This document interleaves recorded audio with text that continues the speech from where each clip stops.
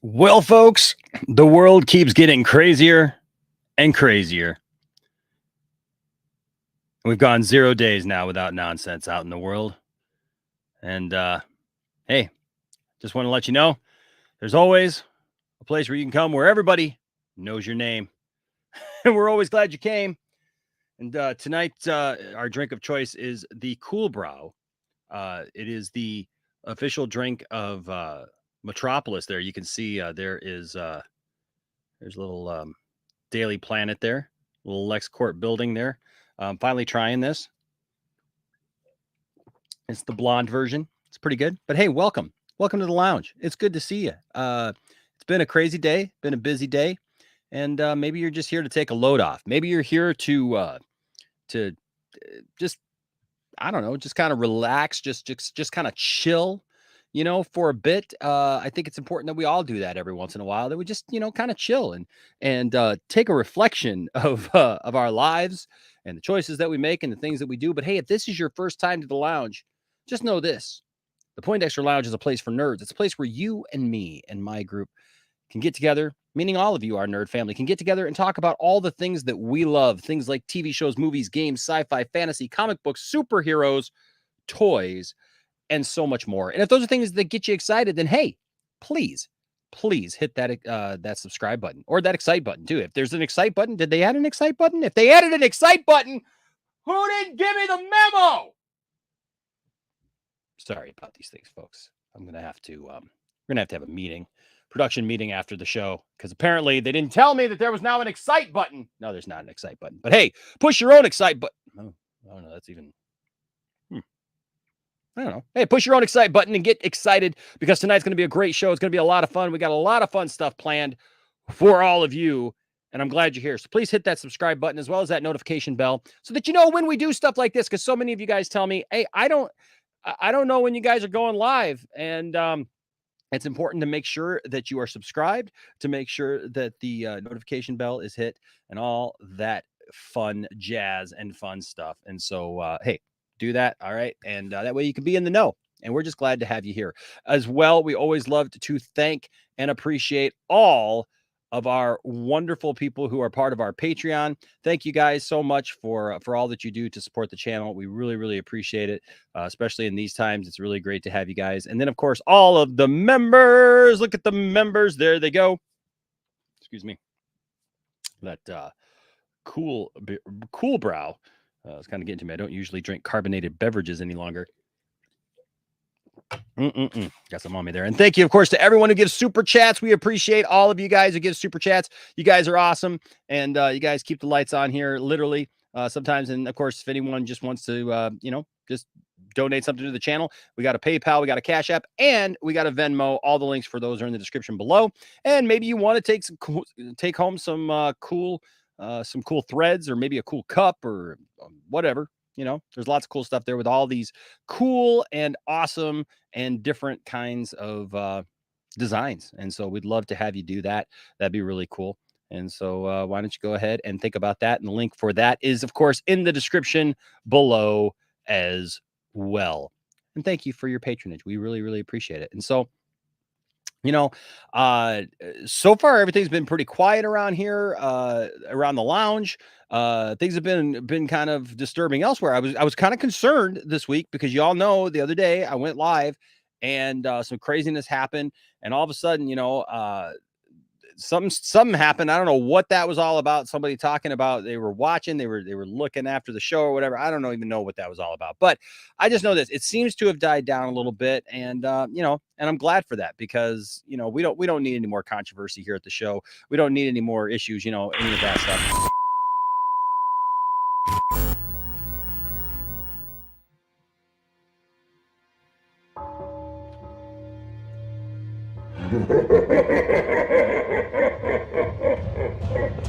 Oh, excuse me.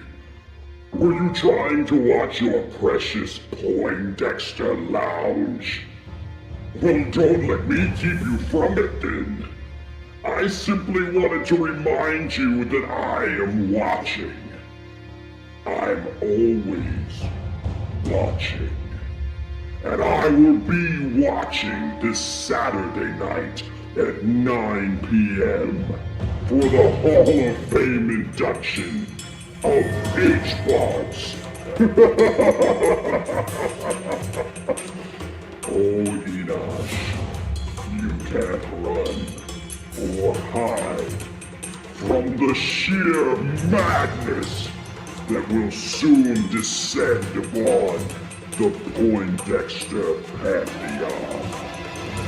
Let the games begin! The invasion of the Poindexter Pantheon is coming. Or should I say that the invasion of the Poindexter Pantheon is imminent? You get the idea. Stuff is gonna happen and go down this Saturday. Stay tuned.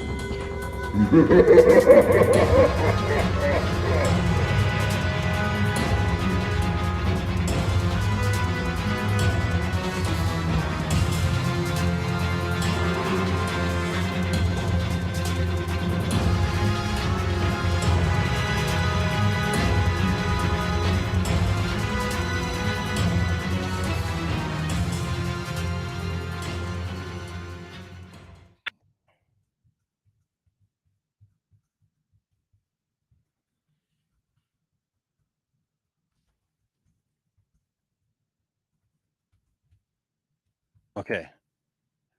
What the heck was that? Well, it looks like we're back. I apologize for. I have no idea what's going on. It's obviously somebody who's close enough to know that this Saturday at 9 p.m. Eastern, we're going to be inducting H. Bartz as the first ever Hall of Fame member of the Poindexter Lounge. A lot of you know that that's been something we've been planning for a year. No, it just feels like a year.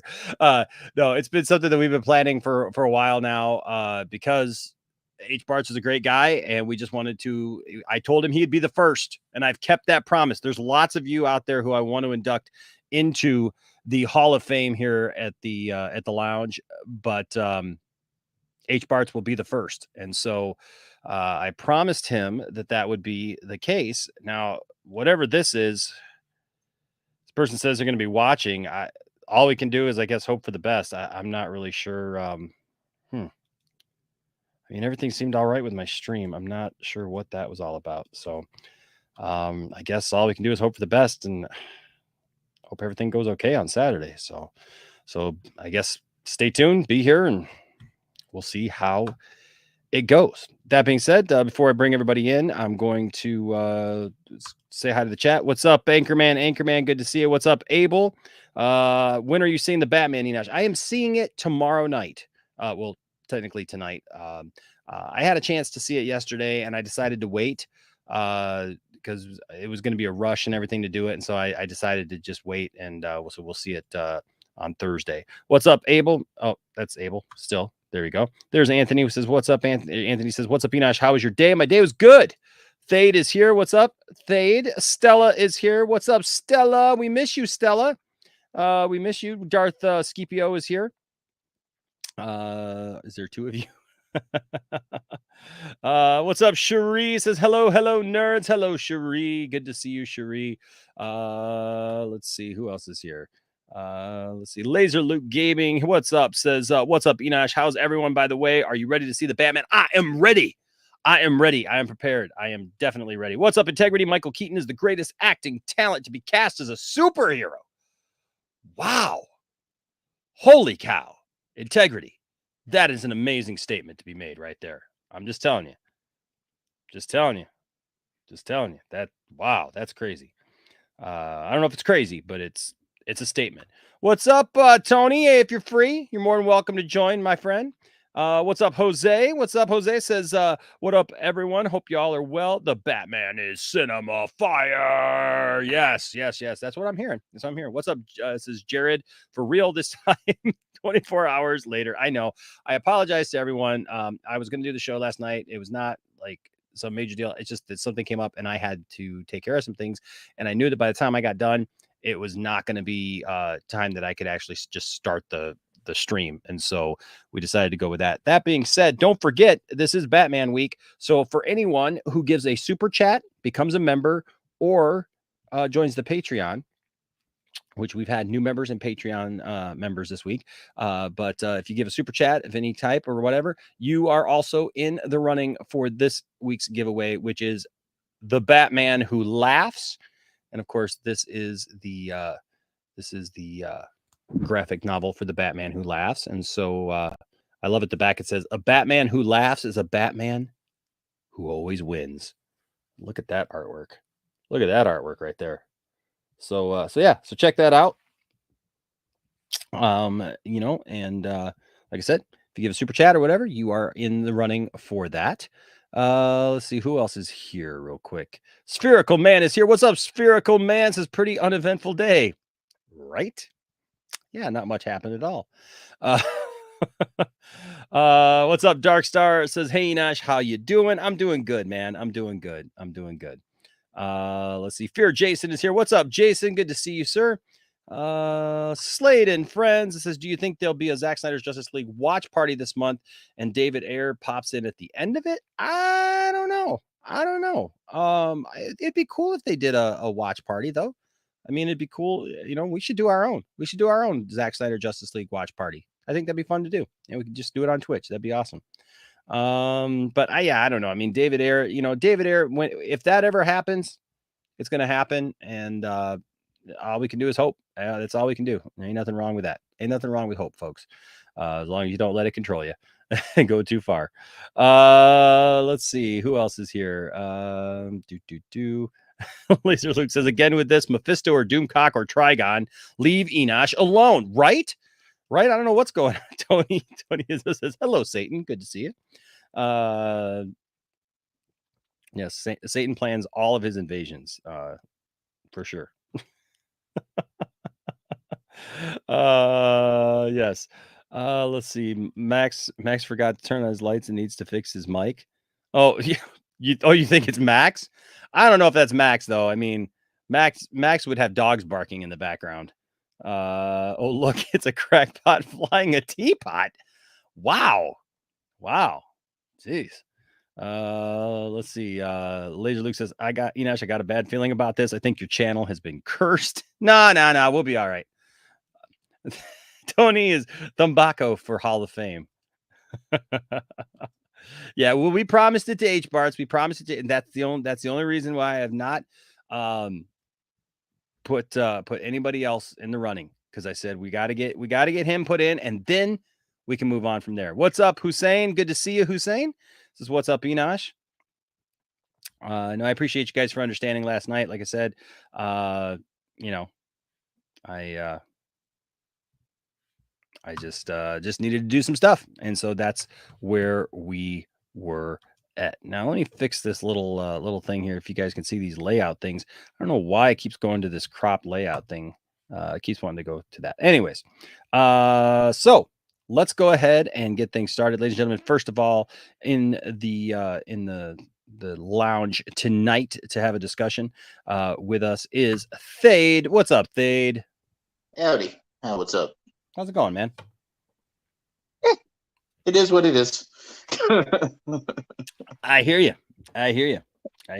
It's been a while since I've just kicked back, with a Metropolis inspired brew.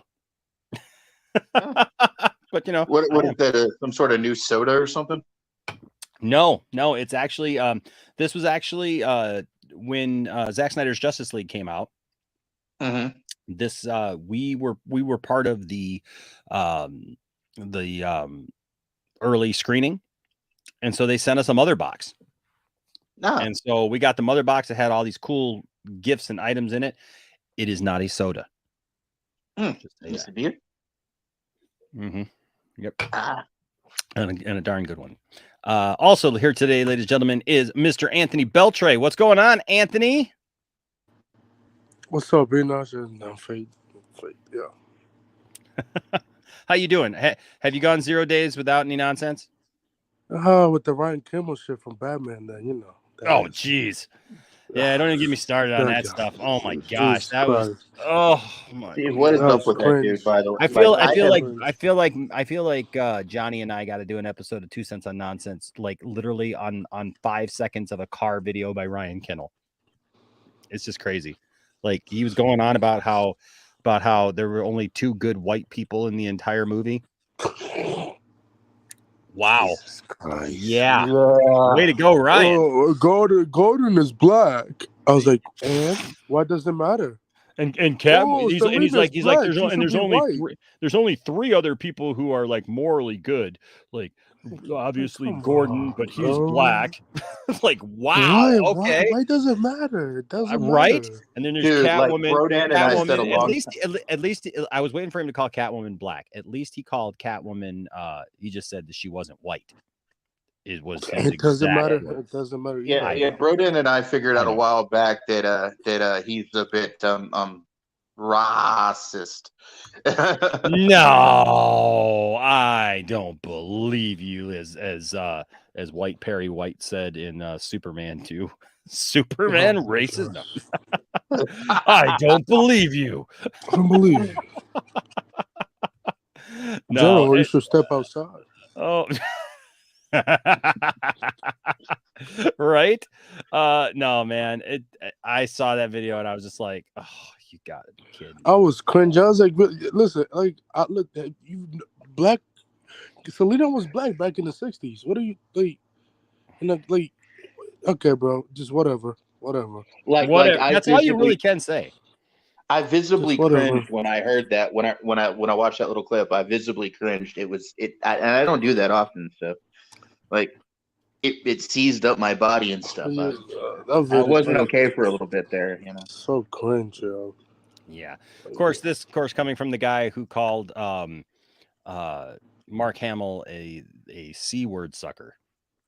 Oh yeah, but I love Star Wars. Oh yeah. Okay. The last. What's up, Arkham? Good to see you, man. What's up, Jalen? You should have heard his take on when the reporting came out that Superman's son was gay. Oh my god, dude, he lost his mind for like 20 minutes in a video. It was funny. I remember that. Yeah, isn't that great? Losing your mind over a character that's like new, like just because. Yeah, it's a fictional character. Yeah, come on. I know, right? Rel says here, this Kendall was acting like he didn't know there was race swapping until he saw the movie. It was like he walked in the movie and was like, "Oh my gosh, what? Oh my god, there's only the Jim Gordon is black." I just want to point something out. In Batman Year 1 and Year 2, Catwoman was black. So just want to point that out in the comic. Can we point out like Eartha Kitt back in the 60s on the TV show? Yeah, that's what I'm saying. Eartha, man. I'm just saying, come on, man. Give me What are you doing? Just letting off some steam. He just wow, that guy's crazy.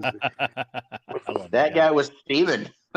Oh, I can't wait to hear. I can't wait to hear neurotic. Oh, the Batman is woke. Like, okay, I'm sure it is. I'm sure it is. Also, I found this from Robert Pattinson. Video trying to figure out how to make. We've been talking about a lot how to get the fantastical elements because like Matt's world and his take on it is like so grounded. So grounded, yeah. And I'm thinking like, how can you add? Like we were talking the other day, like, can you add Superman into it, but he just doesn't have any powers? He's just a guy in a cape.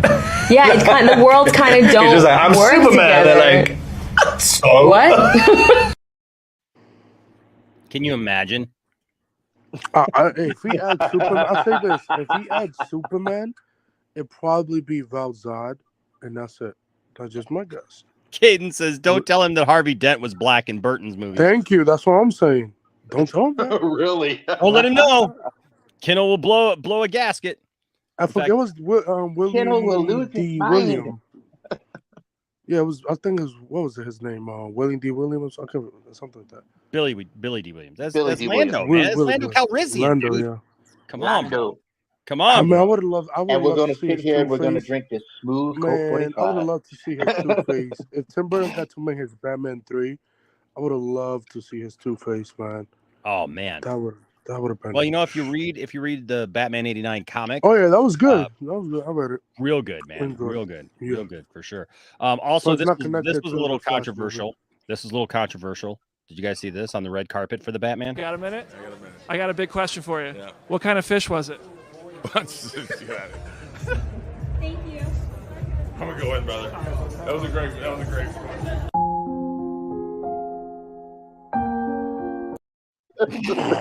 I love Brandon. That's funny. That's just Oh my funny, god, what kind bro. of fish? Listen, it was a joke. It was a joke. He even laughed Seriously, at it. People, laughed at he it. laughed. Listen. Can I just make a plea to all those DC fans out there who have gotten so upset about the fish joke? Listen, I get it. I'm right there with you, right? Aquaman was a joke for a long time, but it wasn't just because of the fish jokes.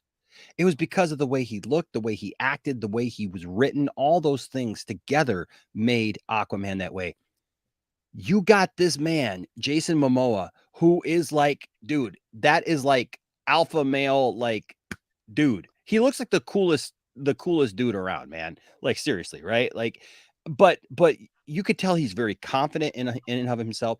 Do you think that, like, that guy, do you think that Jason Momoa is honestly worried about what somebody says about him, or like a joke at Aquaman's expense? And listen, there were jokes. It was all Peacemaker jokes, but it was jokes about Aquaman, jokes about the Flash, jokes about Batman, jokes about Superman. There were jokes about Wonder Woman. There were jokes about all these characters, guys.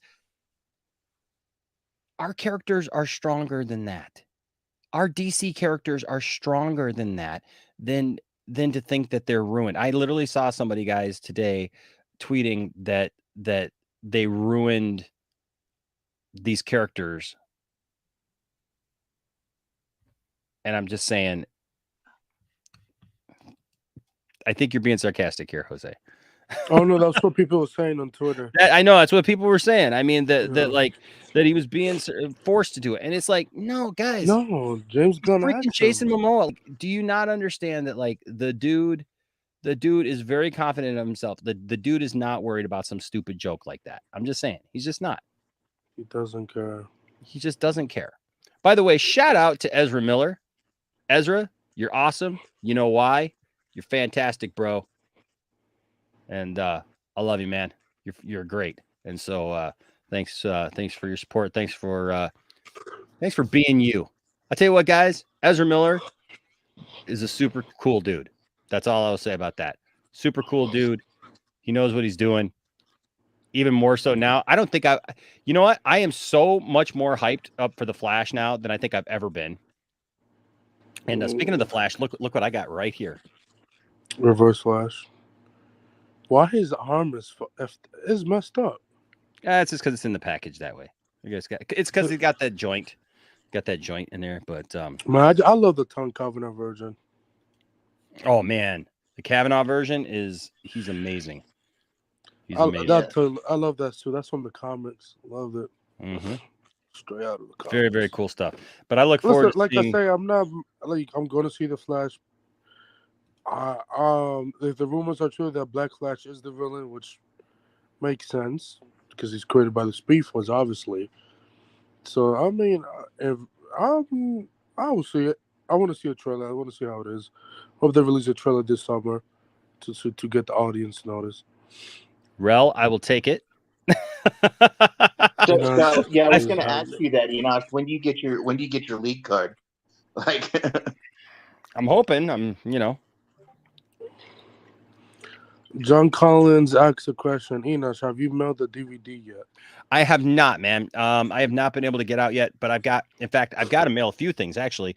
I've got to mail your DVD set because it's right here, still right here. I got to mail that to you. I should have won. I also I've got Dork Knight. I got to mail him his books, these Star Wars books, and I got to email poor RJ his books as well. And and then I got to figure out where to mail this to Brian, because I got this for Brian, and so I got to figure out where to mail that mail that to Brian. So there you go. Well, you got Brian what? Oh, Brian, Master of None. The other day, Oh, Quantum Leap. yeah, because Hey. I was streaming from Walmart, and I came across Mhm. this, and it was $10 for the entire series of Quantum Leap. That's not bad. Yeah, I mean, it's on DVD, but still, yeah, man, like, Yeah, I dude, hope the continue the I hope the new, I know they're making a new series. I hope it's good. yeah, man, it's a great show. I love the show, and so Yeah, I've yeah, been watching that 2 episodes at a time, Monday through Friday on the TV when I come home from work. heck yeah, man, Yeah. heck yeah, heck yeah. They're So running it like concisely on the channel I watch it on. So Have you seen the first look at Firefly? Oh, his costume looks good. yes, it does, and I have that tonight. In fact, you know what? We can actually. I'm so happy for Brandon Fraser. The man is having a comeback in Hollywood. He is. He's having an amazing time, man. have you I guys hope I see seen him Doom in Patrol? movies. He's really good Oh, in Doom Patrol. he is good in Doom Patrol. He's one of my favorite things He's about Doom Patrol. amazing in Doom Patrol. Yeah. Every So time here are the pictures that I saw. I don't know if there's any other ones, but I think there's more on the Batgirl film thing. I believe, yeah. are there? Okay. Well, while we're looking at these, we can. I actually have here. Hold on a second. So Firefly is going to be the villain for Batgirl. Yeah, sure. He was the villain for Batgirl Year One. So cool. It makes sense for him to be the villain in this. Well, I had a Firefly action figure right here. You did? Which version? Yeah, where it's one of those new little guys, but oh yeah. Where the heck is he? I don't know where he went. Okay, I don't know. So while we're looking at that real quick, I will let's see here. Let's see. Fire. There's also footage of Batgirl on the motorcycle. So yeah, I saw that. Yeah.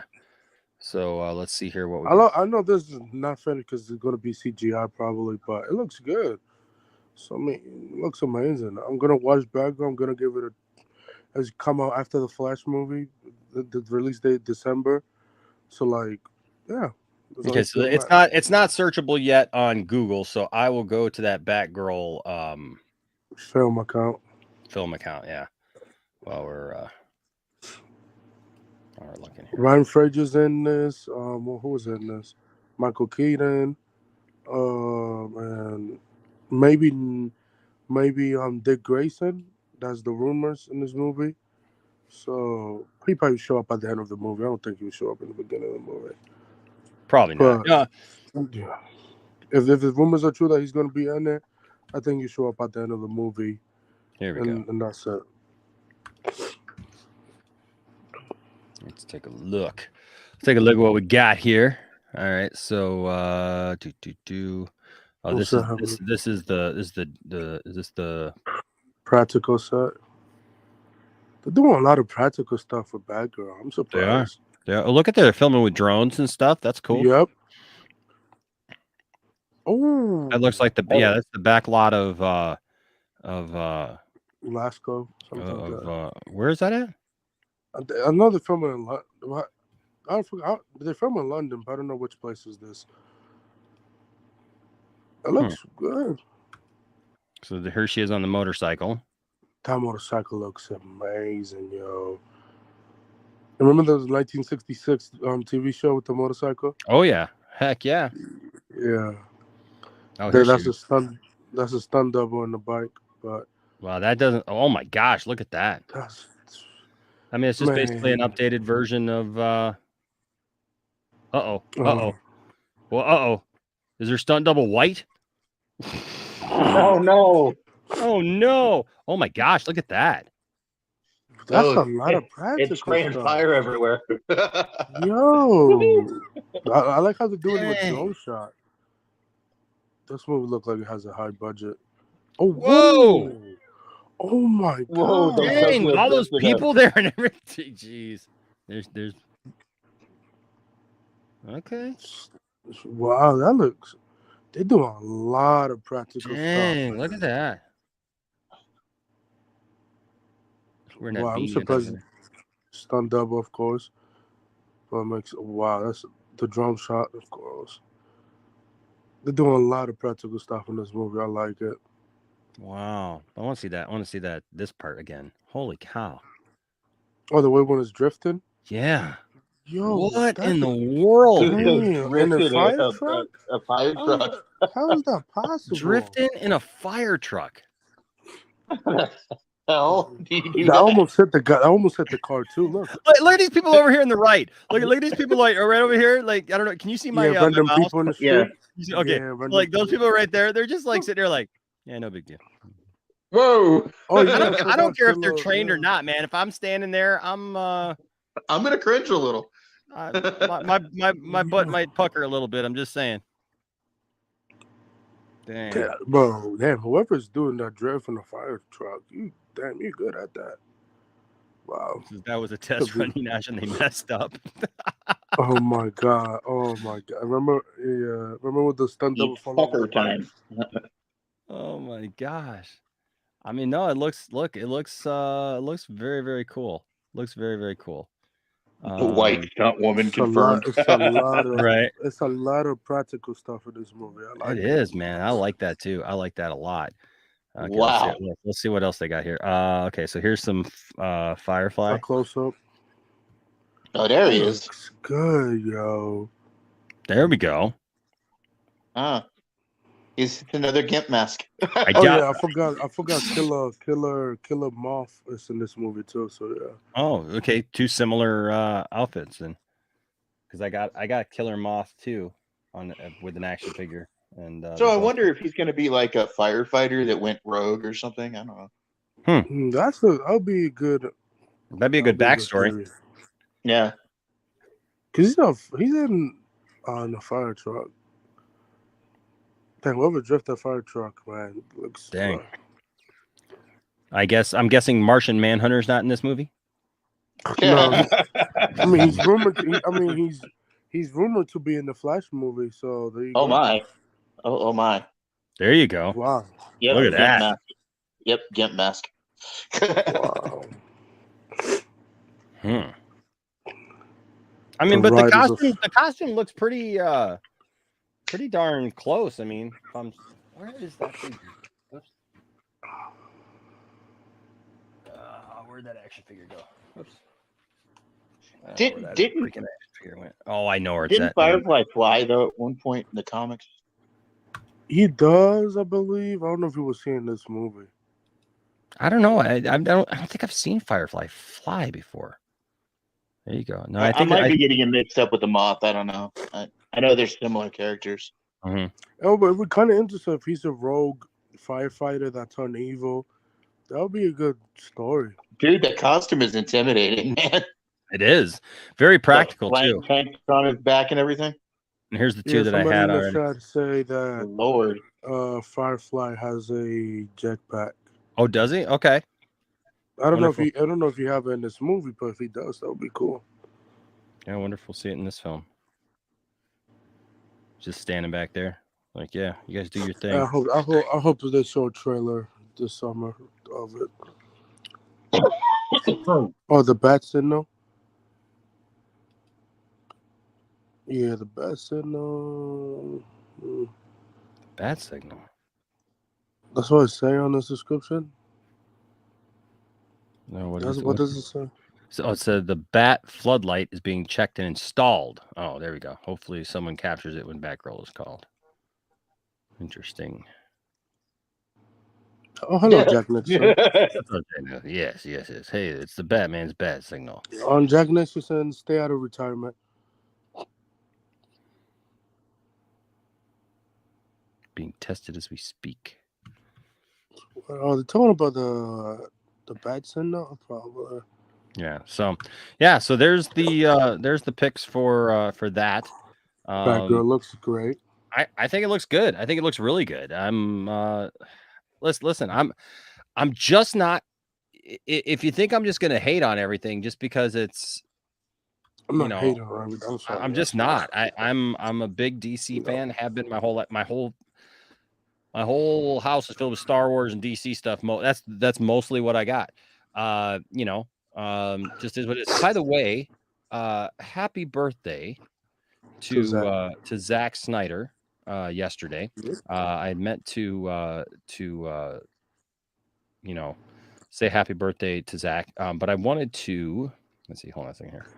I wanted to share this because this was a cool.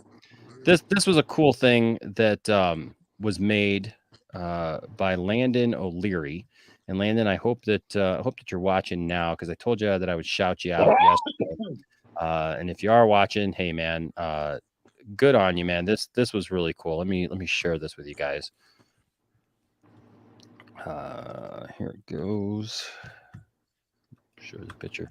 He made this, and it's just a bunch of cool people involved with different things. He put "Happy birthday, Zach. We're throwing you a big old party here at Wayne Manor for you, with a big round table and room for more. Glad to see everyone show up."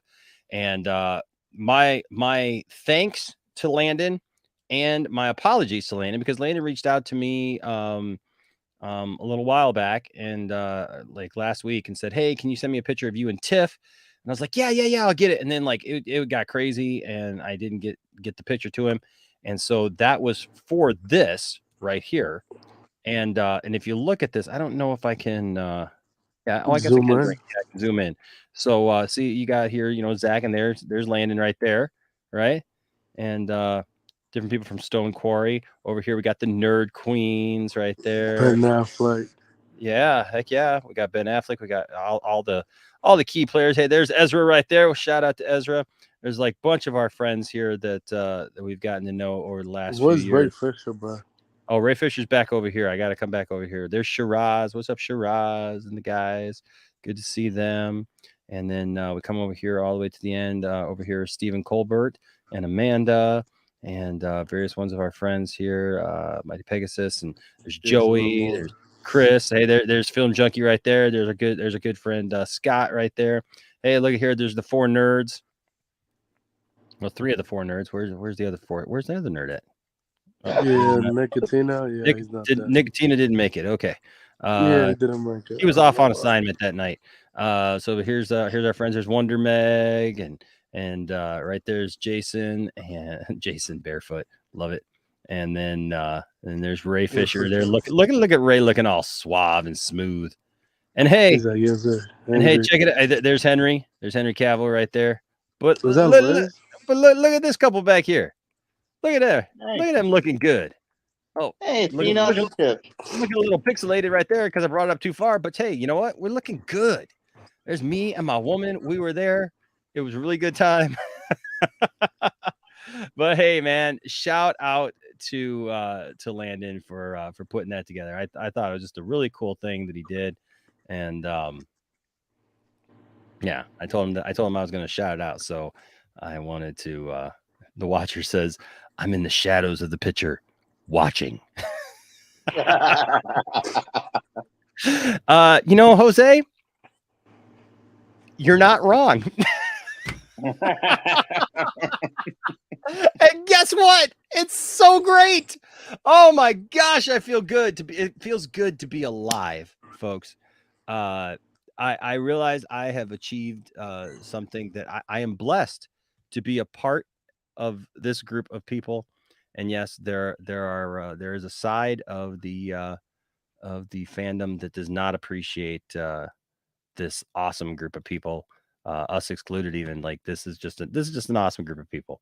A lot of them we've had the opportunity to meet in person, and very, very thankful for all of them. And who's that at the medal?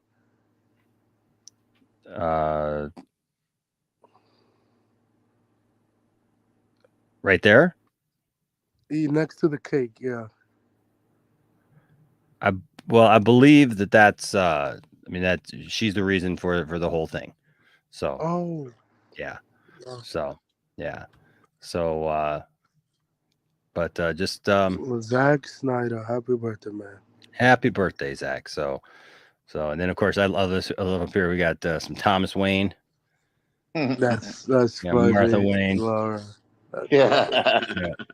It's cool. It's very, very cool. So good job, Landon. Good job with that. I don't think the toxic side cares.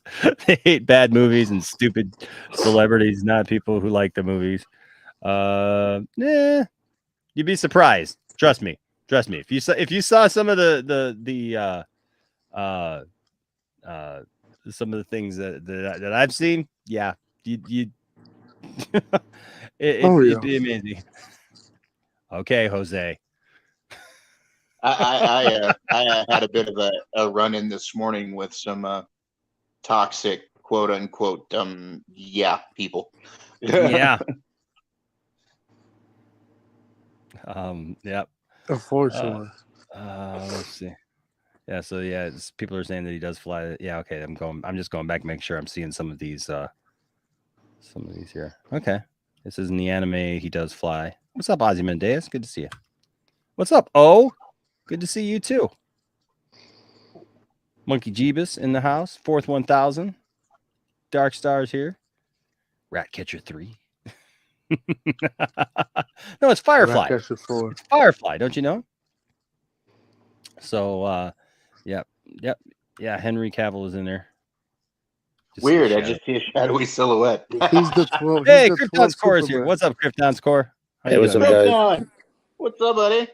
What up? He's the 12th Superman. I'm the 13th Superman. 13th Superman. Yes, we already got the 12th Superman. So I'm the 45 Martian Manhunters. There you go. 45 Martian Manhunters. Dude, sure, what about? Did you talk about the? Yes, and I shall be the 6th Lex Luthor. Did you talk about the Variety article yet? No, not yet. We haven't gotten into it yet. But okay. I do have this one last thing to show, and I thought it'd be fun to show. And that's this picture because, look, I'm excited about the Dark Knight. Or not the Dark Knight. I'm excited about the Batman. Yeah, I know. No, you're going to see why I made that faux pas here in a second. I'm excited about the Batman. I can't wait to see it. My son Isaac saw it last night, actually. He did go see it. I did too. It was good. It was really good. Loved it. Yeah, I'm watching it tomorrow afternoon. But this was something that I thought was very interesting. That was an observation made. If you look at this picture. Back in 2019, Joker is the best DC film since The Dark Knight. Esquire. Critics are already calling Aquaman the best DC movie since The Dark Knight. Culture. Shazam marks the best DC Comics movie since The Dark Knight. Goliath says 10 reasons why The Suicide Squad will be the best DC movie since The Dark Knight. Best movie. Got better movies best movie since The Dark Knight. Birds of Prey. Harley Quinn Birds of Prey is the best DC movie since Dark Knight Rises. That's so funny. At least that one was Dark Knight Rises. Okay. Wonder Woman review. DC Comics best film since The Dark Knight. I'm pretty sure they mean the Birds of Shit. Review. Guns The Suicide Squad is best DC movie since The Dark Knight. And of course, the Chicago Tribune, the Batman review, dark, reckless, and well paired with Catwoman. This is the best since Dark Knight. So my question is, folks, what truly is the best DC film since The Dark Knight? Man of Steel. Man of Steel. No. Batman v Superman. Dude, I thought that was hilarious. I thought that was absolutely hilarious. I just think it's cool with the Muppet there, you know. Right, it's Guy Smiley, man. Yeah, I'm Guy Smiley. If you took out the Joker, I'll tell you this: if you took out the Joker and the Dark Knight, the movie would not be very good. Well, yeah, I mean, most of the plot would be gone, but yeah. Yeah. Like the whole plot would be gone. That's like saying Man of Steel wouldn't have been any good if you would have taken Superman out. It would have been Zod. It would have been Zod movie. Zod the film. You could have still called it Man of Steel. His own standalone piece, man. You could have still called it Man of Steel. Standalone piece. We don't talk about Dark Knight Rises. Fucking garbage. We don't talk about Dark Knight Rises. We don't talk about Dark Knight Rises. Dude, I saw that movie for the first time like 2 nights ago. Like, I still have not seen that film. Oh yeah, it's really cute. You gotta watch it. Okay, and I don't know if he's here. He's not here, but maybe he'll watch it later. I do have a couple of videos for H-Barts. I came across a couple of things for H-Barts. because we were talking about Willem Dafoe, remember?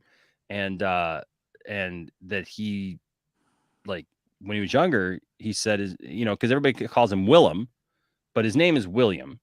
But we get a little bit of clarification on that. And also, he was calling himself, he called himself Dafoe in a thing. And so we all know that H. Bart's, notoriously loves Willem Dafoe. And so we got a couple, watch this. What happened is, big family, father's called William, love the guy, but, I don't want to be Billy. I don't want to be William Jr. Okay. You want your own identity. And when I was a kid, I was always seeking a nickname. And then I finally found one where a friend of mine just started calling me Willem, like a lazy way of saying William. I didn't even know how to spell it. And then the irony was, by the time I became an actor, to go back to my birth name felt like a stage name. So the truth is, I just stuck with the name that I felt like. Yeah. So Willem Dafoe.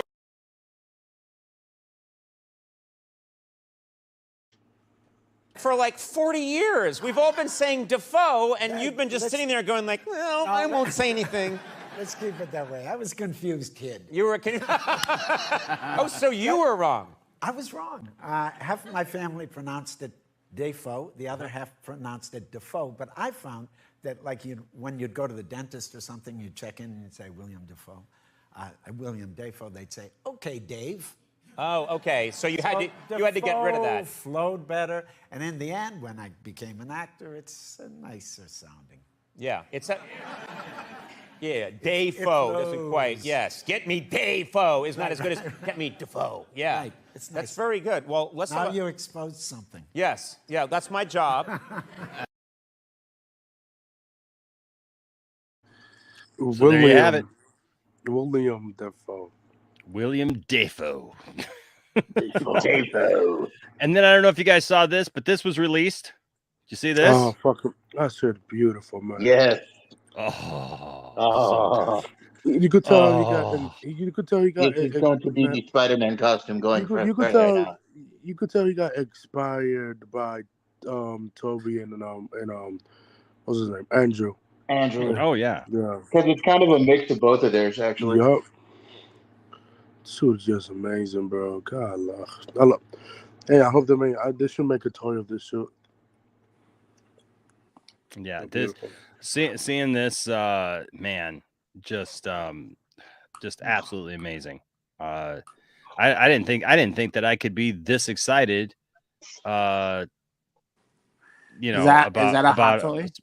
No, this was just the schematics. Like, this was just like the picture. They finally released what his costume looked like. Oh, okay. Besides what we saw in the movie. No way home. Now, you will notice, though, if you look in this area right here, unlike Toby, there's not a lot there to look at. And it's because. And I like I'm just saying it's kind of flat. I like the fact that the blue is kind of shiny. Yeah, it's comic accurate. Yeah, the shiny blue. I've seen a lot of people talk about how they don't like the shiny. I love it. I think it looks cool. It's from the comics. Read a comic. I like the shiny. I kind of like it, and I've also seen people say that they don't like the light blue. What? Yeah, what?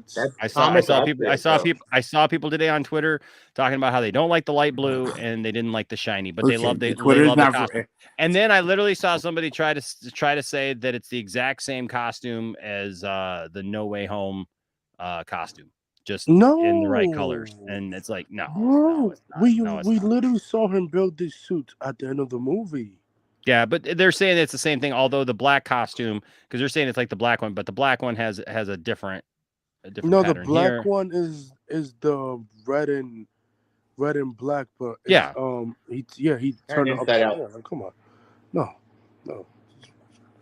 Jeez, people need to read more comics. Jesus Christ.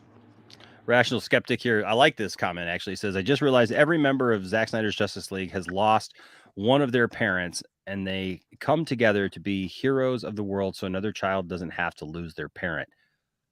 Wow, dude. That's deep. That is deep. That is deep right there. That is not deep. No, I'm fine. No, that's deep, man. I like that a That's lot. way deep. Actually, I like Well, that. it's like there's a meme I found. It was talking about Tony Stark, and it says, since Tony Stark couldn't put a suit around the world, he put a suit around those he cared about, and it shows each one of the members of his group that he made an armor for. He made one for Rhodey. He made one for his wife. He made one for the kid for Spider-Man.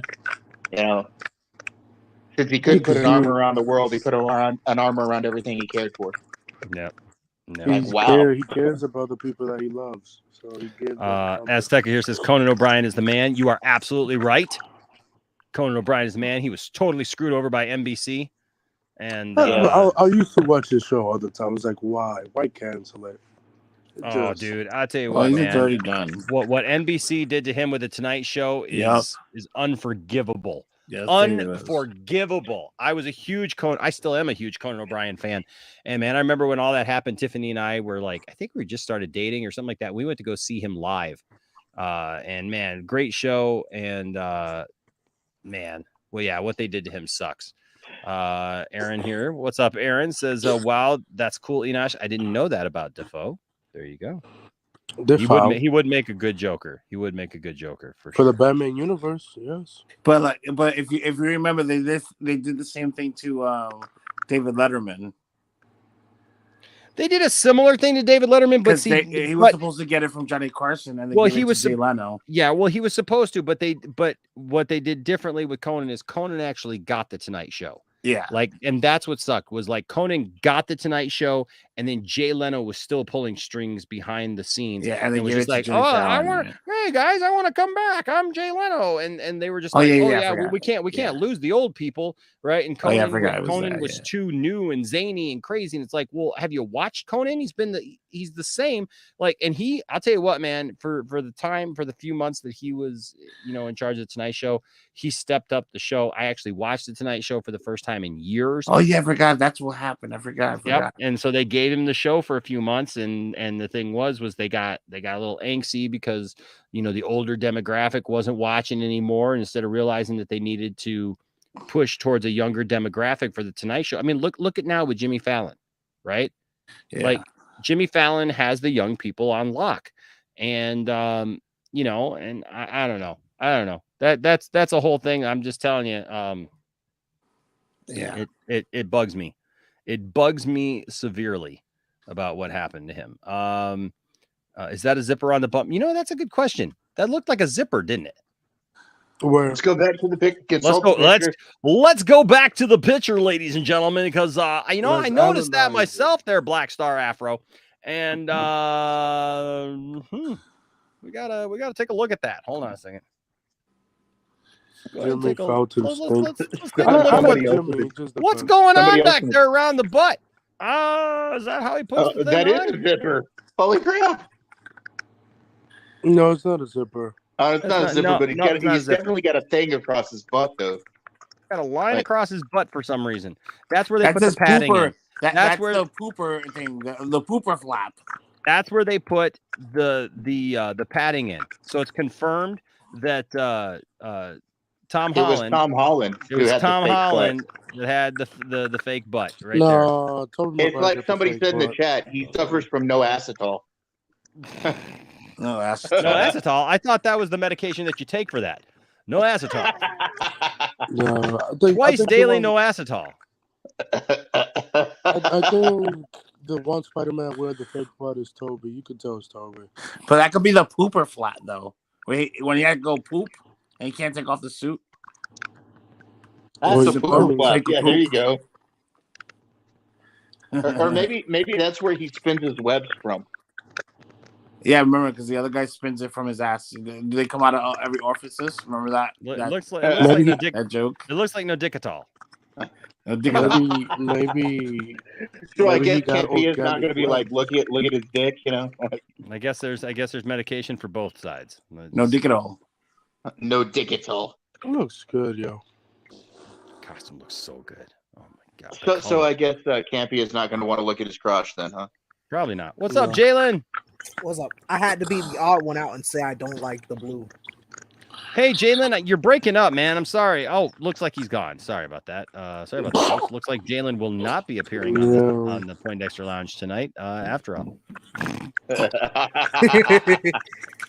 I like the blue. I just don't like how shiny it is. yeah, it is a little shiny and it looks weird. good though. It looks good. Like there's a lot of design on here. There's a lot of weird design on here that's not. I think he just built it quick enough. So it does look cheap, and I like the fact that it actually looks kind of cheap. Well, he sold everything. Where do you pick up that material from? That's what I want to know. Like, where do you pick up? That's some shiny material. The shiny I almost said crotch hatched, cross hatched material. Home of the shiny blue suit. Anyway, what's that crackling sound? Oh, that's cool. Someone's eating something. Oh. That's not me. Why are you saying it's me? I'm just laying down here. I'm just laying down. I'm not making. I hear the cracking, bro. It's you, bro. You see, it's you. Hold on a second. There's always one way to tell, because if everybody's quiet and we see the little thing around your avatar moving, we know it's you. I'm muted. It's you, I think it's you, Anthony. I think it's you, Anthony. I think it's you, bro. I think it's you, bro. Are you eating? It's you, Anthony. You sure? Yep, it's you, bro. Yeah. How? It's you, bro. It's all your fault. Just saying, it's you. You did it, bro. All this time, you guys have been accusing me, and it's always been him. It's always one night it was you. One night it was you. Hey, Monkey Jeebus. You know what? Until the end of No Way Home, I would have agreed with you. Electric Company Spider-Man was fire. Just saying. You're right, Rel. Conan O'Brien was actually funny. Yep. I like the other late night hosts. What is he doing? He's doing YouTube now or Peacock? He's moving over to another network actually. He left. He's just doing so he left because he was on TBS there for years, and now he's last I heard he's just doing a podcast now, isn't he? I don't think he went to another network, did he? Wait, Conan got fired or he left? Hold on. Oh. No, he left. Oh, I never knew that. This is cool. Spherical Man says, I have almost the whole Conan Tonight Show run on tape. That's cool.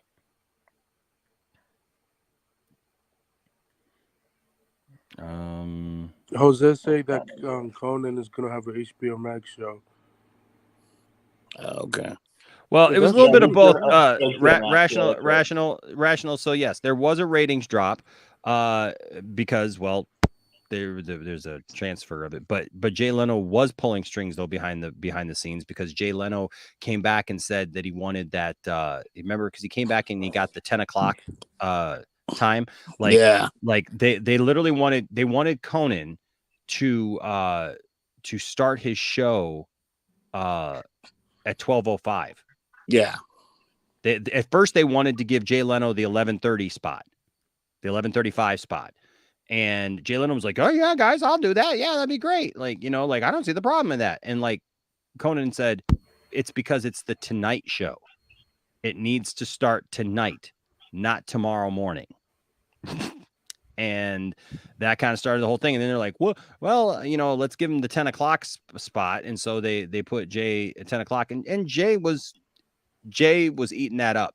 Jay, and then basically pushed for it, when they were, when the whole thing came down, he basically wanted the show back. And then it sucks because he only came back for a short time, and then it was just like, yeah, whatever. That's a whole. So Conan O'Brien's going to be doing a podcast called Conan O'Brien Needs a Friend. Of course. And then he's getting a new show on HBO Max. Oh, really? Yeah. I disagree, Watcher. I can find many more ways to complain, I can complain about anything and everything. Oh, I'm looking at the Watcher's comment about the suit. Oh, it looks like he sold it. Yeah, he sold it. Yeah. He probably got like $100,000 from the Tony Stark suit. Looks like it might You're be your like numbers, Anthony. Imagine selling a suit, that's probably a dead giveaway that you're Spider-Man. Dude, that suit is like millions of dollars. What are you talking about? Yeah, 'cause he needed- Listen. Don't judge Anthony. broke. Anthony is a by the numbers kind of guy. He looks at the analytics. We all know that's Anthony's Yeah, but thing. that suit- Anthony well, looks at the that analytics. He suit is looks at probably the like- data. That suit is probably like $100 million. But nobody else knows that. Nobody knows that. knows that because they don't know who That he Iron Boy is. suit is. They don't it has know to be who- like they don't know who $100 Peter it's Parker They're gonna is. ask him how. It's they're a gonna freaking ask him how weapon. you What are you got- talking about? They're gonna ask him how you got the Spider-Man suit. No, what I'm talking about, yeah, Anthony, that's what that they're gonna ask him, prototype, because that he the got Iron no Man, money the at the end Iron of Boy the Junior movie. suit has to cost like at least $100 million. Bro, he's broke. He got zero money. That's the reason why he got a house at the end of the cheap house. At the My end of the only movie. thing is what happened to like those suits, because Listen, Well, he I can't hope use they them don't because remember address those everybody suits. forgot about him. no, they forgot he was Peter Parker. They didn't forget Peter about Parker. Spider-Man. They don't forget about Spider-Man. Yeah, so, Peter so Parker. like he can't use those suits anymore. Because why would he have why everybody forgot he's Peter Parker? Everybody forgot that he's Spider-Man, right? So No, that everybody correlation still between knows- him, but the No, listen, just Peter listen, the Parker, correlation between Peter, him, this friendship Peter. between him and they can't have that relationship. They forgot having Peter. the Iron Boy suit.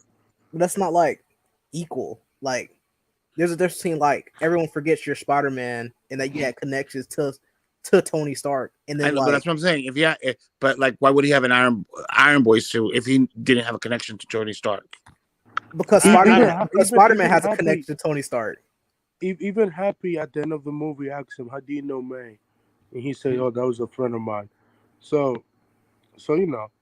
So like, You know. yeah, they don't You know. know. Peter Parker. You know. And you know, speaking of the fact that you know, I'm going to bring in a couple of people that you know. Are you ready? Oh yeah. Oh You ready for sure. this? Okay. First of all, I got to find William? I got to find. No, I got to find. Oh, he's gone. Oh, there he is. Hold on a second. I had his Is it drop. Mayo, I man? had his. Nope. I had his drop all ready to Oh go. no, it's a drop. It's Caden. No, it ain't Caden. It ain't Caden. No, here we go. Max? Ladies and gentlemen. Yes, I'm living at a base that kills. Ooh, yeah. What's up, Justin? Austin proper. Hey, I like that. I like There you that. go. You got your own. You got your own drop. You got your own drop. And then of course also. At a base that kills. I love that. Unsubscribe. And then also, of course, we got another young man. We'll just play his favorite guy to bring him in. I dress like a drunk hobo. Are you saying that about me, or is that John Campia? I drunk. It's a Campia drop, so I figured. I'm a Hey, drunk hobo. yesterday was your birthday, sir. Yeah, I'm full. Middle-aged Happy madness. birthday, Max. Oh, Happy thank birthday to you. You live in a zoo. To you. You smell like a monkey. You look like one too. Oh, Dude, stop sending me dick pics.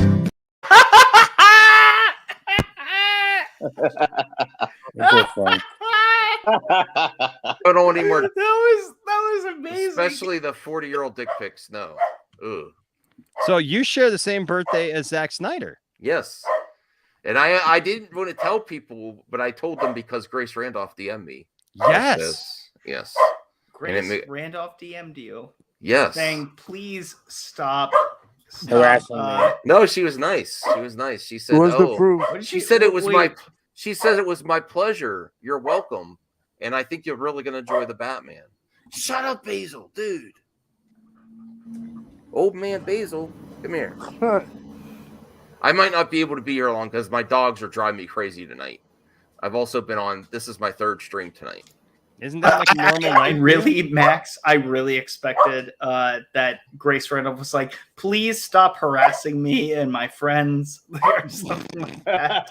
No, I said, or please stop standing around my high rise. I know I'm I know who gorgeous. you are. You know, a gorgeous blonde woman. You know, like who is very opinionated and my goodness. You know, like, can you leave me alone or something like that? I don't know. That's what I expected. But no, she was like, hey, thank you. Like, for what did she thank you for? I said, thank you for your great review. It got me really excited to see the Batman. Keep up the great content. It was a lot. It was a lot better than the needy. When are we could collab? Can we collab soon? That was my previous. Did you actually say that to her? Like, can we collab? Yeah, I was like, I'm a big fan. I know you get messages like this all the time. It might be weird, but it'd be cool if you responded. I'd like You to. should would have been be like, let me get your phone number. Yeah. No. Does she have her DMs open? Yes. Oh, just to behave. Yes, Oh my God, Todd! No, wait. Oh my God. Hey. No, hey, don't listen. I was worried because Todd was a little hot the other night when he was in here, and so I was worried. But I'm glad to see Todd back. So you lay off Todd, Anthony. You go back. I love Todd. Go back to chomping whatever you were chomping there for a second. I'm gonna read Todd's super chat. you just go ahead and go back. Don't be such a chode. Messing with you. Todd, what's up, Todd? With a $20 super chat. Thank you, buddy. Says Enosh, if a UFO landed on Earth.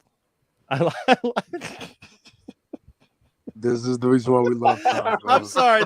I love Todd. Listen, there was a time where like I used to be like, Todd, come on, man. Now I look forward to these. Todd, this is a great question. Todd has so won me over with his love of all things Marvel. I'm crying. It's a great question. It may be the Coolenbrow talking. By the way, Max, did you have yours? It was did you disgusting. drink? Dude, this was good. Nah. You're finally drinking it now? What about the burger? It just needed to age. The burger was all mine was all moldy. I didn't even get to eat it. Oh, come on. And I paid for I my don't even shit. know what you guys are talking about, who you're sponsored by, but I want free beer. It's DC inspired beer. It was in our mother box. In your mother box. Yeah, we got it when we That's not dirty, Justin. Justin's No. thinking, When the Snyder Cut came out, we got I had the opportunity to be part of the red carpet event where we got to watch it early. And they canceled my free one and took my money.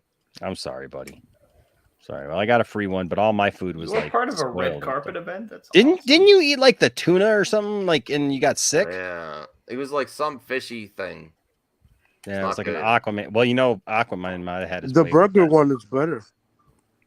Thanks, So what kind of fish was Damn it? it! Maybe I should have chilled for Zack Snyder a little bit more. I have officially lost all battery life in my mouse here. I'm gonna have to get another. I'm gonna have to go get some more batteries. Dang, what the heck? Otherwise, I'm not gonna be able to do anything. I guess I hate the trackpad. Do you guys like the trackpad on anything? I hate the trackpad. The trackpad? Yeah, trackpads stuck like the. You know what I'm talking about, right? Like on a laptop, the trackpad. Oh, Yeah. on the laptop? Yeah. That's what it is. Yeah. But, I hate trackpads, man. I just. I have something. It's revolutionary. It's called a mouse. Mm-hmm. But the battery's dead. Doesn't do you much good. All right. Okay. So yeah, that's why I have mine plugged in. Well, yeah. Well, like usually I'll have it plugged in, but I only have 2 USB ports on this sucker. So, all right. Back to Todd Fairs, $20 super chat. Thank you, Todd. Says Enosh, if a UFO landed on Earth and the aliens wanted to learn about us and wanted to talk about the smartest and wisest person on Earth, do you think Kevin Zack Feige? Snyder. Do you think Kevin Feige would be the man to talk to the aliens? That's a great question, though. Yes, Zack Snyder would be the man to talk to aliens. Thank you, Todd. I think that's what he meant to say. Zack Snyder. No, Kevin Feige. I'm just saying, Kevin Feige, pretty smart guy. Yeah, Yes, I yes. mean Zack Snyder, Max. Come on, 20 they would've some been odd like, movies. oh, you're that I'm that guy who I'm plays just the messing with Incredible the Hulk. I'm just messing That's with what they Todd. would be I say saying. Feige. 20 some odd movies, man. Just saying. 25 billion franchise. I might have to go already because my dogs, I think, have to go out and they're driving me crazy. Kevin, I'm trash sorry. me. I'll be, on Friday night, I'll be here longer. Oh, no, I don't want to make you sad, Enosh. I'm sorry. I love your Super Mario shirt. You like that? Yeah. My son likes it too. Okay. Oh, we're gonna be taking, sad, Max. I'm taking Stella's advice here. See, now I see how Max got in good with Grace. He's like, "Hey, baby, I like that shirt you're wearing." I did react to her review, and I'm like, "Wow, Grace looks beautiful today." And I wonder if she saw that. That's why. Now, how'd your wife feel about that? I didn't ask. She doesn't know. She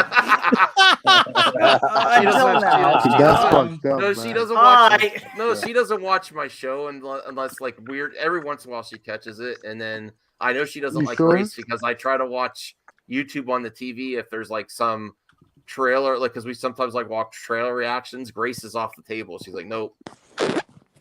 She likes to watch other people. Wait, hold on. Who likes to watch other people? What do you mean by that? My wife likes to watch other people. No, what do you mean by that? Reacting to trailers. Okay. Okay. Yeah. She likes like blind wave and stuff, you know. Yeah, right. sure, man. I like watching. I will be right back. I'll be right back. You stay right here. I'll be right back. You're making me stay? Uh-oh. I'm Yep. You're gonna be the only one on camera. No pressure. Okay. What? Damn it! What the hell's going on here? You have a lot of shoes to We left you, Max. We have left. I came back. I came here to find Krypton's core because Krypton's like, I'm out. He left my stream. He's like, all right, bye. Krypton, how are you doing, man? I'm good. That's good. They didn't get no invite number. No, you just bounced. I'm like, hold on, I got to hear this person. And like, bye. No, but I was trying to speak, and everybody was like, I was trying to speak, and everybody was like interrupting me. So I was like, you know what? I'm sorry. That's fine. It happens on big panels. As they should. I don't mind it though. Okay. I'm ready. I'm getting ready for the Batman tomorrow. I'm really looking forward to it. Got my ticket. Yeah. Dude, I gotta wait one more day. I was gonna tell you. Did you see the article? What the hell are you eating? Who? I'm sorry. I mean ice cream. Ice cream. Okay. Mm-hmm. Ice cream, bruh. Did you see the Vanity Fair article? The Vanity Fair article? Yeah. About what? Not Vanity, the Variety. Sorry, Vanity Fair. The Variety article. Yeah, no, I didn't. I think you should. Is that that Zack Snyder's Justice League is the fourth highest streaming movie of 2021. Okay. The fourth highest ever of 2021. Cool. Why am I the only one on camera, Justin? What are you doing? What? Which means it was the highest on HBO Max, right? Oh, now you're off camera. Okay. It's Austin proper. Justin proper. Yes, sir. His camera's broken. What in the world's going on? You having a glitch over there? Hold on. Who's taking me off camera? Hey. You having a glitch? Oh. What the heck is going on? Somebody took over Enos. Someone's taking over. Taking over. What the? I don't know. I'm pressing it for my StreamYard, but I don't think it's messing you. Max, hold on. You were doing a stream, right? Yeah. Because what was that what happened earlier? Did you see that? No. Somebody keeps taking over my stream. I don't know, man. What do you mean taking over your stream? Did you not see that somebody took over my stream the other day? And that's why I was like, hey, what the heck's going on? Because all of a sudden, well, do you have people on your StreamYard account? I do. Yeah, so if they go in the wrong link, they can do stuff. You know, if you have members on your StreamYard account. But that's not what I'm talking about. Okay. I'm talking about like it happened tonight at the beginning of the show. All of a sudden it goes to this other screen and like somebody's threatening to come in on my stream on Saturday. Oh. I mean, that's what happens with people were like anti-Sammy Hagar hate. Yeah, probably. No. I don't. I don't know, man. And then somebody was like, that looks like Max. And I'm like, no, because Max is on his own stream. Mm-hmm. So I don't know what's going on. Max, what your wife doesn't know won't hurt her. Good. Oh, come on, J Money. I agree. I mean, that kind of. Hey, Money, I'm going to guess you don't have a wife.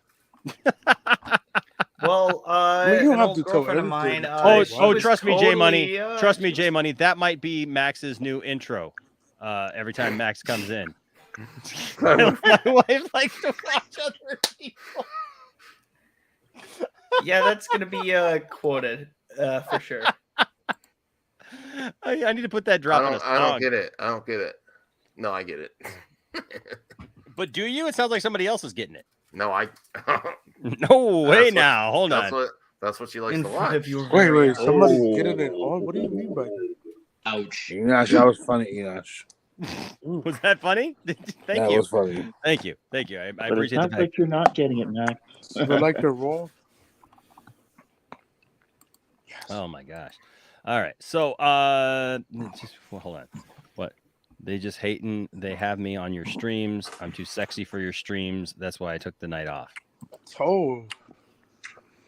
I don't think you know what you're talking about, Caden. Who was that, Caden? Caden's just worried that I'm going to play Caden's just worried that I'm going to play the mayonnaise thing for him again. So that's what Caden's worried about. Hey, Max, you are a big movie buff. What do you think about this? That they're saying they're finally making Beetlejuice 2, but it's with Brad Pitt, like producing it. I don't know anything about Brad Pitt producing. I heard they're gonna make it.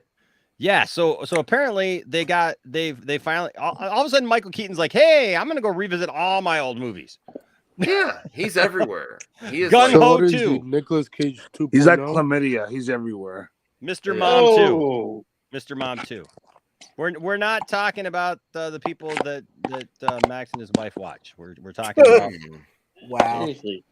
Yeah, okay. So this came out now this was supposedly on Deadline, but I looked it up on Deadline and I couldn't find it on Deadline. I had it on there the other day and I couldn't find it when I went back. So but it says Brad Pitt's production company Plan B has hopped on board the long in development Beetlejuice sequel for Warner Brothers Pictures, according to The Ankler.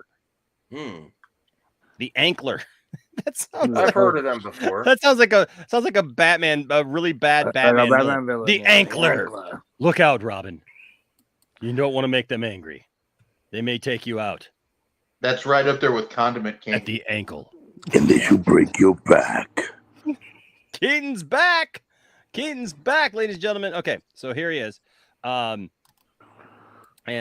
this says the sequel to the 1988 supernatural comedy is still early in the works with a script yet to be written.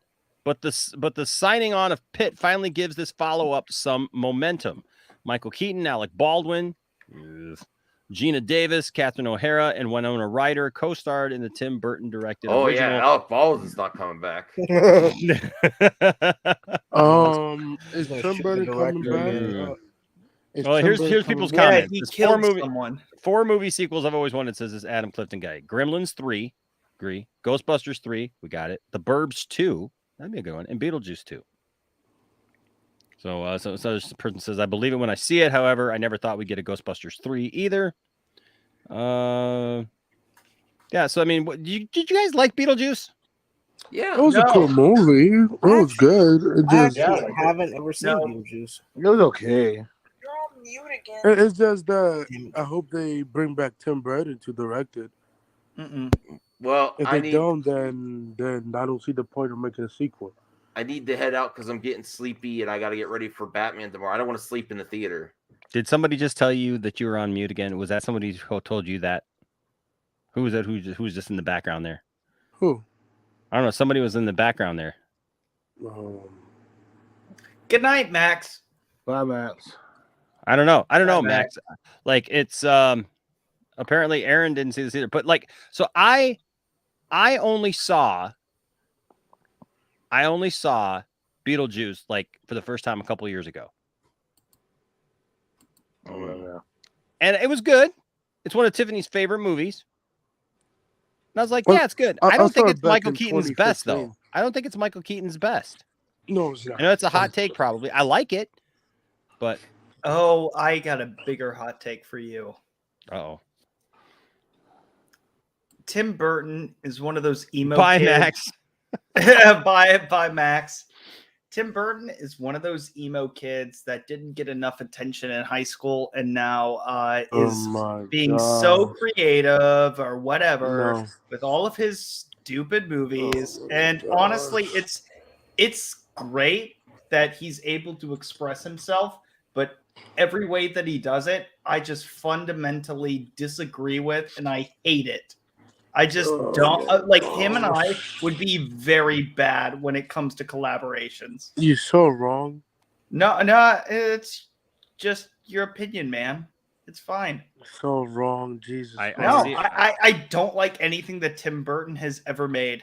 I'm sure Tim. Sure Tim Burton is very upset that you will not be collaborating with him Oh, anytime. I don't care. I don't care. Like, I have a quick.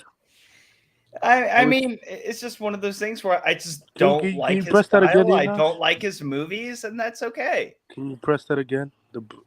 That's so bright, you know. That's a great. Is that like a? That's the thing in the commercial.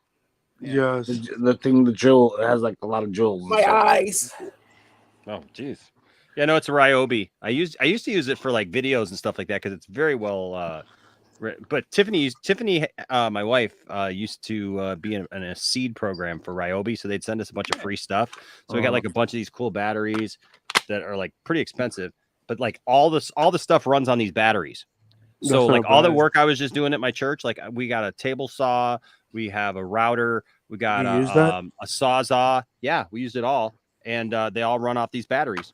And you click these in, and it works. It works. Oh, wow. Yeah, we got a bunch of that stuff. It's fun. Nice. But back in the day when I was using my old camera, I had to have this off camera, like over here. But now if I do it, I look like I'm in heaven. Oh my God! You look like an angel. You look like an angel. This has a real low light. Enoch, did you hear about the article, Enoch? What's that? Did you hear about the article? Which article? The Variety one. What Variety article? The one that said that that Zack Snyder Justice League was the fourth highest grossing, or not grossing, highest streaming movie of 2021. I did not see that. Yeah, it's a Variety. By the way, I just need to get this out there. I'm joking about Tim Burton. I'm totally joking. Yeah, but watch yourself. Watch yourself. You don't want to get canceled today. Yeah, except when it comes to The Nightmare Before Christmas. I genuinely don't like that movie. I really cancel don't. Cancel. Yeah, I know. No, don't cancel me. I don't like it either. I don't care. But it's fine. Cancel. I don't hate everything that he's ever done, but the first movie I ever saw was Charlie and the Chocolate Factory, and that was a bad first impression. Oh wow, So, that's crazy. I don't know. That's baloney. Yeah, no. If Except somebody for wants, Christopher Lee was great. if somebody wants to send me a link to that, I'm not seeing it on their main page about it, but I'll definitely look it up and do a video about it. But I want to get through the rest of our fair tonight. But yeah, Marcus, nobody cares. That's something that I'd actually like to do a video about if that's the case. You know, that's an interesting. Listen, I mean, Beetlejuice. The what? Sure. So, anyways, to finish this, so Beetlejuice sequel is probably coming, produced by Brad Pitt. I find that know he got a very. production company. I have so much faith in this movie now that What's up, Draga? Brad Pitt is in it. Or is directing it. Well. What's up, Lindsay? He's Brad producing just it, not providing the directing it. money to make it happen. Is that it? Okay. I don't know. It just sounds like he's like, he wants to see it happen, and so he's gonna push for it, and he's producing it. Yeah, he likes Beetlejuice, so he's gonna fund it. Well, Lindsay here says Beetlejuice is my favorite movie and is my go-to when I need cheering up. I've seen it so many times I can almost quote the movie line for line. See, now Lindsay, that's my wife. My wife loves Beetlejuice. She's got action figures. She's got pops. She's got like all these things and stuff. And I like the movie. There's a lot of obviously there's magic. Oh my gosh, like I can't hear the Tally Me Banana song, telling me, yeah, you know, daylight come and we won't daylight go home. come and me won't go home, right? Or what was the song? Shake, shake, shake, Sonora, shake it all the time, right? Like I can't hear that song without thinking about Beetlejuice. I And believe you. I think it's good. I think it's good. I mean, I think he wore it better than Robin Thicke. What? and he probably didn't mishandle some young women on the set either. So Jesus, just saying. And didn't rip off Marvin Gaye. Right? Yeah, I didn't rip off Marvin Gaye in the process. But yeah, no, I don't know. Yeah, Harry Belafonte, love Harry Belafonte, man. Yeah, who Beetlejuice versus Ash. Movies I never thought I needed. That'll be a good idea. Holy shit! I need that movie now. Never asked for it, but You mean Ash? You mean Ash from Evil Dead? Yes. Yeah. no, Ash Ketchum from Pokemon. Yes, of course, Ash from Evil Dead. Whoa, Look, you never know. I thought you were talking about Ash Ketchum. Dude, Black Star Afro. I need Beetlejuice versus Ash. I just need it. Holy crap! Can somebody call? Yeah, but if we get Beetlejuice versus Ash, does that mean he's a deadite? Is Beetlejuice a deadite? You know Jason from from Friday the 13th is. Supposedly, yes. What's a deadite? I don't know. Watch Evil Dead for It's freak's some sake, man. Army Come of the on. Dead, Zack Snyder stuff. No, I'm kidding. What is it? I'm serious. Have you watched the Evil Dead series? Yes. Okay. You know all the zombie things, demon things that keep coming back? Yeah. Those are deadites. Those are deadites. Those are deadites. And so after they made Freddy versus Jason, they were looking into making Freddy versus Jason versus Ash. See, Marcus is on it.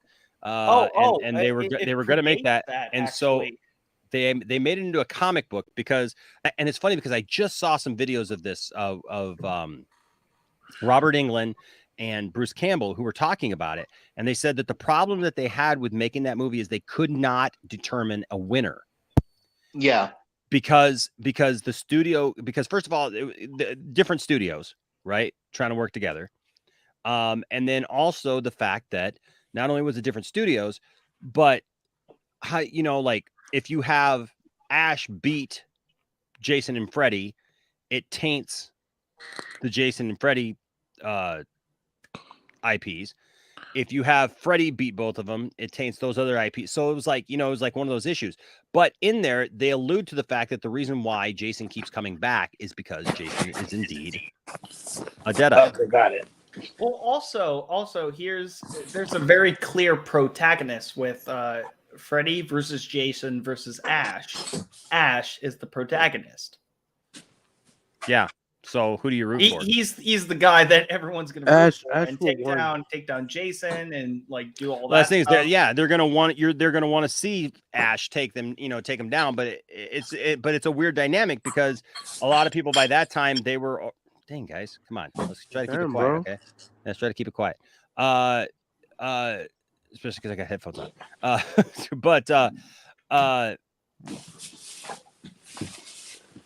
Who is moving around?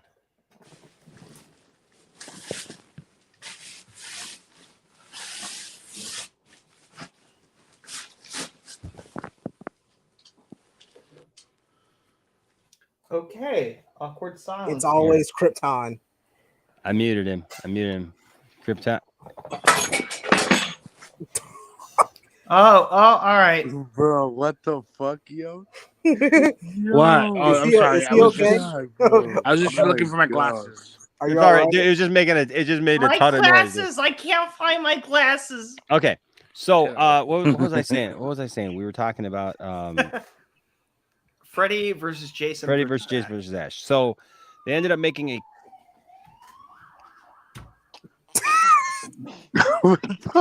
the police. I don't know what to do anymore. I'm sorry. That wasn't my fault.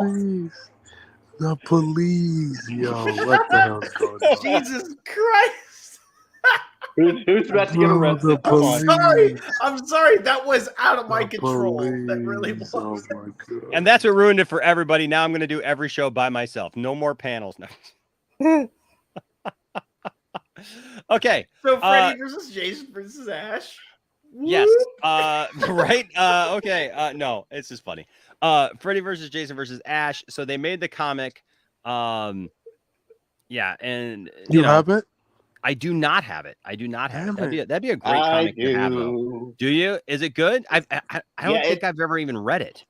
It's interesting. They also have a Jason versus Leatherface comic too.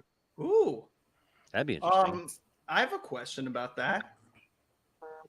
Can I have it? No.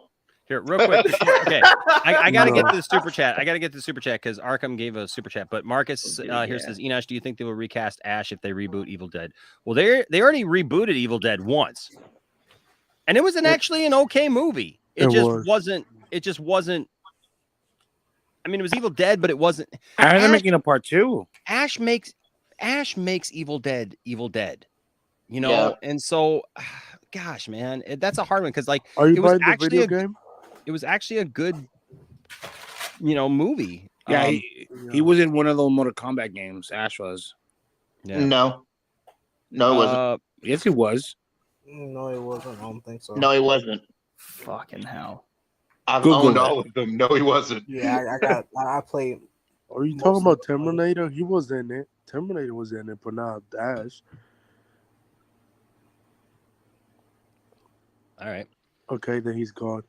Okay, Arkham Gaming here with the $4.99 super chat says, I do agree with Justin. Tim Burton is overrated. Same thing as Christopher Nolan. Hell no. What the fuck? Oh no, that makes perfect sense. I like that. I like this guy. No.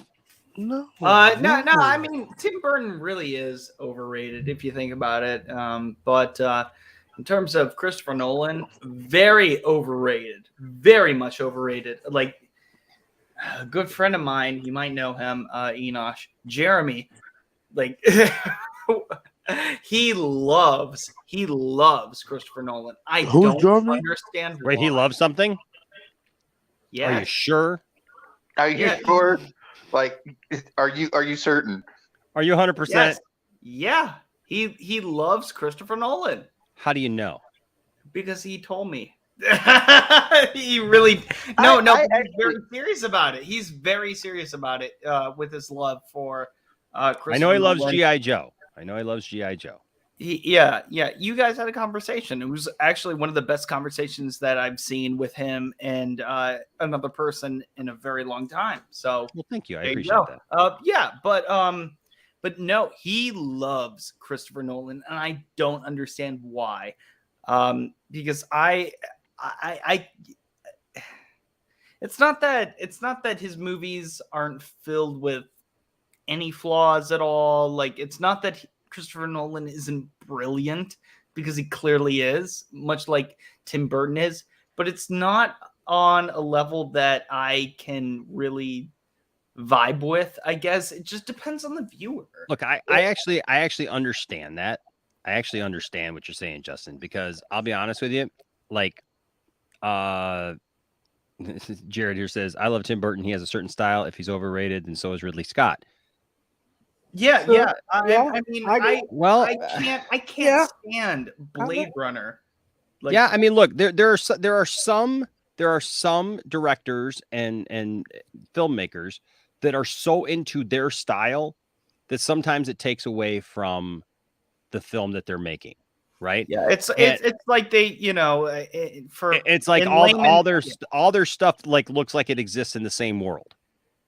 Yeah, and in layman's terms, I guess, for some people, it's like, it feels like when you watch some of their movies, it's like you feel as though they're just jerking off into a mirror, like, to themselves, like, I'm so brilliant, like, like, what the fuck? Like, I'm sorry, that was what? Can you say that again? No. I mean, just say that again. I say it again. I don't think it's worth repeating, but I think you know what I'm saying. It's just like, I'll be honest with you. So work that I do so much. I know a ton of people who love The Nightmare Before Christmas. Yeah, and I disagree with all of them. It's not. It's not my. By the way, I'm so It's sorry. a masterpiece. I'm so sorry for the way I understand. I understand people who love it, and I would never take away from people who love it, for sure. It's just not my. Yeah, it's just not my. No, Angie. Listen, for those asking, no, it is not bad to have a particular style for sure. I just think that sometimes sometimes filmmakers go a little too far, where it's like sometimes they thrust their style upon things that it doesn't need to be. Excuse me, if that makes sense. I don't know. Batman Returns, maybe. Batman Returns. I actually really like Batman Returns, but Batman Returns. I like it too, but it's too Tim Burton. Yeah. In my opinion, it is very Tim Burton. WB was like, here we go, Tim Burton. Now, as for the Christopher Nolan thing, I actually like the movie Interstellar. I love that too. That was good, yeah. But I will agree with some people that say he's not real good at portraying emotions in movies. Like in Interstellar, he got it good, but in a lot of like other things, he doesn't really catch emotion very well. As a director, he doesn't direct emotion very well, in my opinion. I mean, he did it okay in Interstellar, but not like other things. Yeah, I mean, look at that. I mean, yeah. I can see that.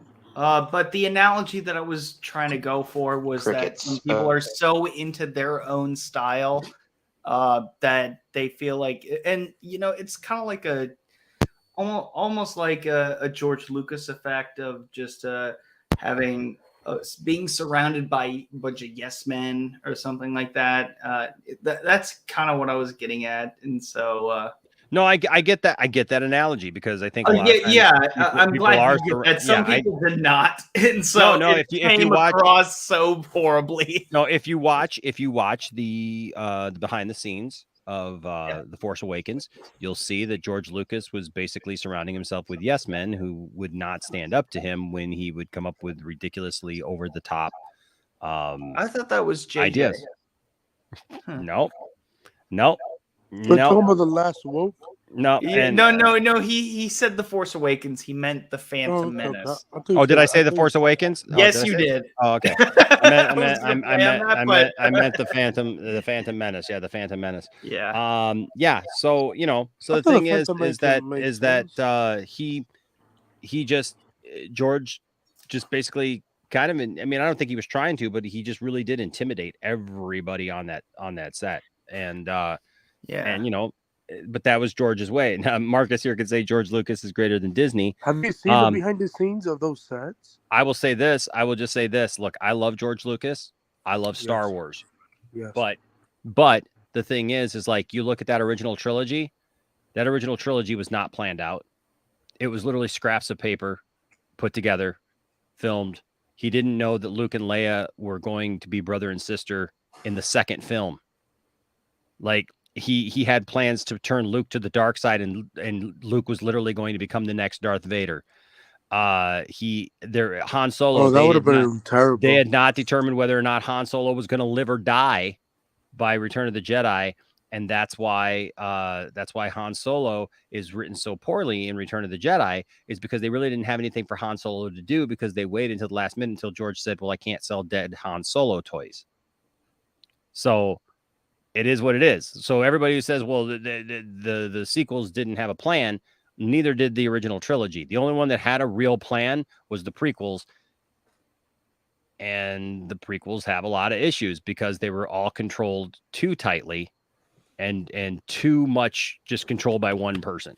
How dare you?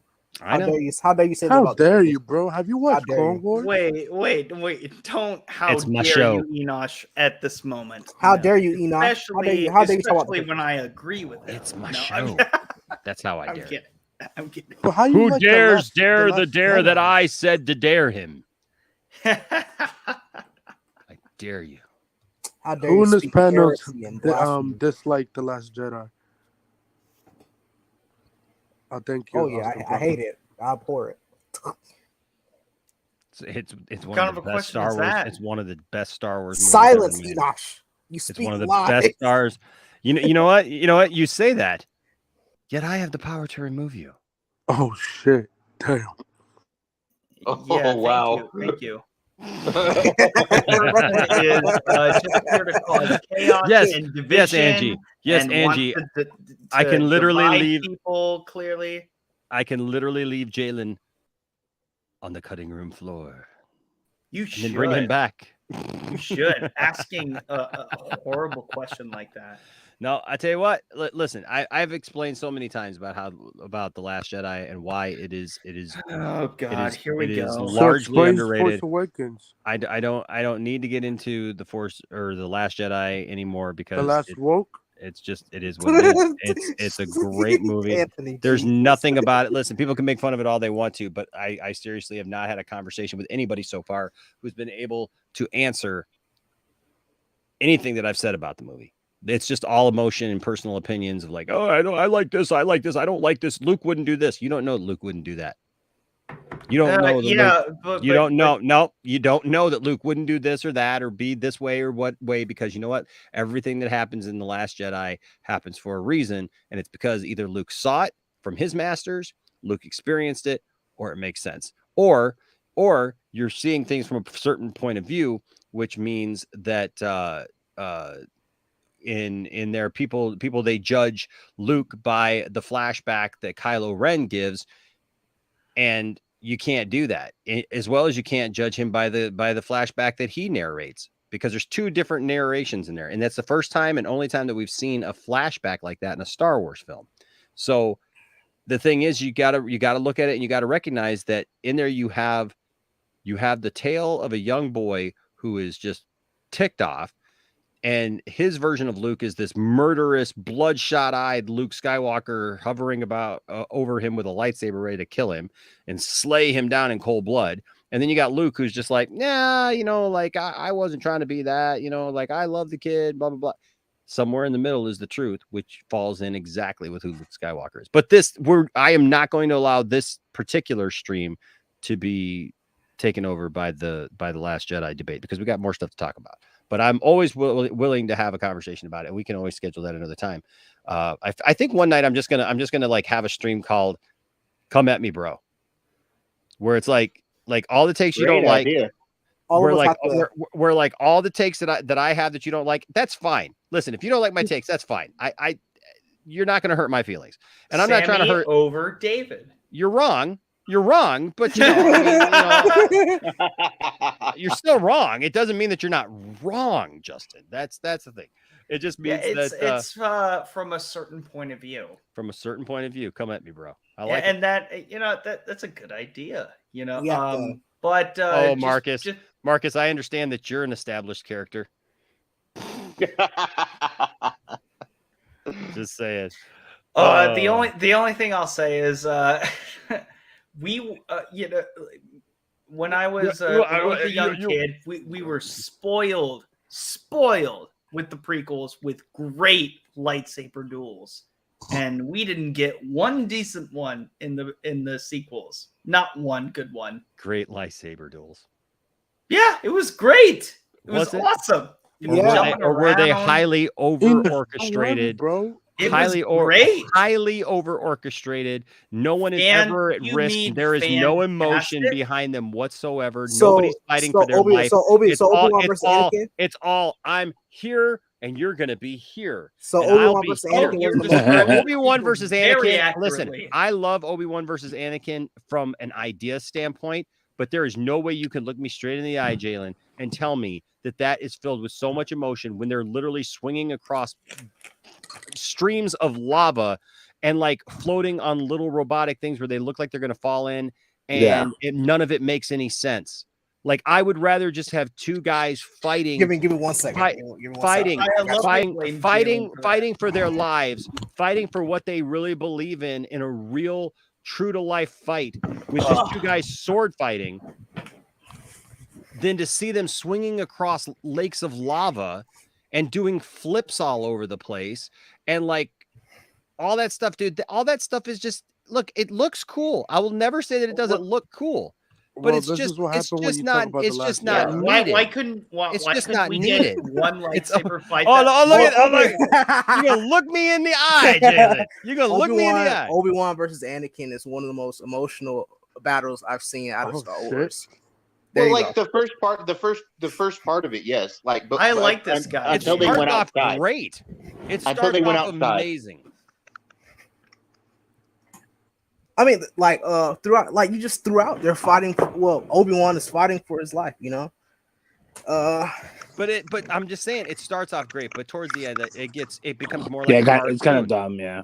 It just becomes more like a cartoon towards the end, where you're just like these movies for kids, kids. It's not emotional. Yeah, they're like Tarzan children. swinging on the vines or something. Is that what you're talking about? Yeah, I'm just saying, it just becomes silly to look at it at some point where you're just like, oh, come on, what are you doing here? You know what I mean? Like I want to see. Look, my two favorite lightsaber battles in all of Star Wars are Empire and Return of the Jedi.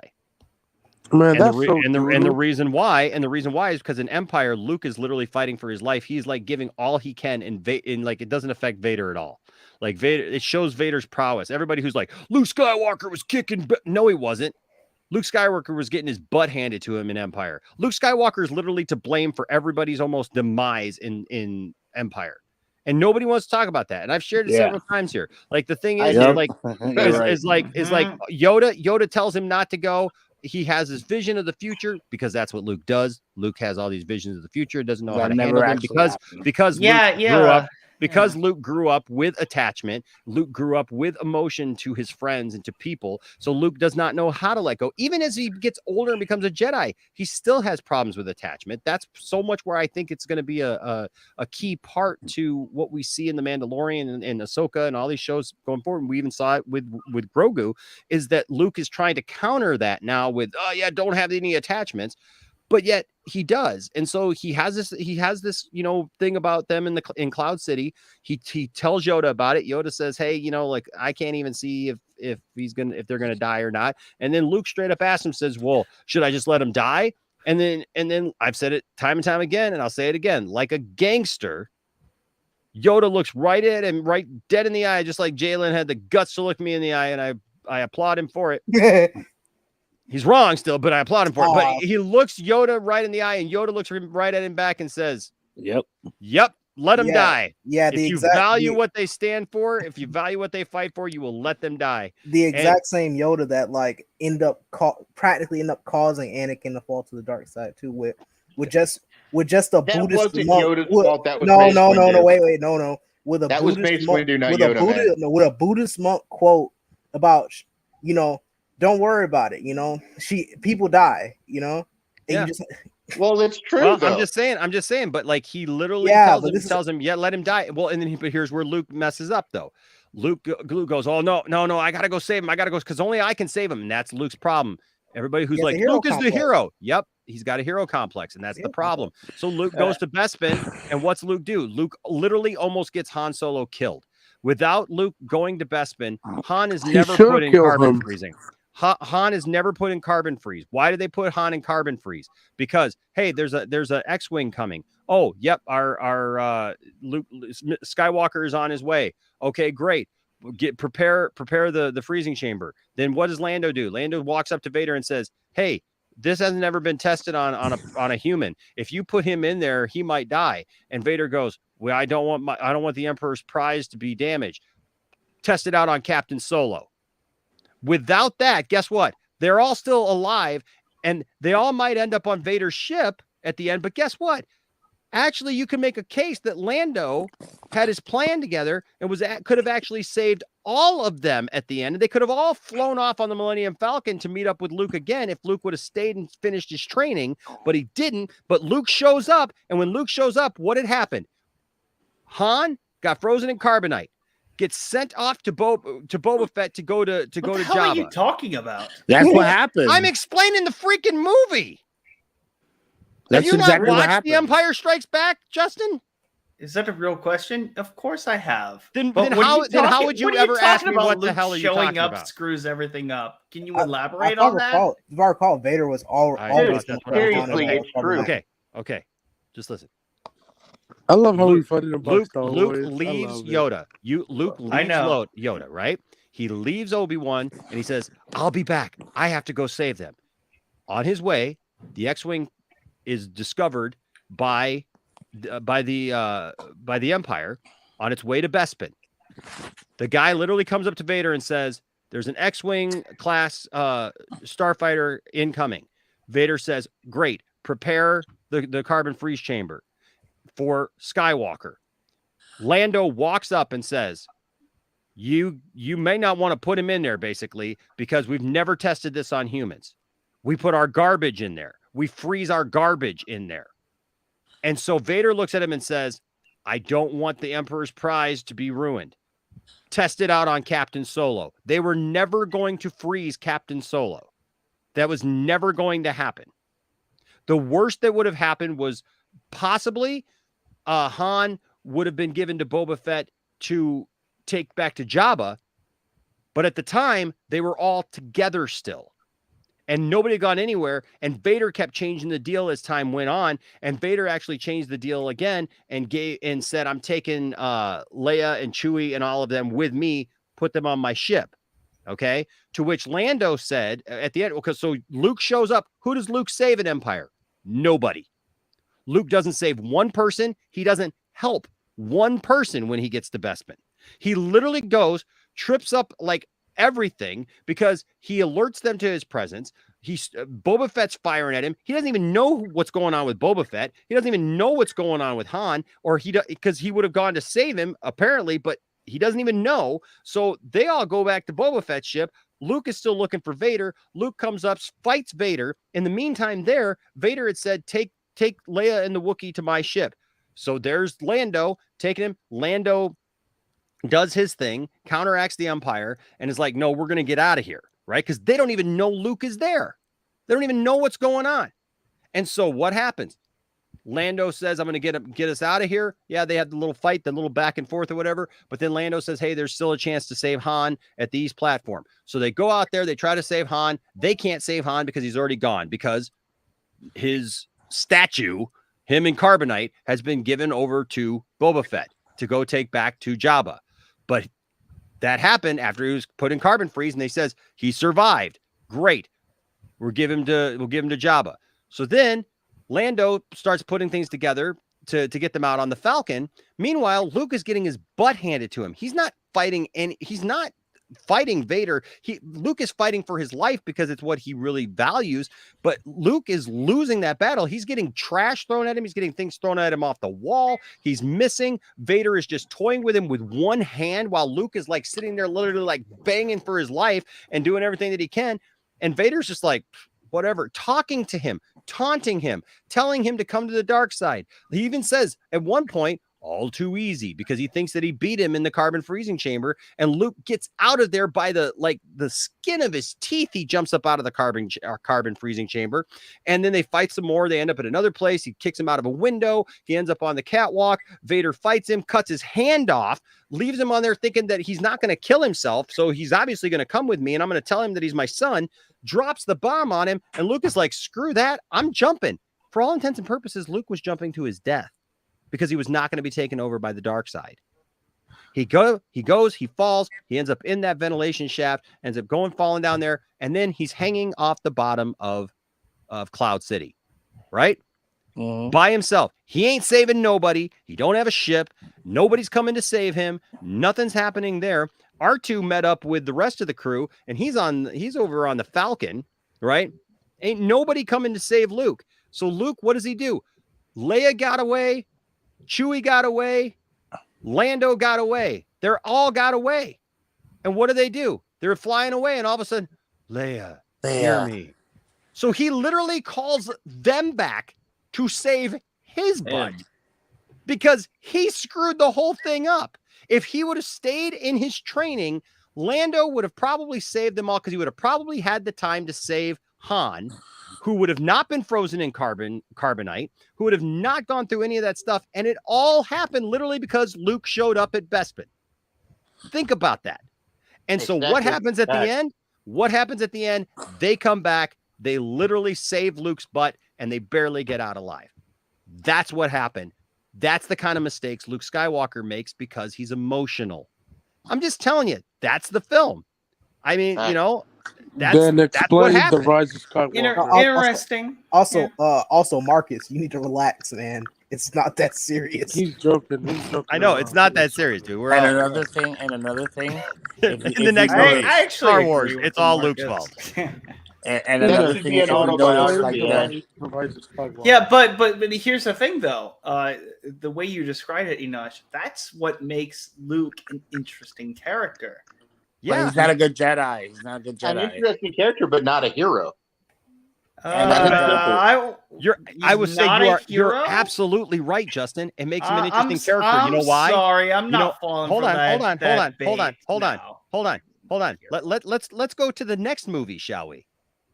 All right, because now because now in Return of the Jedi, Luke has gone fully dark. Luke is like teetering on the dark side. We literally, the first time we see him, what's he doing? He's choking out Gamorrean guards with the Force, like Vader does.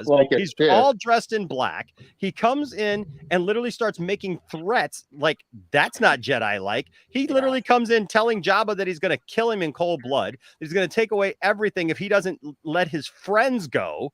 Because that's why Luke is there, is to save his friends, not because he's doing a Jedi thing or trying to go back and finish his training or anything. He hasn't even gone back. Years have passed now, like a couple years passed, and he still hasn't even gone back to finish his training yet. He's been off doing this whole other thing. He ends up on a whole other adventure, goes back to train, and what's Yoda tell him?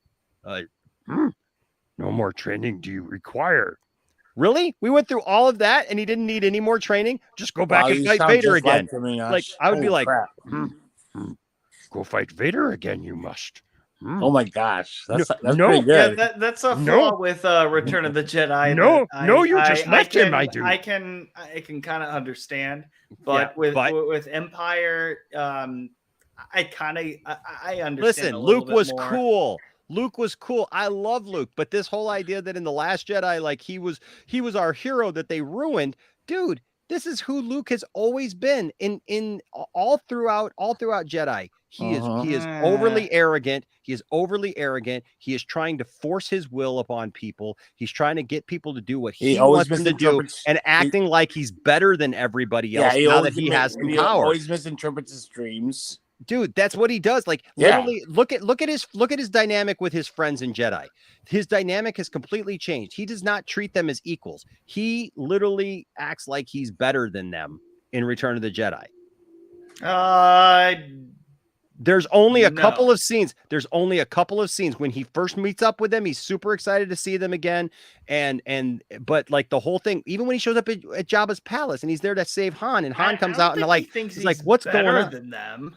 But he's got that arrogance. It's because he's teetering on the dark side. Even George Lucas talked about that Luke is teetering on the dark side the entire time because it's his arrogance. It's his arrogance. And that's the whole thing. He's way too emotionally attached. He's way too much thinking about himself, and like where he falls into that is being the Jedi, right? And so because he's doing what he thinks he's supposed to do, but he really doesn't have a clue as to what a Jedi is supposed to do at that point. And that's just the key. And so that's the problem, is that then you skip 30 years after Jedi, right? That's where we meet him in The Last Jedi. He has, by that time, he started the Jedi Academy. Obviously the Jedi Academy fell, right? And I think we're going to see a lot of that fell because he was still making similar mistakes.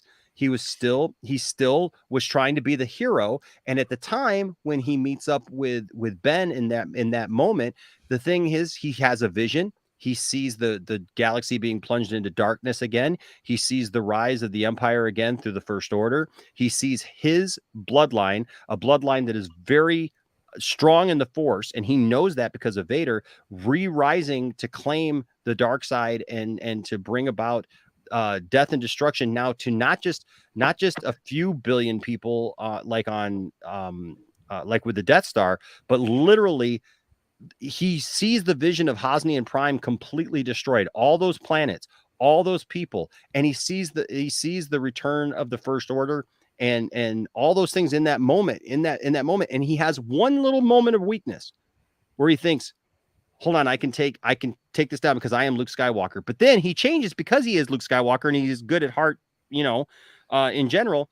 And he decides not to do it because he realizes he can't do it that way. But the problem is he's standing there with a lightsaber and Ben wakes up. And it's a great metaphor. Like, I wish people would tap into this because it's such a great metaphor for our lives, that no matter how good in our intentions are, no matter how much we think we know, all it takes is handling something the wrong way. How many people, deal with things in their own life or deal with people in their life, like in just the wrong way. And all it takes is that little bit. And once you open that Pandora's box, you can't put it all back in. And that's what happens to Luke. His heart is in the right place. He wants to, once again, protect his family, protect his friends, protect Leia, protect Han. But it's too late. It's too late in that moment. And so, we get Ben waking up, just kind of seeing his uncle as this crazed thing, which Luke isn't that way in real life. Every time I see somebody go, well, Luke was this crazed maniac. No, he wasn't. It's a flashback story told from Ben's perspective, and it's twisted and it's tainted to tell it to Rey, to get Rey on his side is what it is. And then when Rey confronts Luke about it, Luke is telling her the vanilla story to try to get Rey on his side. And so in the meantime, it doesn't make Luke any less of a great Jedi, doesn't make him any less Luke Skywalker. In fact, I think it makes him more Luke Skywalker because we see that they didn't change him. And I'm so glad that they didn't change him for the sequels to just be this over the top thing that was just like tearing down Star Destroyers and going on. I love the line where he says, what do you want me to do? Go out and fight the whole entire First Order with a laser sword? Like, yes. No, you really don't. Listen, I know. Listen, look, I get it. I get it because, dude, I played with all these figures myself. Hold on, Enosh. I get it because I got hundreds of figures here in this room, and I've played with these things since I was a kid. So I understand the idea of playing with these things and wanting Luke Skywalker to just go out there and beat everybody. But if we're talking a 2-hour movie that takes place 30 years after these events, I don't want just crazy over the top stuff that doesn't match up with who they were. I want here's the natural thing, progression. There's one thing that I, over, especially when The Last Jedi came out, it took me a while to process it and just be like, oh God, I really hate this movie. And the reason why was because I really believe that I've been thinking about this for a little bit, for about a couple of years. What I really wanted to see was the prequel to The Force Awakens. I want to see Kylo Ren and his transition to the dark side. And you're going to see that. No, I wanted to see that in The Force Awakens. But it was too early. I wanted to see it then. Because I get it. What's the one thing that we all wanted as Star Wars fans when Episode 7 was announced? What's the one thing that we wanted? Oh, we wanted to see Luke, Han, and Leia together again. But but that wasn't their story. You could have it. You could have Lando there. You could have Chewie there. You could have everyone there, and it would have been amazing. Right, but you would have had a great story there, though. No. You cannot make that assumption that it would have been a great story just because they would have gone there. It would have been fan service. I said you could have. You could have, but it would have been fan service. And here's the thing. Just better like fan service than The Force Awakens. I would argue. No, I would argue that's not true because listen, just like we got episodes 4, 5, and 6, and then you got the prequels to that.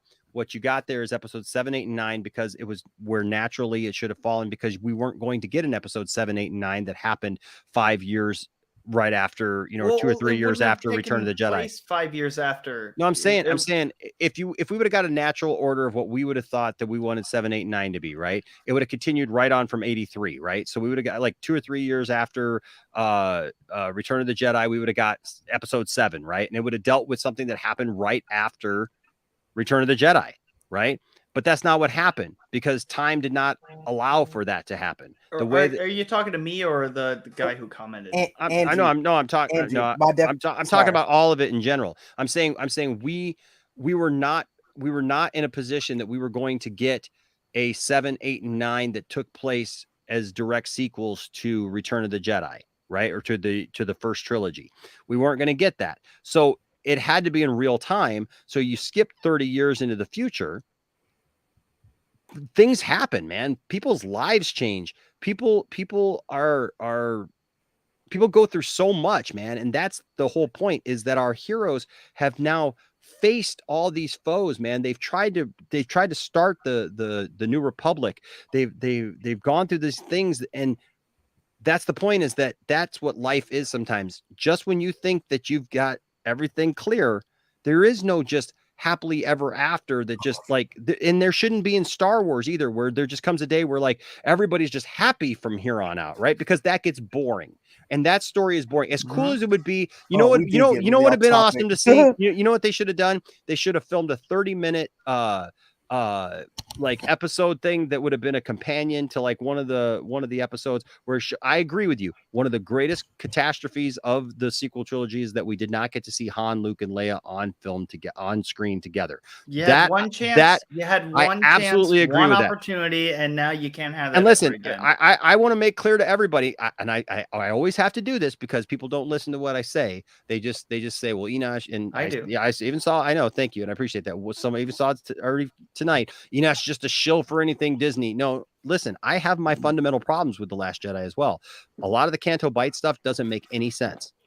Okay, it's literally a side job thing that doesn't go anywhere. And what should have happened is more than likely Lando should have been the person that should have been the splicer that they went to go find, which would have made sense because DJ's character makes no sense in there.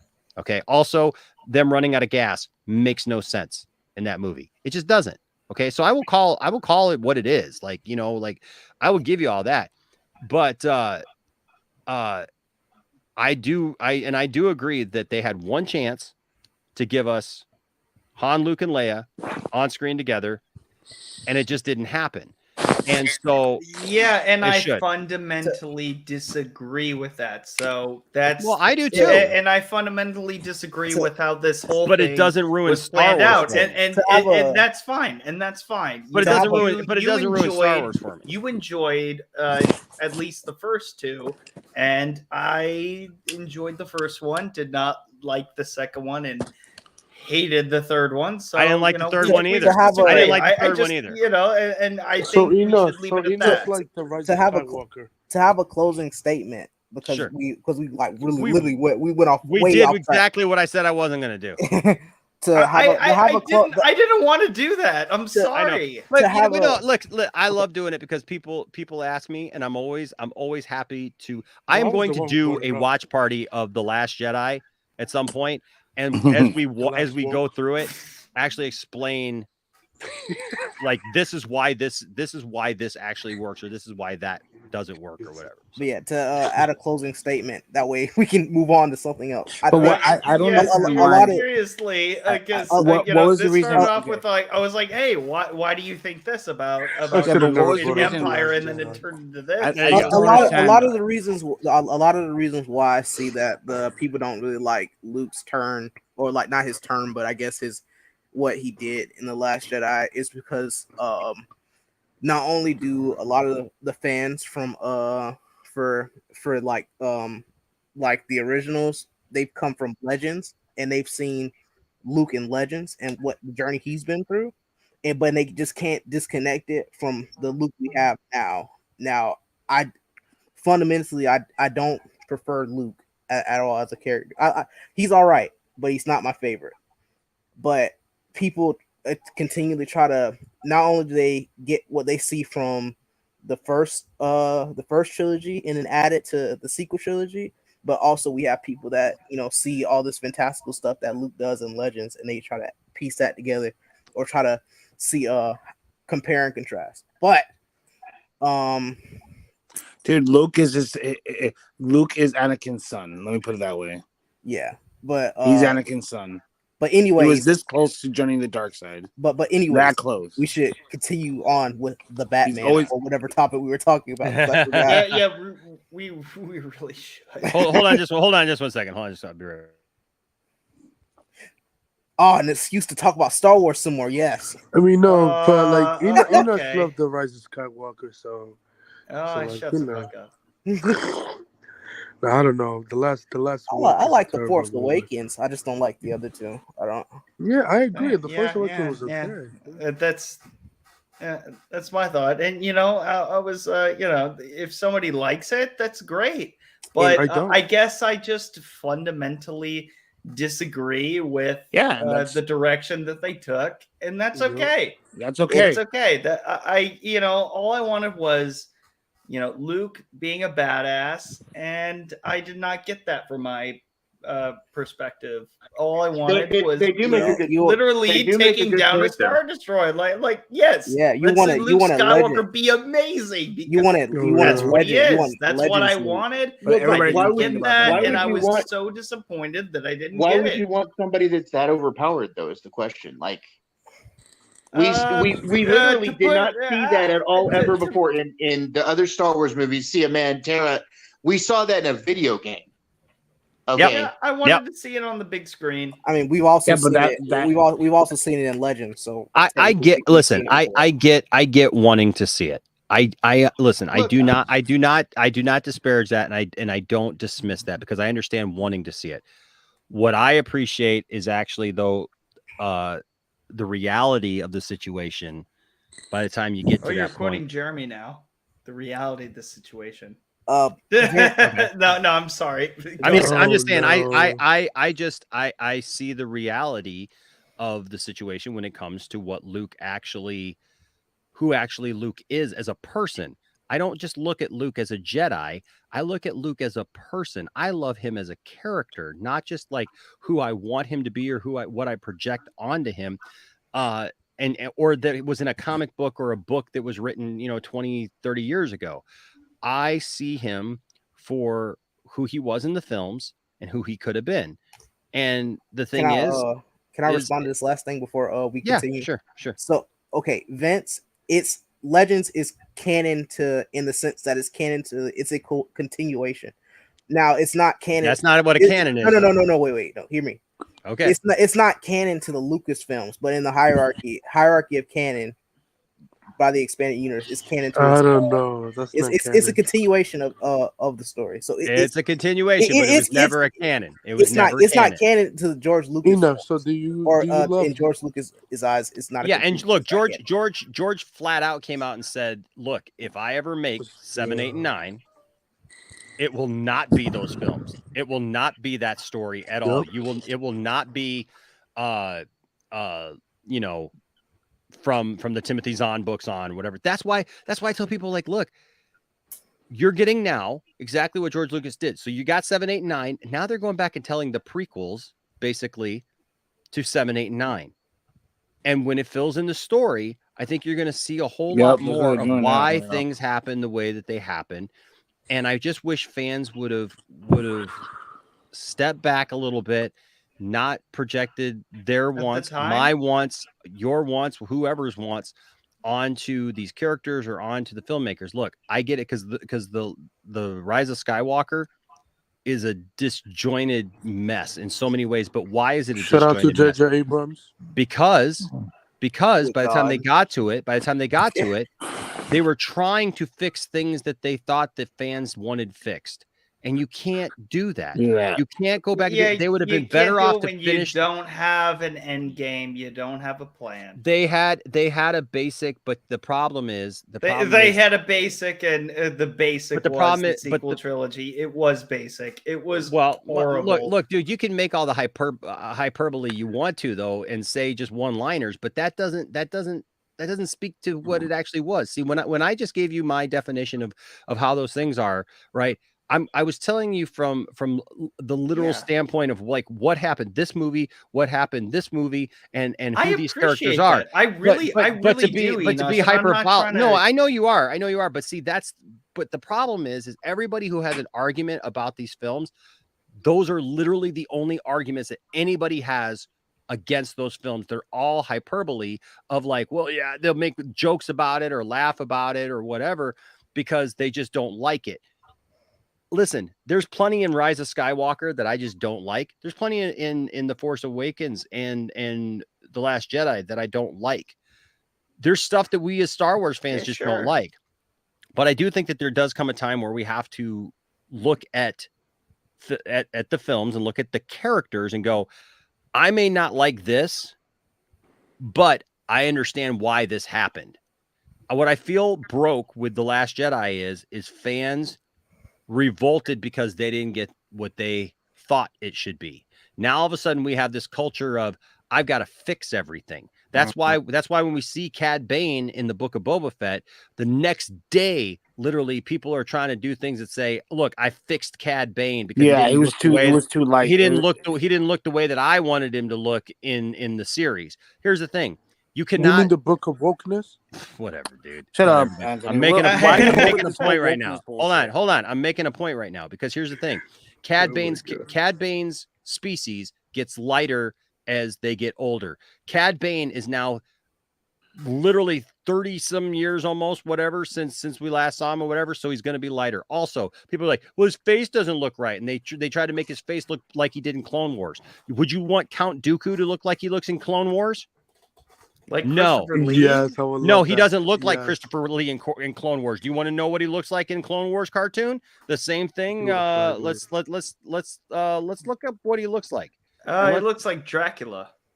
Count Dooku, Clone Wars. I'm kidding. Cartoon. Why? Because it's a stylized cartoon, isn't it? It's a stylized cartoon. So you do not want what you think you want. And I get it. I understand why we think we want what we want, because look, I'm guilty of it myself.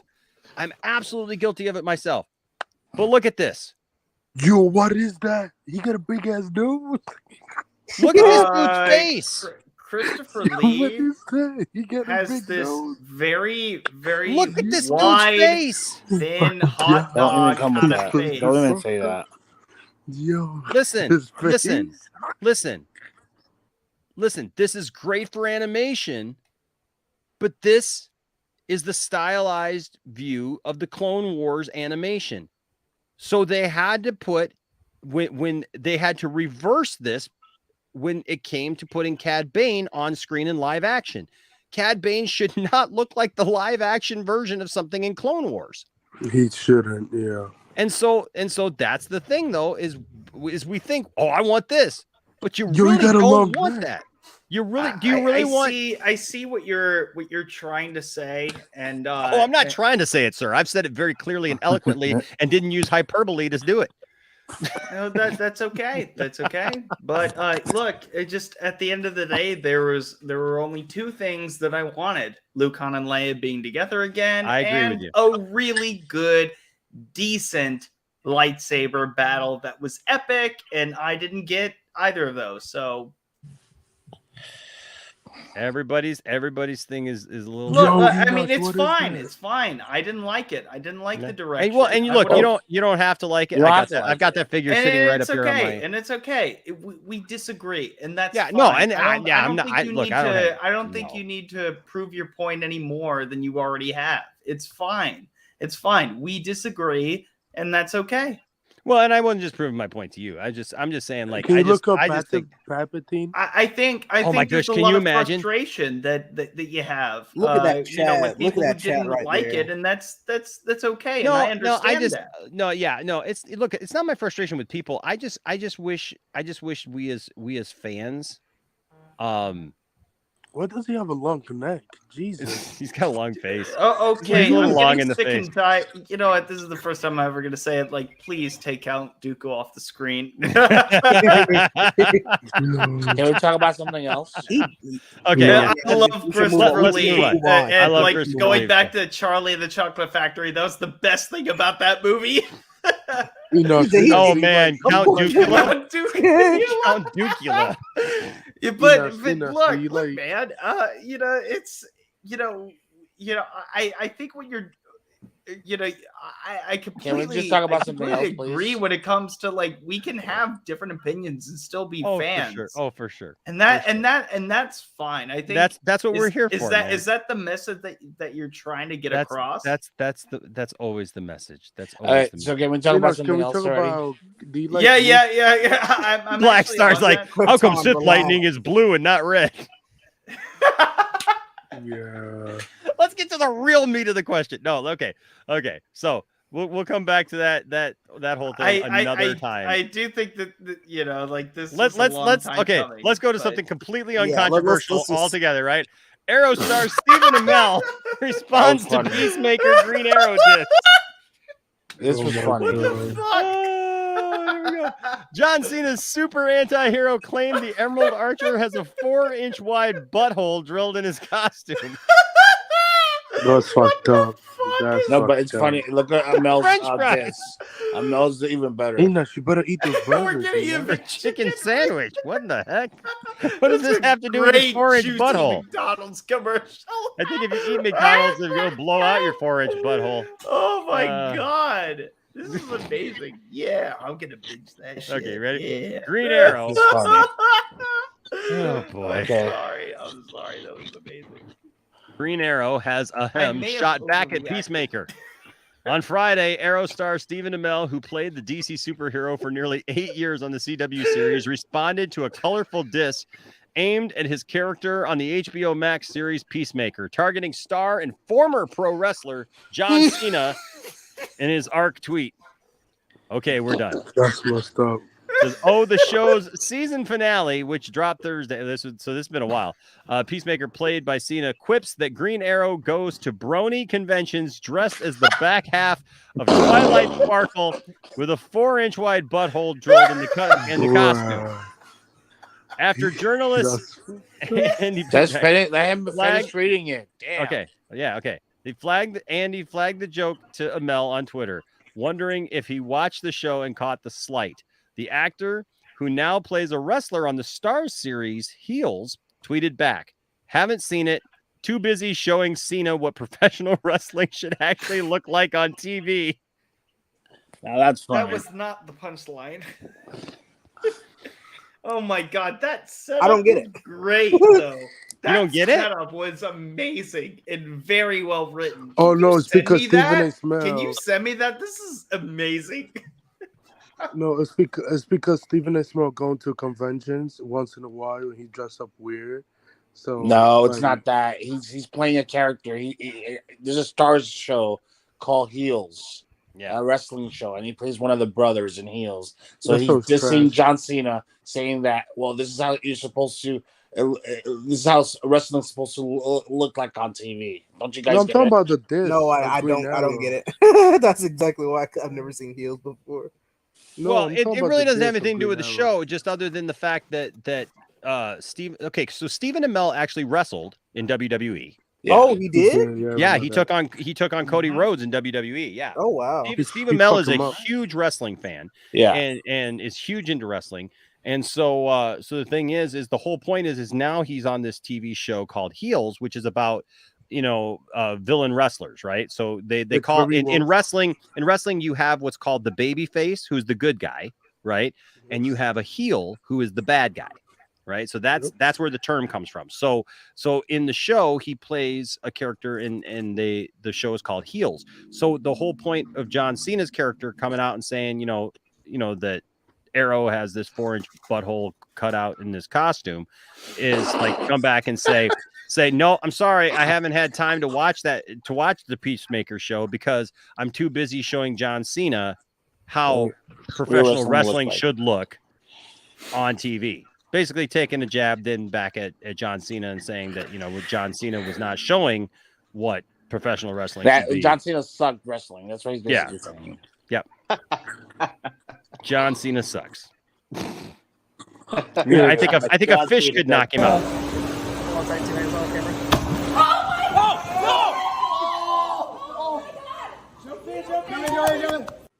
Did you know when Obi-Wan says he has the high ground, it's actually a double meaning? As well as having the physical high ground, he also has the moral high ground. This is because Obi-Wan didn't brutally murder a room of children.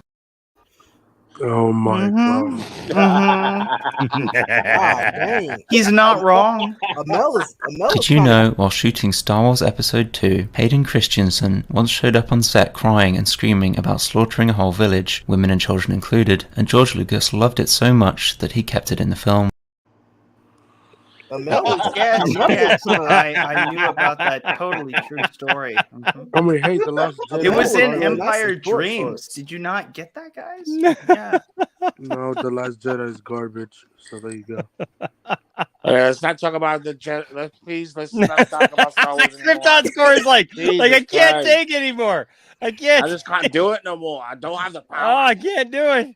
I can't do it. It's too much. Dude, there's too 22 much, more you minutes and Picard starts, dude. It's too much, you guys. Picard season 2 starts in 22 minutes, dude. Oh, okay. Yeah. I mean, if anything, the prequels, the one movie that did work for me. Okay, we're not going back. We're not going back. Let's not talk. Okay, please, maybe a little bit. Oh, I hate you. That's amazing. Wow. That's amazing. I Oh, love God. that. I have never seen that before. That is amazing. So I love it. So, anyways, there's been all this controversy going on about DC characters and all this stuff and all the negative stuff that is said about him in Peacemaker. But you know what? Come on, guys. Let's get over it. Let's realize that let's think Dude, about I like Peacemaker a lot. I do too, and I think we should just think about that great Superman motto. You know the motto that I'm talking about, right? 12. And who's your favorite Marvel Comics hero? Mine is Superman. Remember the motto? With great power comes great responsibility. Have a great night, everyone. We'll see you again at 6. She makes domestic. You know what? You know what that was, right? It was a teleprompter guy putting. Oh my god! Because he had no I clue mean, what she was she talking might about. be pretty, but she's stupid as fuck. She makes domestic That- necessary. They screwed her over, dude. Yeah. On that. She needs Jesus. My So, favorite- anyways, so I favorite- thought this was a funny story. I thought it was a funny story because Stephen Amell basically popped back hilarious. off of it and just said, yeah, well, you know what? So can I? Cena get didn't into write his something? lines. Hold on, wait a second. Cena was given carte blanche the entire time that he was in WWE to do whatever the heck Cena wanted to do. Cena never wanted to stray too far from the goody two shoes kind of guy. And look, when Cena first came on the scene, Cena was actually interesting. Like he had his thugonomics thing going on. That's and he was a heel at first, and it was good. Yeah, and whatnot. Cena, interesting. Well, But you know, I actually, get it. yeah. I get it. He wanted to be this thing for the kids. But listen, even Hogan at some point, man, when Hogan was getting to the end of his career and stuff, like Hogan tacked on probably another 10, 15 years onto his career. Yep. By just literally just going heel. NWO. Yep. He had a fucking Christmas movie. I've never seen John Cena a day in my life. Hulk Hogan had a What are you talking about? I think it was who had a Christmas movie with Mila Kunis. What the heck just happened? What? Ah! No, Start using that. was, Jeez. it was actually relevant. It was relevant. You should keep doing that. This is gonna be like Men in Black over here. Be like Men in Black. Men in Hey, Black. excuse me, Timmy. Can I get you to look right into this, please? Thank you. Thank you. Bro, that's such a health violation. Is Imagine that like based on the a spray seizure. bottle for the cats? Is that a deterrent now? You know. Exactly. I guess so. Jeez. Look at People I'm serious, chewing bro. on chewing on stuff. It's not blinking. I'm serious, bro. Look at that picture, bro. It's just AMELL standing next to nobody. There's no one there. Oh, What are you talking about? There's no one there. There's clearly a guy dressed in leather right next that's to him. hilarious. It's just a red shirt. You can't see him. You can't You see guys are him, bro. stupid. You guys are so stupid. That's great. Look, Jalen, I'll give you props for that one, Jalen. I Yeah, appreciate that it. was good. But if That you was look really good. hard, you know who you see there? Who? John Cena!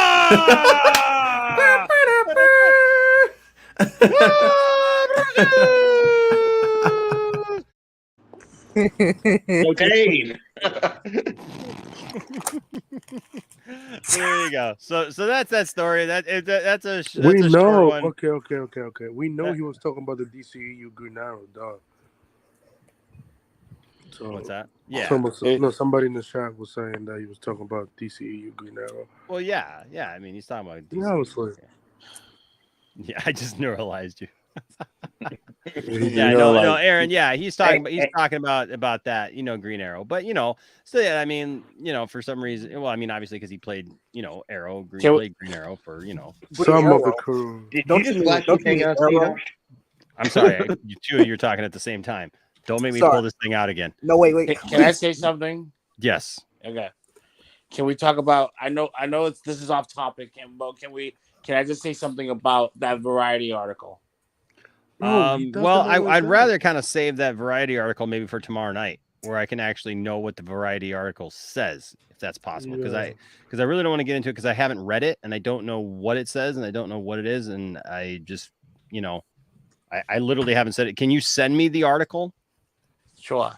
Okay, so yeah, if you could send me the article and we could talk about it tomorrow, and I'll absolutely give you a chance to. Can we talk about the Batman? How awesome it's gonna be? No. I mean, Enoch's just already seen it. No, I have not. But I am. We are gonna. So I see it. I see it tonight. Can we talk about how you talked to Ezra and he told you secrets that you're not supposed to tell us? Did you see? Did Krypton's Court? Did you see the title for tonight's show? Yeah, I know. I'm just for being joke. You guys talked about Star Wars like crazy, and that wasn't in the topic. You got me. You got me. Hey, remember all that Star Wars stuff? Forget about it. Crap. Forget about it. Did you just flash the thing, me? I did. No, okay. Hey, watch out, right. man. You might flash my schooling away. There you go. Hopefully, so what was the your student getaway too? For a Men in Black. What were the movie. topics? If somebody blinked when they were like flashing it. Okay, so how about this? AMC. Didn't you guys go to AMC? No, I watched them. They suck. Blah. Okay, we talked about this in Max's stream. It's been a while. It's been a while since I've been This there. specific thing. I went to IMAX when I saw No Way Home, but I haven't been to AMC in a while. I don't go to AMC theaters if I can help it. Yeah, we've got an AMC theater. We got a couple. Well, the closest one to me is like over a half hour away. Oh yeah, that's the only thing that's up here in Boston. We only have AMC, and then we have like 2 Regals. Majority of the movie theaters are AMC up here in Boston. What? You don't have an IMAX? Yeah, we have all the AMC theaters here have IMAX. Okay, yeah, ours is a NCG theater that has the IMAX, but I go to the Cinemark around the corner from my house. AMC, that's where I go to. AMC is having the Batman bucket popcorn thing. Yeah. So here's the question: how much would you pay to see the Batman? Would you pay more to see the Batman? Says AMC will charge more to watch the Batman than other movies. By how much are you willing to pay to see the Bat in action? Okay. I completely not over a regular this. ticket. You completely agree with this? Yes. Let me explain because this is what they're doing, right? Can we read it first and then yeah, go ahead. So let's read it first and then you can explain your position. Yeah, so seeing the new Batman movie at an AMC theater this weekend, expect higher prices than usual, says AMC Entertainment CEO Adam Aron, according to Deadline. The higher costs are part of what Aron is calling an experiment with variable pricing. Currently, our prices for the Batman are slightly higher than the prices we are charging for other movies playing in the same theaters at the same time, Aaron said during a webcast following quarterly meetings. This is all quite novel in the United States, but actually AMC has been doing it for years in our European theaters. Indeed, in Europe, we charge a premium for the best seats in the house, as do just about all sellers of tickets in other industries. Take sports events, concerts, and live theater, for example. AMC did not release information on how much more expensive tickets to the Batman will cost, but a cursory glance at the AMC Matreon in San Francisco shows Dolby Digital showings for Uncharted at $17.49 and Batman at $19.49. Please note, San Francisco prices are not indicative of the rest of the country. The move to raise Los Angeles, it's like $20 a pop. The move. Hold on, guys. Don't Don't turn on each other. Just we've all Fight, done it. fight, Okay, fight, I got it. I fight. got it. I got it. I got It's it. We're more good. expensive in California. All right, we're good. The move to raise ticket prices comes after AMC previously raised weekend prices above midweek levels in some U.S. locations. If you're still on the fence, you can read our review of the Batman. Blah blah blah. You got a 10 out of 10. Blah blah blah. Okay, that's whatever. Krypton, your take on this? Okay. So my take is the fact that they're doing this, like in like because I'm in the city, I'm in a big city. I was in New York. My whole situation is like because the people were complaining, oh, it's a premium thing, right? Why will they do this and stuff like that? But they do this every single time. Why does a movie theater? Why does it cost more money to watch a movie at 10 o'clock at night than it does during the morning? Is because of the demand. People want to watch it. They're only doing this for like the first 2 weekends, I think, and then it goes back down because like they're anticipating it for us fanboys. We're gonna go watch it anyway, right? So I don't care. We're gonna go watch it anyway, right? So it's the people that are like total fans. It's a premium. You're gonna be one of the first people to watch it. They've been doing this forever and ever and ever. They've been doing this forever.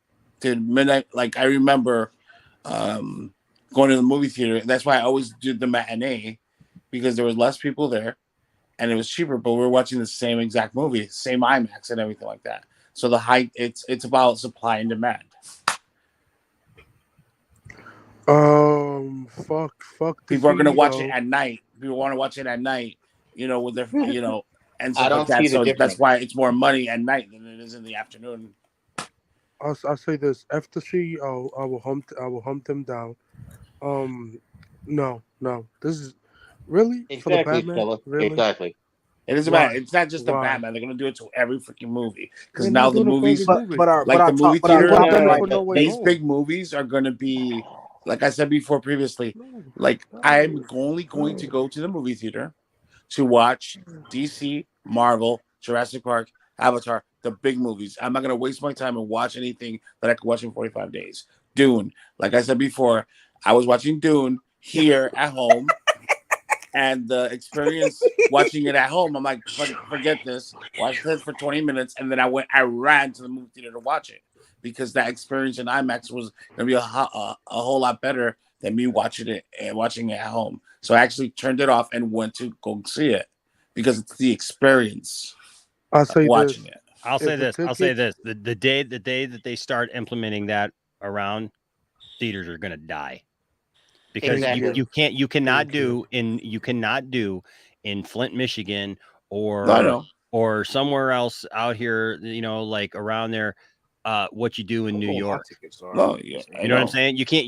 I get what you're saying because this is what's happened in New York or Boston or San Francisco, for example, right? Yeah. But that's not indicative. Like that article just said, that's not indicative of the rest of the country. Exactly. Literally, I'm going to see the movie tomorrow night for $8.50.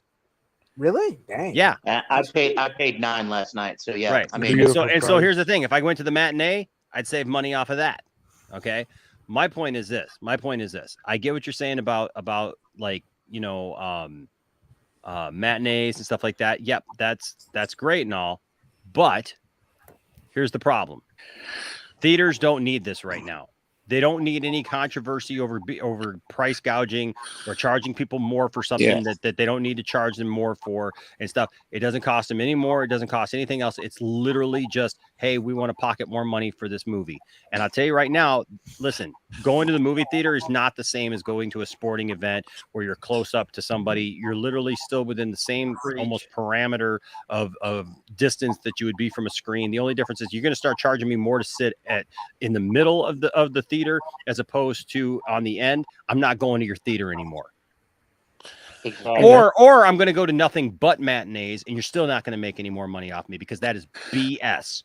That's absolute BS. You already got assigned seating. You already got them trying to put freaking food in every theater now. Where I got to hear clangety clang clang clang clang of people literally using glass plates and silverware Wait, while I'm people trying to watch a people do that freaking now? movie. What the Yeah, world? dude, try the AMC, dude, down in Madison Heights, Michigan, where they literally have the recliners and they got a full Yes. bar that's completely lit up Yes. to the right of the auditorium, and it's absolute BS. It's absolute BS. This is why people don't understand what happens in movies, because they literally go to the movies for everything but the movie. If you're going to not watch the movie, stay the F home.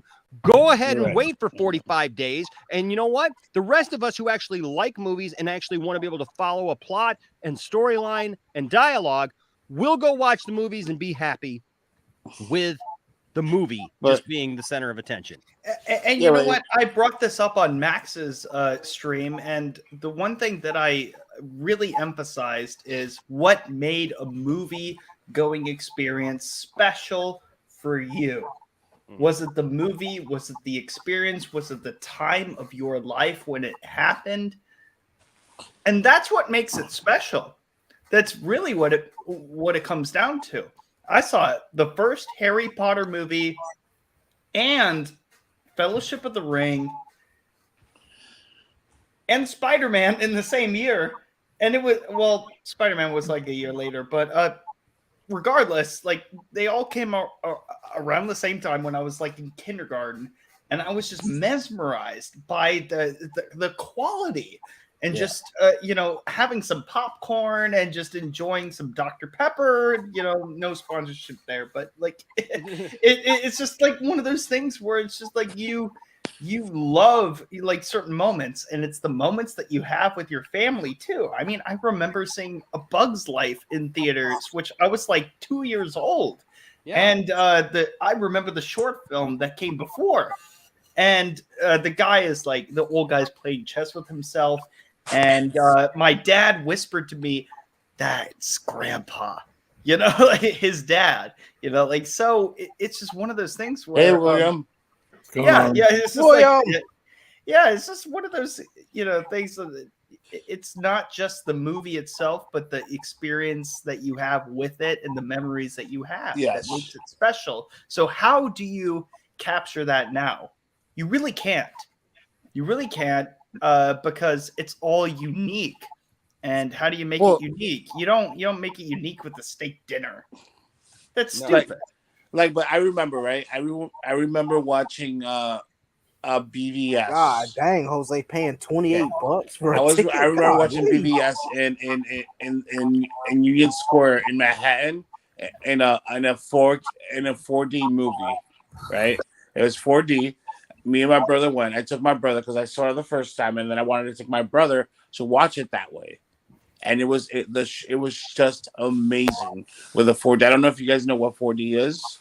Well, it's an interactive movie. It's an active theater where basically you sit down and you basically have to wear a seatbelt, okay? Because the chairs are moving. Like when they're moving, like if you're in a roller coaster, you get wet when it's raining. They throw, when the car is chasing, you can feel the wind in your face. It's an interactive experience. That was amazing. Just watching. I spent I think it was like $30 for the ticket because it was engrossed in the movie theater. I was engrossed in the experience of that movie, and it was just amazing. It's an amazing. I will pay premium for something like that. Yeah. Or it's on camera and you feel a wind gust. I'll pay $30 when it was raining. You were actually getting wet. Yeah, I can say that. No. When there was explosions, it was hot air hitting your face. With wind. It was really cool. No. I don't know why we're saying no for. That's so ridiculous. Don't. Ain't a movie that good. What? Somebody just shut up. I mean, my thing is, he said the movie got him wet. Oh, you're funny. You're funny. God dang it, Enosh. No. Yeah, I was on board most of the time. Yeah, no, look, I get it that that's for some people, they're into that stuff. Like I've seen a couple of 4D things. I've seen a couple 4D movies or whatever. It's oh dear Lord. That's so bad. Jose, that sounds like an amazing idea. I got Oh, I thought we were talking about a different. I'm definitely gonna get it. I'm definitely gonna get a movie theater job just so I can spit on people. When an actor spits in a scene, they have an usher spit on you. That's better than Black Star Afro's comment. Anyway. Listen. My thing is this. My thing is this. It depends on. Okay, stop. Okay. Make it drop. Right. That's the way. Okay. Hey, Anthony, come on. Anthony. I got two of you gone. You would go for. Okay. So I stopped, dude. I know. Well, I know. I didn't know you were stopping, so I had to stop. Okay. Anyways, my point is this. I don't care about a 4D movie. I get it. It's a novelty. It's something that if I go to Disney, I want to see a 4D movie because I want the wind in my hair, and I want to see whatever. But like, I don't want to go. I want to be spit on the. I don't want to. Yeah, right. But I don't want to go see Star Wars. I don't ever want to go see Star Wars and like have wind in my hair or any of that stuff because I want to watch a novel idea. The movie. When a character is stabbed or shot, I don't need to experience what the character is experiencing physically because I am watching it, and the point of a film is to be brought in with the emotion and the acting of that person. Do not give me a bat suit to put on at the Batman. Enosh, you look amazing in a bat suit. Oh no! Oh my God! No. He can't find the Ben Affleck collar. Maybe another time. He's like, he's gonna make it drop. Uh-oh. Enosh's Batman. VBS is a Ghostface costume. The Flash. What the? That is a wrong cowl. Oh, he's Nacho Libre. I like it. My name is Barry Allen. I'm the fastest man alive.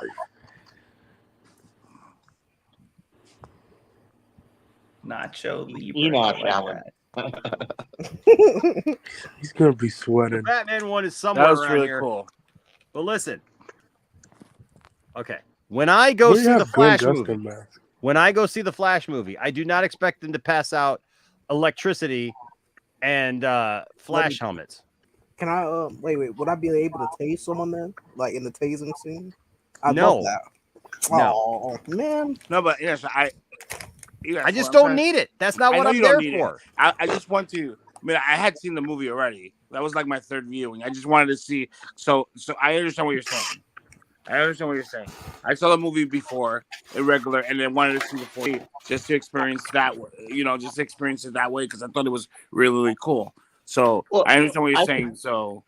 Look, I get it. I understand. Listen, even Stella here says, I do like the moving seats. BVS was cool. Flying with Batfleck was cool. Call me old-fashioned, but I'll be honest with you. If I ever walked into a theater that had that, I would walk back out. I would not watch a movie in a theater like that because I don't want it. It's distracting to me. It's not what I go to the theater for. I also don't need big old fat recliners that make me try to fall asleep during the movie. I don't need that. I don't want it. That's the customer that they're fighting for. Look, I can see. I don't need it. But extra. The customer that they're fighting for, to me, doesn't care about the movie anyways. They want all these other luxuries and these other little things. Then fine. Then they can stay home. They want to eat on that plate. That's my point of view. That's my point of view. Nobody else has to agree with me. You don't have to argue with me about it. You don't have to try to convince me because you will never convince me otherwise. But Enosh, don't you like you the never never convince me otherwise?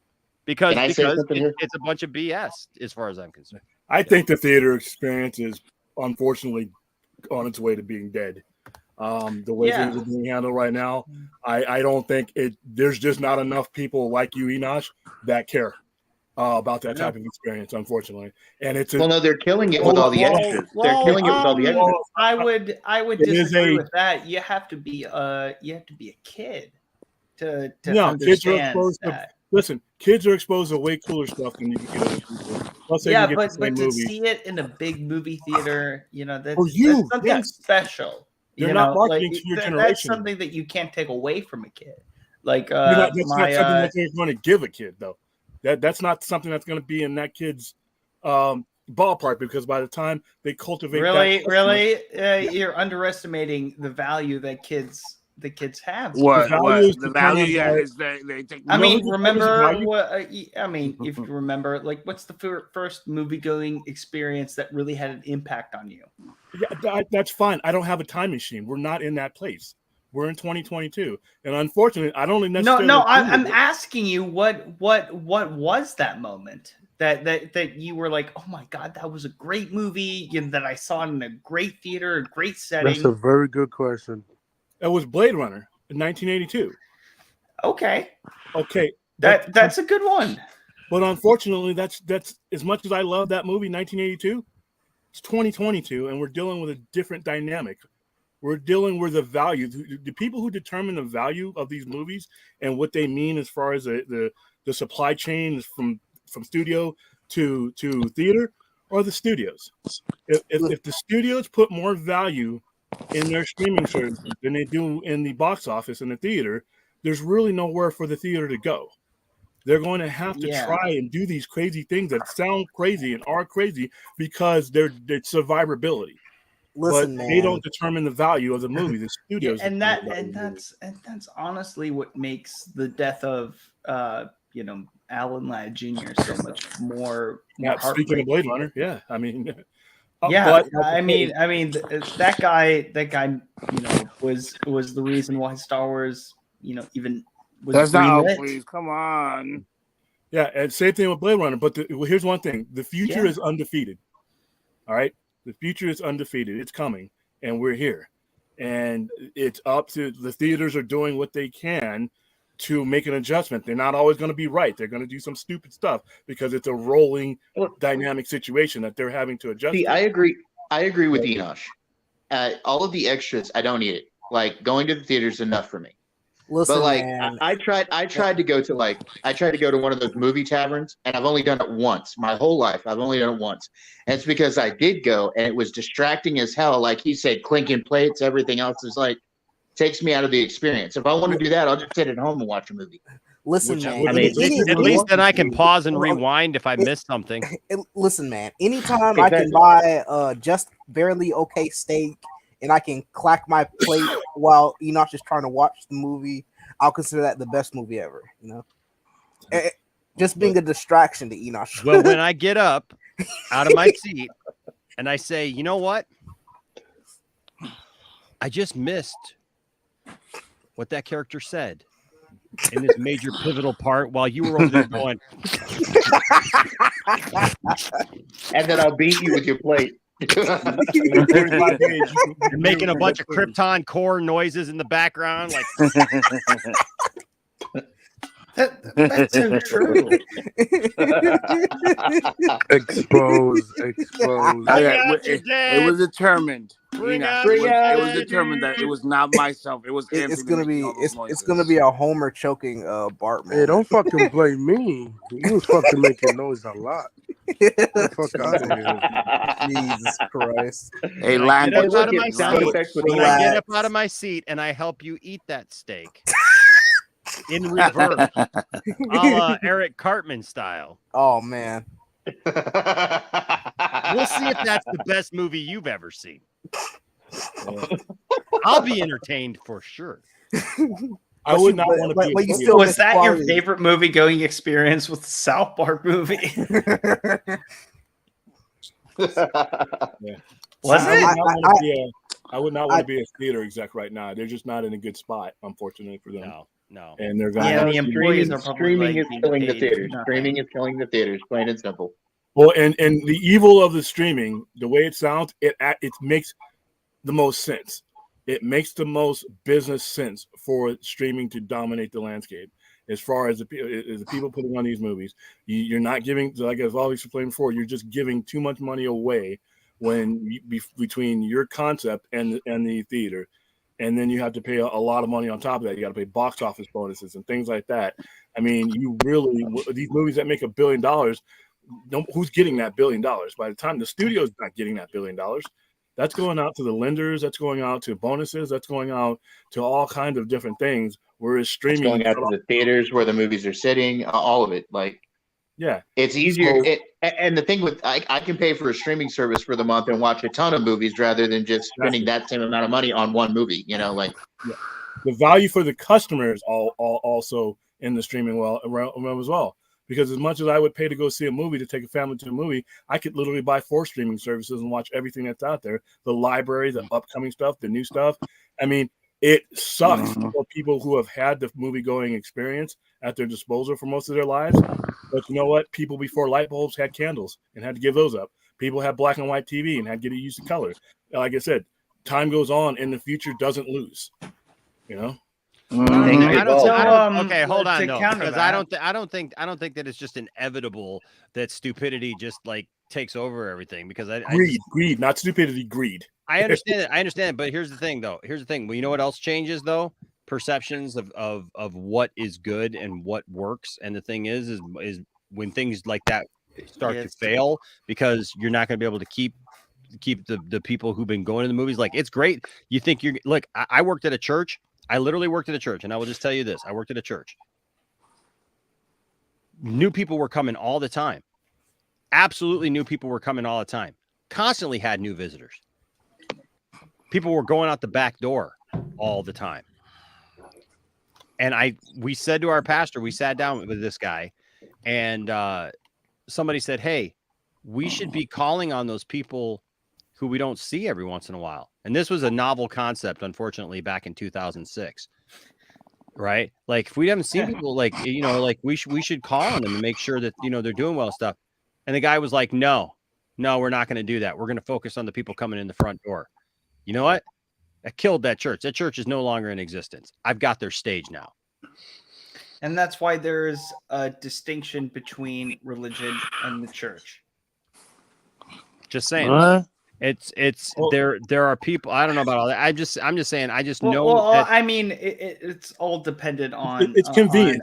How yeah. But what I'm saying is what seems like convenience now, if you focus only on people coming in the front door and you forget the people who have been there, you're going to lose your long-term customers. And who are the people? Real people? Who are the real people who keep those theaters open? Our movie is the movie going public. And so yeah, there's going to be some people who go, oh, cool, I can go eat here, and I can go stuff my face here, and I can go take a nap. I can go take a $20 nap over here at the AMC and pay $2 extra for that nap. You know, in this you know, this soft chair that vibrates my butt for, you know, 2-3 hours if I go see the Batman. You know, I wish I would have had one of those chairs the other night. My goodness. But I'm saying over time, if they're not seeing those returns, you know what? They're absolutely. You didn't get a free comic? Well, they're going away anyway. They're just slowing down their decline. What they're doing right now is the stuff that they're trying to do. They're fighting a losing battle. So it's kind of hard to criticize how they're fighting a losing battle that they're going to lose it to begin with. Unfortunately, the deck is stacked against them. It's not a fair fight. It's not a fair fight. If you're a theater, if you're a cinema right now, especially some of the smaller ones who just dealt with COVID and all this other stuff, you're fighting a uphill battle that you have no chance of winning unless there's some kind of collective bargaining to with these services, with the theaters and rotations and all that. But there's nothing in it for the streaming service. There's nothing in it for the studios. You make $1 billion. The Batman could make 400, 500 million. It's the value, like I always said, is not in the movie theater for the Batman.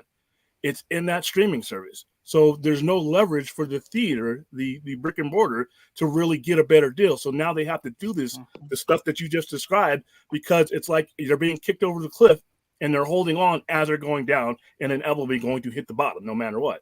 It is an inevitability for them, because there's what can the theaters do to fight the future of streaming?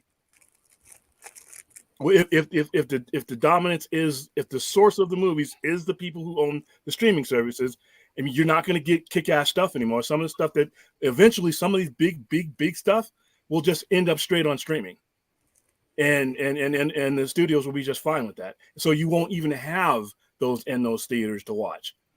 Unfortunately, that's probably where it's going. I mean, and then the series aspect of it, instead of a concept that you can get 1 mile out of, you're going to put it on your streaming service as a series so you can get many miles out of it. It's just the you know, it's the way of the world and the way of business. It makes no sense to do it the dinosaur way for them.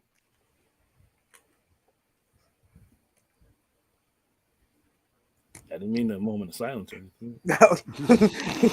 I was trying to see what Yeah. I want to see how you react to it. No, I don't agree with this, by the way. But I'm not gonna. I'm not rooting for a this. lot. A lot of people haven't talked for a while, so I'll let you guys go first. No, go ahead, man. I just, it's an unfortunate reality, but it is what it is, you know.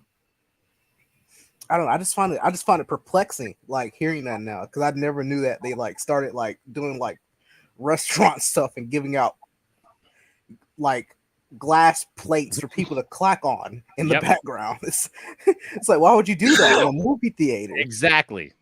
Yeah, there's like when I was living in Utah, there's a movie theater that was just for alcohol. It was called Brewvies. It's a brewery. Just for they have alcohol? these things now. Yeah. For some movies, it's appropriate. Yeah, some movies you kind of need some alcohol to get through the whole thing. Yeah. I mean, what's Tommy Wiseau's The Room without alcohol? The Lounge. Yeah. I mean, Yeah, but here's one thing that I do disagree with, Enosh. I fundamentally disagree with the comparison with the movie theater with the church. I think that's almost unfair. If you don't pay attention to who's going out the back door in any kind of business, dude, it's business. If you don't pay attention to who's going out the back door and you only pay attention to who's coming in the front door, you're always going to hemorrhage and you're never going to catch up. You're never going to catch up. With that in mind, okay, then I'm not gonna. Okay.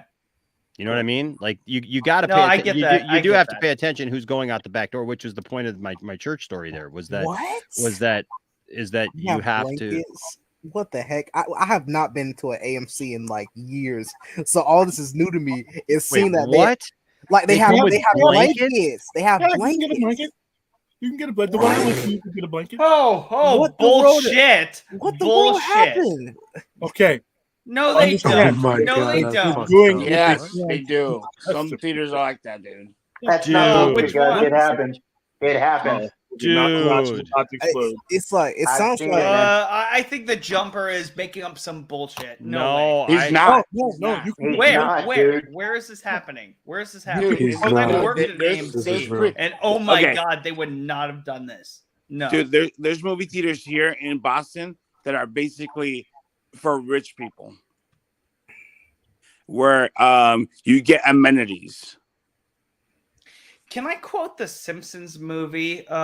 Why the hell would you pay something in the movie theater when you can see it on TV for free? That's a woke movie. Well, what I'm seeing is the Simpsons movie is not woke. What are you talking about? It's like it's literally just like here, like you pay for your ticket, you get in, you do whatever the hell you want until you have to leave. It's just they don't care. Literally, like I went to Atlanta. I went to a movie theater where it was basically a restaurant where you ordered restaurant food like steak and steak frites, stuff like that in Atlanta, and fish and salmon and stuff like that. It was an actual restaurant, and you're watching a movie. And I just went there one time. I'm like, why am I going to come into this fucking movie theater when I'm looking down eating and I'm not enjoying the film? This makes no damn sense. Oh, the jumper. They give out blankets. They give out. There's an AMC theater right now that allows you blankets, pillows, and everything else in the movie theater. Yep. What? I'm looking at it right now. Yeah, I mean that's been around. I never knew that. Guys laugh at this, but like I said, They're doing what they think they need to do to survive in an insurmountable battle. Is it free? They're not going to win. So do I was whatever, gonna- do what you need to do to make it to the next day. You know, They I gotta keep wouldn't the want to lights put on. on no nasty ass pillow. God. I wouldn't want to put on I no mean- pillow that somebody else wore. That pillow probably smell like dog Oh shit. shit. When you're trying to survive, you got to be open to ideas, and not all of them are going to go across well. All right, I gotta get going. But take care, everybody. All right. Bye. See ya, man. Later, Justin. Take care. Be well. Go watch and The have a Last great Woke. day. And The Last Jedi sucks. Bye. I agree with you 100%. Whatever, brother. I agree. See ya, man. Well, I mean, hey, Man, Enoch's that is working. Will you, crazy. And Will, you've been Lance missing is out, right. bro. Where's your vibrating seat and blankets? It depends on where they do our screenings. When we did No Way Home, they had vibrating seats in the theater we rented out. You But like said I said, one of them? no, because when I do the screenings, I have to monitor people, so I can't really. I sit in the worst seat in the house. Last night, I actually sat in the worst seat. Or Monday for Batman, I sat in the worst seat because I have to make sure all the people on our list get good seats. So it's not a big deal for me. I'm used to that, but it's just a matter of trying to. When I talk to theater people all the time, theater managers all the time, when we set up our stuff, what they're going through, it sucks. You go in one day, there's 16 employees, and next time you go in, there's 8.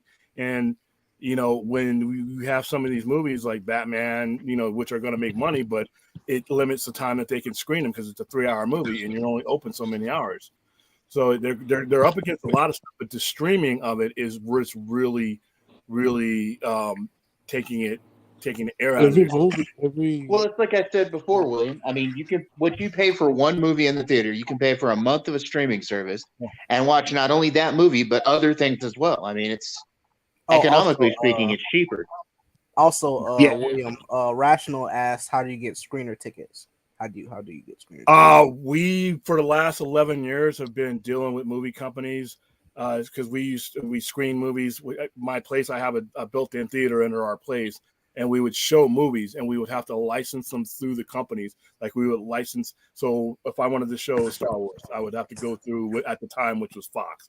Or if I wanted to show Blade Runner, I would have to go through Warner Brothers. And as we were doing this, they were looking for people to start gathering people to get ideas as far as how a movie would do and all that. And then as they started doing screenings, we were given us, a certain amount of tickets to give away. They wanted to hear the opinions. They wanted to hear our opinions.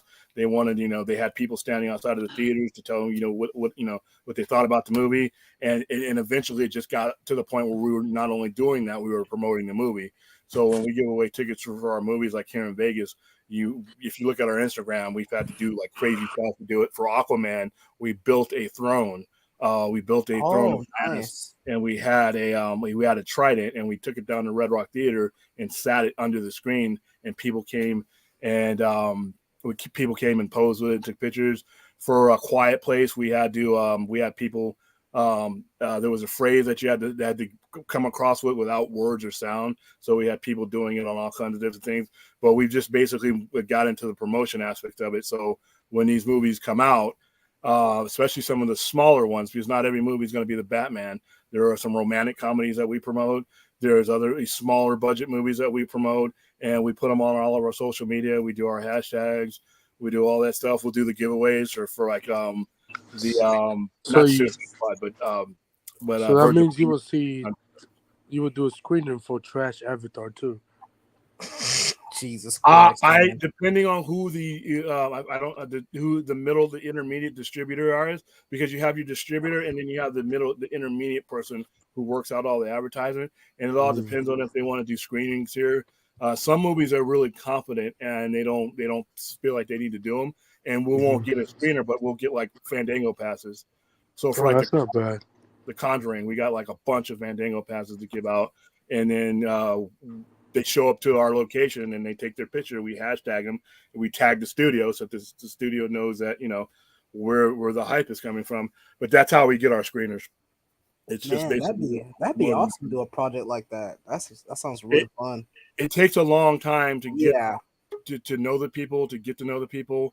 You get to know your people, who let you know, hey, this was coming on in 3 months, or be ready for this, or you may want to free up this day. Sometimes they can't tell you things, and they just tell you, FYI, heads up, keep May 4th open, and you can kind of put 2 and 2 together. But yeah, we talk with these guys. Some of them are directly, connected with studios. Some of them are the intermediates, and then we're always talking with the theater owners and people like that. And like I said, the situation from like 11 years ago till now is completely black and white. It's definitely changed. Oh man. It's not bad. But it's not just the theater. For Netflix, we got promoted. I still got patches for Army of the Dead at my store. The little so-on Las Vegas patches. We still got a stack of those. Sometimes they'll have us promote things on Amazon, or we'll do a watch party for a certain movie. We'll send out codes to a watch party, and we'll all watch it online. That's what we did that a lot during the pandemic, when people couldn't go out to theaters and they were still trying to put movies out on Amazon. 2020.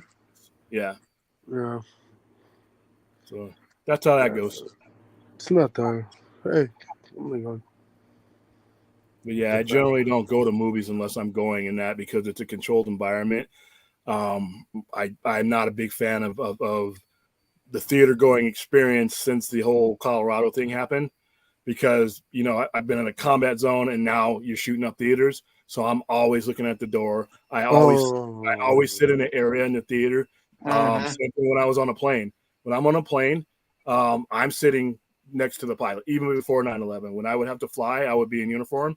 I would have they would move me up to the front. Anybody in uniform would sit up in the front. So if anybody tried anything, you're not taking my plane down with a butter knife. You're gonna have to kill me. So, but because of that, I don't like going to theaters. It just, when these screeners happen, they're controlled environments. Like for the Joker, they wanted us. They searched us. They wanted us. We had to have our IDs submitted before we went down there. There were dogs at the theater sniffing around, because they thought that happened just after the Colorado incident, and because of the violence of Joker, people thought that somebody would try some stuff. So I remember what was it, like 2-3 months ago? Somebody there was on the news that somebody shot a guy doing the No Way Home theater. I was like, bro, really? Just because of a movie? Like, I don't get people that does that. A lot of crazy stuff happens. Yeah. That's why I don't like going to them. I don't like going to general public screenings. If I can avoid it, I will. Sometimes I have to, but like I said, generally the movies I like to see come from these studios that put them out. All my superhero movies are covered. When we did Spider-Man, we rented out the theater. So what about Top Gun? Everybody that came in, we knew who they were, so we didn't have any issues there. Yeah. They gave me $40 to watch Moonfall. Jesus Christ. We promoted that movie. If you want, I have stickers that say "Fuck the Moon." I still have T-shirts from Moonfall. What merchandise do you have? I had T-shirts. I had a space shuttle sticker. I had a sticker. Go on my Instagram. You'll see it. It literally. We had the stickers that said "F the Moon." It had asterisks in it for the U and the C. We had T-shirts. We had hats. You should do a giveaway on that. I got to look up the stuff. I still got stuff from Shape of Water when we promoted that. I still got T-shirts from Shape of Water. You got to do giveaways on that. But man, Moonfall that movie was a flop. That movie is a flop. Yeah, it was a roll. I haven't even watched it yet. I didn't go. This is what happened when you my took assistant with me, so they went to that. He went off on Marvel, DC, Star Wars. I was like, bro, because he wasn't getting the promotion he wanted. That's why he went off on all of it. And that's the reason why your movie flop. If you don't talk shit, your movie will flop. And that's but see, here's the thing about that movie, Moonfall. It was a box office bomb, but once again, it's going to get sold or it's going to get absorbed on a streaming service, and people will watch the hell out of it. Birds of Prey. It should have got sold to a streaming service. Birds of Prey was a horrid movie in my opinion. It was disorganized, right, and it bombed, right. But guess what? You mean Birds of Shit? You look at what they put out about its streaming access and its streaming numbers. Same thing with the Suicide Squad. Suicide Squad lost money in the theaters, but guess what? Streaming, there's your value. So it winning and losing. There's no such thing as a box office bomb anymore like that. because I just love the 45-day release date for every movie this year. Yeah, and it might. It's I think it's amazing. going to shrink. I think people think I'm crazy. I think it's going to shrink to 30 days. Oh, that would be perfect. 30 days would be perfect. You know, and us dinosaurs will be like, that's awful. You can't do that. No. Because from our point of view, that sucks. I mean, you're killing the places where we grew up watching movies. But from their point of view, why do you want this movie showing anywhere in a place that you don't have 100% of the revenue from? Yep. You get 100% of the revenue in streaming. 100%. The Batman come out on April 19th for HBO Max. So like, yeah, and that's the next time I'm going to see it. And yes, I love sir. the movie. I just can't sit there. I hope they release an extended cut of that movie. I want to see a longer movie. Oh, and that's another thing. When you do extended cuts, it's a lot easier to do them on streaming than it is anywhere else. In the old days, you had to do physical media. But once again, physical media, you have to pay a middleman. Well, you see, I'd prefer to see something like an extended cut like that on streaming, because it's like, I can get up, I can go to, I don't have to miss something while I'm in the theater. I can just sit here and look at pause it. VBS. It has both. VBS is on there, and it's getting good numbers on streaming. But yeah, it's just the future. And like I said, a guy like me who promotes these movies, it was going to suck to see things dwindle down. They're going to have to reach a middle ground to where, somebody at some point, a streamer or a studio is going to have to see the value of the theater. Something right now, I just don't see it for them. But at some point, and it might be up to fans. The people who are watching streaming right now may have to change the weather on this, and they may have to be, you know what? I don't want to see Blade Runner 2049 on even if I have a 70-inch TV. I want to go see it in IMAX. So it's going to take the people that are making up the bulk of the clientele now, who are comfortable with everything. Stella. You see, I left and I went and got Stella, and I brought her back. Yeah. You brought us Stella. Thank you for bringing us Stella. Yeah, Something like skulking this would around be cool, right? I got one thing to say. You're welcome. Thank you. Remember Jimmy Fallon? Was it was it Jimmy Fallon? Yeah, it was Jimmy Fallon. He was the computer repair guy on Saturday Night Live, and they'd always come in and there'd be something wrong with the computer, and Jimmy Fallon would come in and go, well, "Did you try this?" And yeah. Well, did you try this? They would always try to outsmart him. Yeah. Did you try this? And he'd go, well, no. Move aside. And he'd come in and just be like, dude, that's a long time ago. You're old. So like something. You're welcome. Yeah. William, something like this, right? Like exclusive, right? For 30 days, right? The movie theater, right, will give you a 1 month of HBO Max. Scotty, exclusive. see, Scotty's here. I love you, Scotty. You know what? Scotty lurks, and I love the fact that Scotty's here.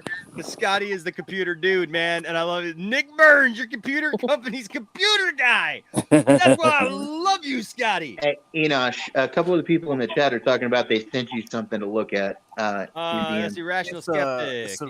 Let's see what Rational Skeptic sent us. I feel like I'm on Wheel of Fortune. Hey, when I leave now, William, now you have access. You can bring up comments and stuff. Oh, you know what? I didn't know if you wanted me doing that. But okay. I actually put it. I didn't know if you were really actually put it in the private chat before I left. Oh, I'm sorry. I didn't. Did I? Yeah. Okay. Let's see what. Oh, sorry. I didn't see that till now. Pay attention. Okay, no, I'm just kidding. Hold on. Wait a second. Oh, dude, it's one of my favorite posters. Hold on a second. Okay. Rational Skeptic sent this. Rational sends some really cool stuff sometimes. Rational here with this. Check that out. Ooh. Oh, that looks. Ooh, that's neat. That's awesome. Wow. Is that Alex Ross? Is it Alex Ross? It might be Alex Ross. Yeah, it might be. That looks like Alex Ross. So dope. Let me see. Does it say on there? I think it is Alex Ross. I mean, it definitely looks like Alex Ross for sure. I love Alex Ross. I'm trying to get an interview with him on our shows. Oh, dude. DC Talk says he sent you something too, Enosh. Ooh, DC Talk sent me something too? Yeah, okay. On your IG. On IG. Okay, let's see. I don't usually do Instagram on the computer. Oops, hold on. Am I full screen? No, okay, good. I thought you guys were looking at me just you do. Okay. I'm on. Hi, I'm full screen. How's it going, guys? Okay. We're just staring at you, Enosh. Like Crazy Joe when he left and just walked away. Oh, yeah. Okay, so no, this is cool. This is cool. DC Talk sent me the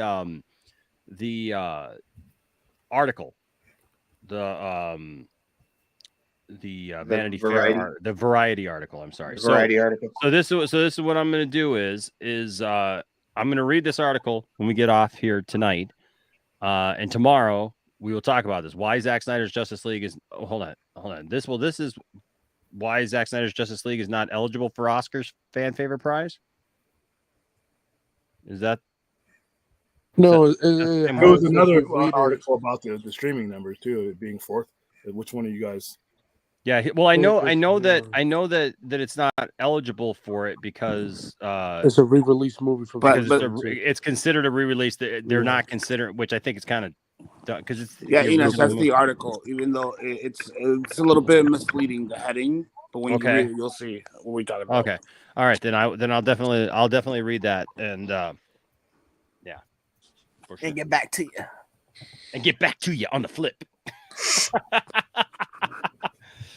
Because hopefully tomorrow it's not as an exciting news day. Like hopefully nothing goes down. Like that takes up everybody's time.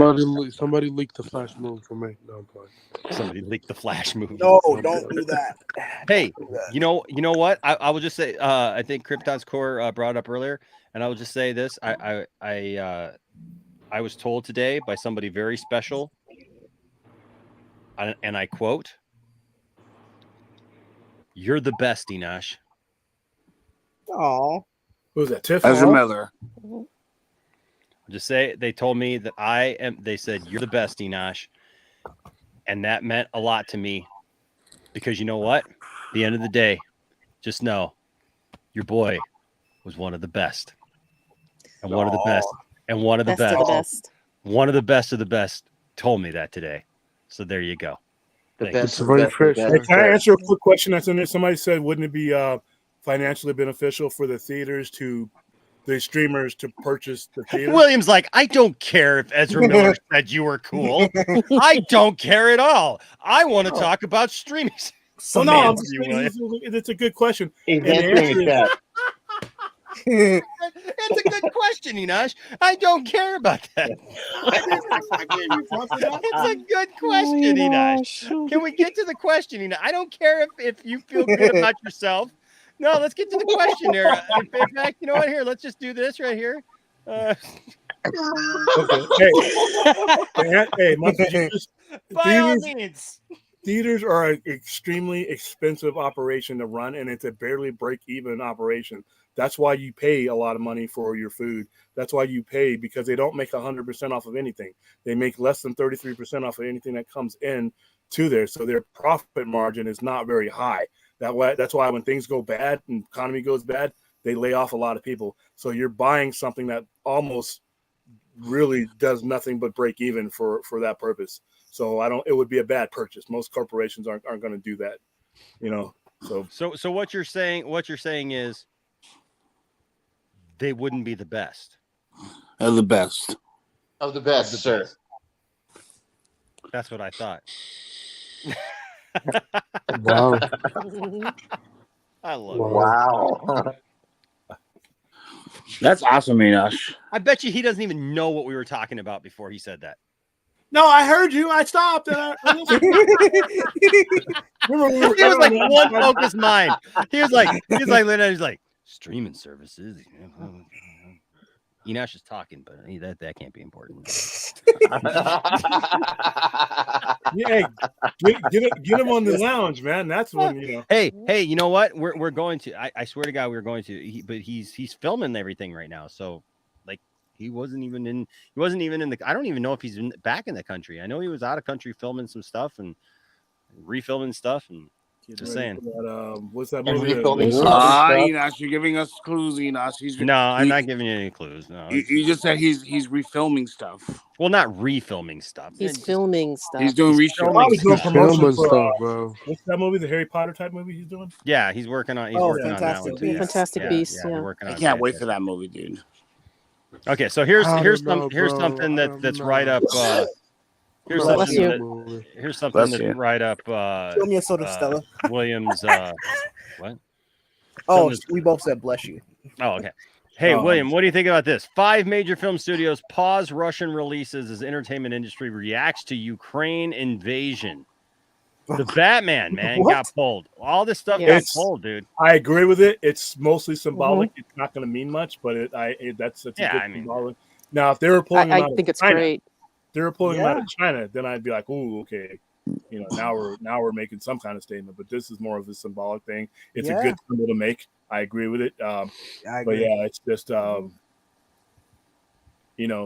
the Russian people are this is just one of the things that they're going to have to do without, that they're not used to having to do without. Russia's not a big movie market, but when your quality of life is affected by things that you usually can just turn the channel, that's the thing. People have the luxury all over the world, no matter what's going on, to turn the channel. It's not my business. It's not my backyard. It's not my land. It's not my anything like that. But when these things start to affect your quality of life, even if it's just going to a movie or being able to buy an iPad, then that's when the resentment starts to build. Little things like this are just a piece of that puzzle. Unfortunately, the Batman is some poor Russian guy who's been waiting to see the Batman. Is not going to be able to see it. No, but poor guy. He can look to other people to blame on that. Well, he's also not going to be able to see The Lost City or Sonic the Hedgehog 2. Yeah. Yeah, I mean, Russians have kids. Russians have kids too. They've been waiting to see, these movies, and now they're, why is this going on? The Cannes Film Festival said Tuesday that unless the war of assault ends in conditions that will satisfy the Ukrainian people, Russian delegations or anyone linked to the Russian government would be barred from the May festival. Yeah, and that's to a larger extent. Those guys are being traveling anywhere. Yeah, and there's more. A spokesperson for The Killers told Billboard that the band will no longer be performing at the Park Live Festival in Moscow in July. A spokesperson for Warner Media, which owns Warner Brothers, said Monday that the release of the Batman will be halted in Russia. Sony paused the theatrical release of its upcoming slate of films, including Morbius. So all of Sony's films are being pulled. Wow. The Walt Disney Company said Monday it would pause film releases in Russia, including the upcoming premiere of Pixar's Turning Red. Sorry, that's funny. That's a Cold War joke right there. I got it. Oh, he was paying attention on that one. Okay. So Disney's pulled out. Louis Tomlinson posted Sunday that his upcoming shows in Moscow and Kyiv are canceled until further notice. Green Day called off their May performance in Moscow on Sunday. Let's Go Out with a Bang band, AJR, canceled an upcoming performance in Russia on Friday and thanked fans in the country who opposed their country's unprovoked and criminal behavior. Yes, as the Russian box office brings in considerably less money than the U.S. market does. In 2021, the best week at the domestic box office earned roughly $451 million, and the best week at the Russian and Commonwealth of the Independent States box office brought in roughly $20 million. So, wow, yeah, wow. So that's quite a discrepancy in between the best weeks, But also, this actually does. I think this speaks a lot, though, too, as to what William was talking about, like. I think that a lot of times we're looking at this country like it's the former Soviet Union, like it's it's on par with everything, and it's just it's a different world, man. Because he's living in that nostalgia. Yeah, he's living in that nostalgia. Yeah, nobody else is, but the rest of the world really isn't, and like they don't have indefinite resources. Yeah, Russia is no longer a very rich country. People don't quite understand that. Yeah, It's the the only oligarchs that have all the money, and their money right now is worth less than our U.S. penny, which is unbelievable and marvelous at the same time. To get the point across that this war should not have happened. And again, people don't realize our U.S. movies are one of our greatest exports to the world. That's why they love American culture. For the ones that do love us and don't hate us, Yeah. But well, that's the thing. That's a big deal. Most of them do like us. Still, it's their. Yeah, no, that's their politician. belief. That's how they escape, the fascism and authoritarianism in that country. and gives them the hope, the dreams that things can get better and change. And I'm just amazed that everyone's clamping down on all this, especially, sorry, slight sidestep, Switzerland I know that's what I was becoming gonna not say, neutral. Stella. That was like, That was holy. nuts. They're That like, was no, just we're like, freezing all your assets, buddy. yeah, for young ones, that is historically never. Switzerland swears up and down to be neutral and be good to everyone, even if you're evil, like most of the Russian oligarchs. So that, when they started doing that, I was like, okay, let's see how long this is going to last now. Yeah, it's And, just he's a cold world relic, but the people who live in the country, if your average age of the people who live in your country are 33 years old, you were literally being born when the wall came down. So you have never known the Soviet Union. So now you they have don't this know the Cold dinosaur. War. Yeah, this dinosaur is trying to bring you back to the Stone Age, to the glory of what he thinks the Soviet Union, because he takes it personally that it broke apart. And the people who are in his country are like, "What are you talking about, dude? We got relatives in the Ukraine. We got people. Your soldiers over there that have family in the areas that they're fighting and shelling. That in Russian-speaking areas. So it's a cluster, man. Yeah, I mean, I just saw a little clip of Ukrainians feeding a Russian soldier and giving them their phone so he could call his parents, because he got very strange orders of which didn't match up to what the Ukrainian people were telling him. And he's like, no way. And he's like crying, and they're feeding him and taking care of him. Yeah, because they told him that because they're not allowed to say the word war. Yes. It's military exercises. So they Yeah, had no that's what I clue mean. that They were were being actually invading. Yeah, they were being lied to, and now that they realize it, and all these soldiers, and they're boys, they're 18, 19 years old. They're not and even I'm part like, of the war. the more I hear, it's like, damn, Putin really is off his rocker. And they've got a bunch of children fighting a war for him.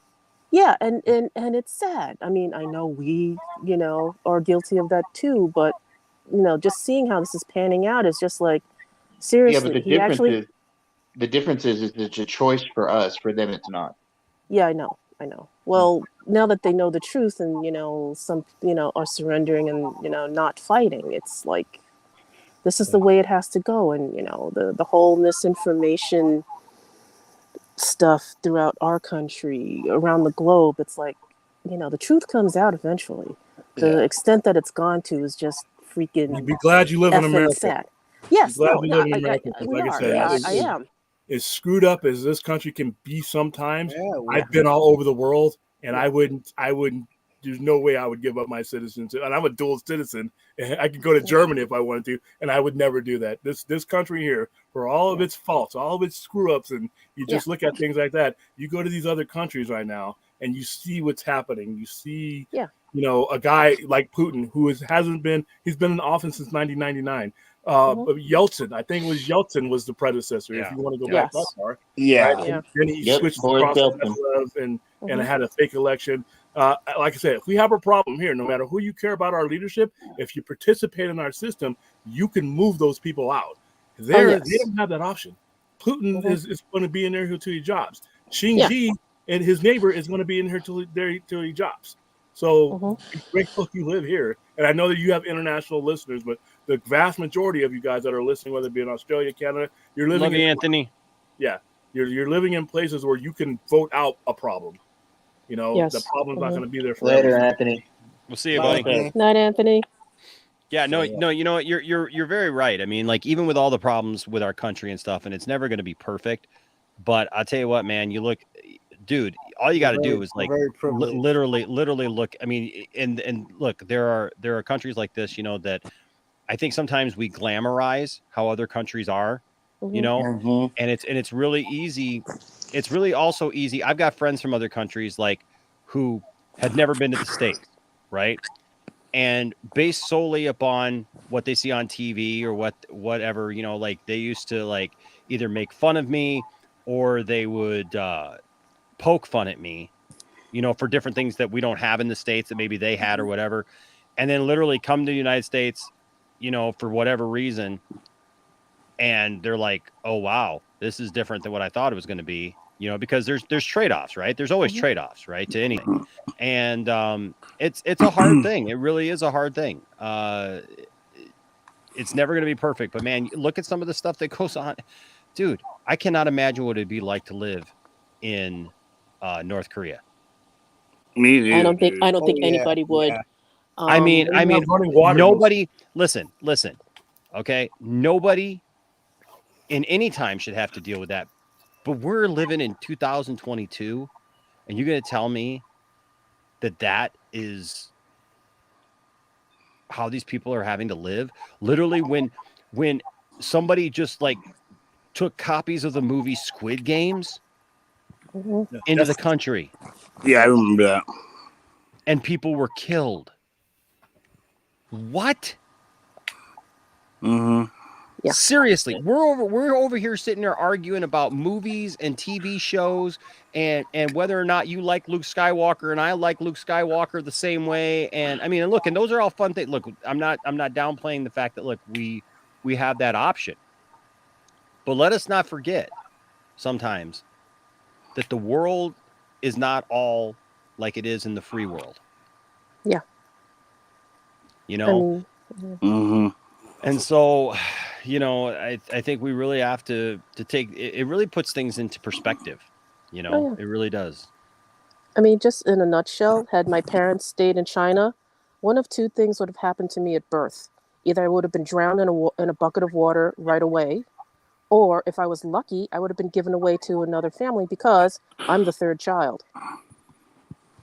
Yeah. You know? Wow. Oh man. Yeah, it's that one Just child so you family know. thing. It's horrible. Yeah, I mean, and given, like I said, given what my grandparents and parents and beyond went through, I'm still going to tell you, we've had some horrible issues, but Oh, yeah. for yeah, the most most part, it definitely. is a self-correcting country eventually. So we had slavery, we don't have it now. We had Jim Crow, we don't have it now. I can go anywhere I want to in this country, and there's no segregation signs. There might be people who try it, but because we got this constitutional thing and these laws things that apply to me and these amendments, 14th Amendment, we're a self-correcting country. Other countries are not. Russia's not a there's no opportunity in Russia to correct the issue that's going on right now unless you can get to that. You know, you can't, Kim Il-sung, you can't correct him. You can't correct Xi Jinping. You can't correct these. You do not have an opportunity to correct these things. So, you know, what I don't understand is like, you know, because we're all humans, right? And the fact that people give a certain person this much power, like this much to like destroy people, and and that's why you look how isolated he is. Did you see that photo where he's by himself and everybody else is all the way on the side of the table? Yeah. And it's like, why don't one of these people just clip him? Just clip him. Whoa. Oh, they are. I mean, I love how. I mean, all just the shoot him in the hackers- brain, in the head. Just shoot him in the head. No, the assassination. Well, let's not advertise assassination. Yeah, Let's don't go there. Yeah, I mean, I just love how Anonymous and all the other hackers are taking down the Soviets that way. Well, the government that way, and it's just Putin really thought he could get away with this, and here the whole world is getting back at him. Because he got away with it for like 8 years when he went to Czechia. Well, and it's interesting. Wouldn't It's do interesting anything. too because this is the first time that I think we've seen this in a while. And especially with this kind of scale, right? Yeah. I mean, like we've seen world wars, but even though this isn't a world war, it's interesting because Williams just said last week, with his experience that this glamorization of like what World War III is gonna would ever be like, right? Yeah. Where it should it's stop us. It's not going to. Somebody's gonna have to be really crazy. I mean, they're gonna have to be ready to die and for just the entire planet to die. Right. Yeah. But the reality is more than likely you're going to see things like here where it's like somebody does something stupid and the world just comes together and goes, no. Yeah. That's exactly what's happening. And that's what happened. Look, that's what happened in the past. Surprised. But what did they have at their disposal in the past? They had traditional weapons of war at their disposal in the past. Now we have things like Elon Musk turns on a satellite and all of a sudden there's that was amazing. There's feeds. So you can say whatever you want to about Elon Musk, But you know what? When crunch time came, he did that, right? Yeah. And he said that, and he did what had to be done. Like Stella just said, there's other people who are doing these things, other countries that are coming together, other people who are coming together and doing these things. And I think you're seeing the world fight with the new tools that they have. The stuff that's available. Because I mean, because the thing is that we can't go into that country because the moment we go in, it's World War III. It's like cutting off their money. It's like cutting off their banks and stuff like that. Yeah, they did. It really so does many go back to something They did. unbelievable. That was something that I just saw that like apparently the economy is about ready to collapse there, and it's like, dude, the ruble is worth less than a penny, dude. Yeah, less than our penny. One and that, ruble is you know, less than and a you know how penny. we feel about our penny. You know, it's worth nothing basically. If we had these tools in the 1930s, like I said last week, there would not have been a World War II. There would not have been a World War II. Well, yeah, because NATO was created after. Well, money, Yeah. greed. If Money, you greed. would have told half the world that we're going to basically shut you off from your oil, your running water, your things that make you happy, even though the death toll of having 20 million people killed should have been enough, you wouldn't have even gotten to that point. Because if you could have isolated Hitler in the same way that you're isolating Putin, he would not have been able. His industrial machine would have never even got off the ground. Same thing with Japan. Japan attacked us because they needed resources. They needed resources, and we were in their ways in regards to oil. But if we'd have gotten all the other oil oligarchs back in the 1930s and everything and said, you know what, not only are you not going to have access to it, you're not going to be able to sell it. So you're just basically going to literally be an island. We probably wouldn't have had World War II because, like I said, they were doing this for territory, money, power, and everything else. And if you tell somebody that it's not going to work, you know, they wouldn't. Now, it didn't prevent Putin, because I really think Putin, because he's been able to feed his people this so long, that he made himself believe that this would be okay. He looked at what happened to us with Afghanistan and everything else and all these things. He said, America, the people who usually stop us don't have the stomach for war, so I'm going to go do this. But we don't have to shed any blood to stop you this time. So. And it's like I was saying, it all goes back to what William said about greed last week. Plain and simple. You cut him off from the thing that he thinks he needs, and either he's going to stop or he's going to do something really stupid. No, but the thing is, it's mutual annihilation. He can't do anything with dude. It's mutual annihilation, dude. Something happens with a nuclear weapon, and there's no more Russia. Yeah, I know. There will be no more Russia. I know. I said that last week. But yeah, I mean, it's a bad situation, but I think we're doing it the right way this time instead of just automatically resorting to war. Yeah, we're setting the standard so that the next guy who's a lot smarter, like I said, China wouldn't do this because they know. I mean, most of these countries won't. You know, the first world countries won't do this because they don't want to have this happen to their people. Because guess what? Even if you're a dictatorship, if you get enough people at the bottom to shake the ground, dictatorships fall. Look at the Romanovs in 1917. They fell because of people were starving in the streets, not because they pulled out of the war. People were starving in the streets while the czars were drinking wine. They're still living it up. Yeah. So if Putin is sitting at his nice long table and one of the richest men in the world, and his oligarchs are, but the Russian people, the average Russian person, can't get any money out of the ATM, can't go to a movie, is eating. I mean, it's going to cause some problems. Yeah, because even no matter how many lies that they've been fed, they're going to be like, "Why is this happening? Why can't we see a movie? Why can't I pull money out of the bank?"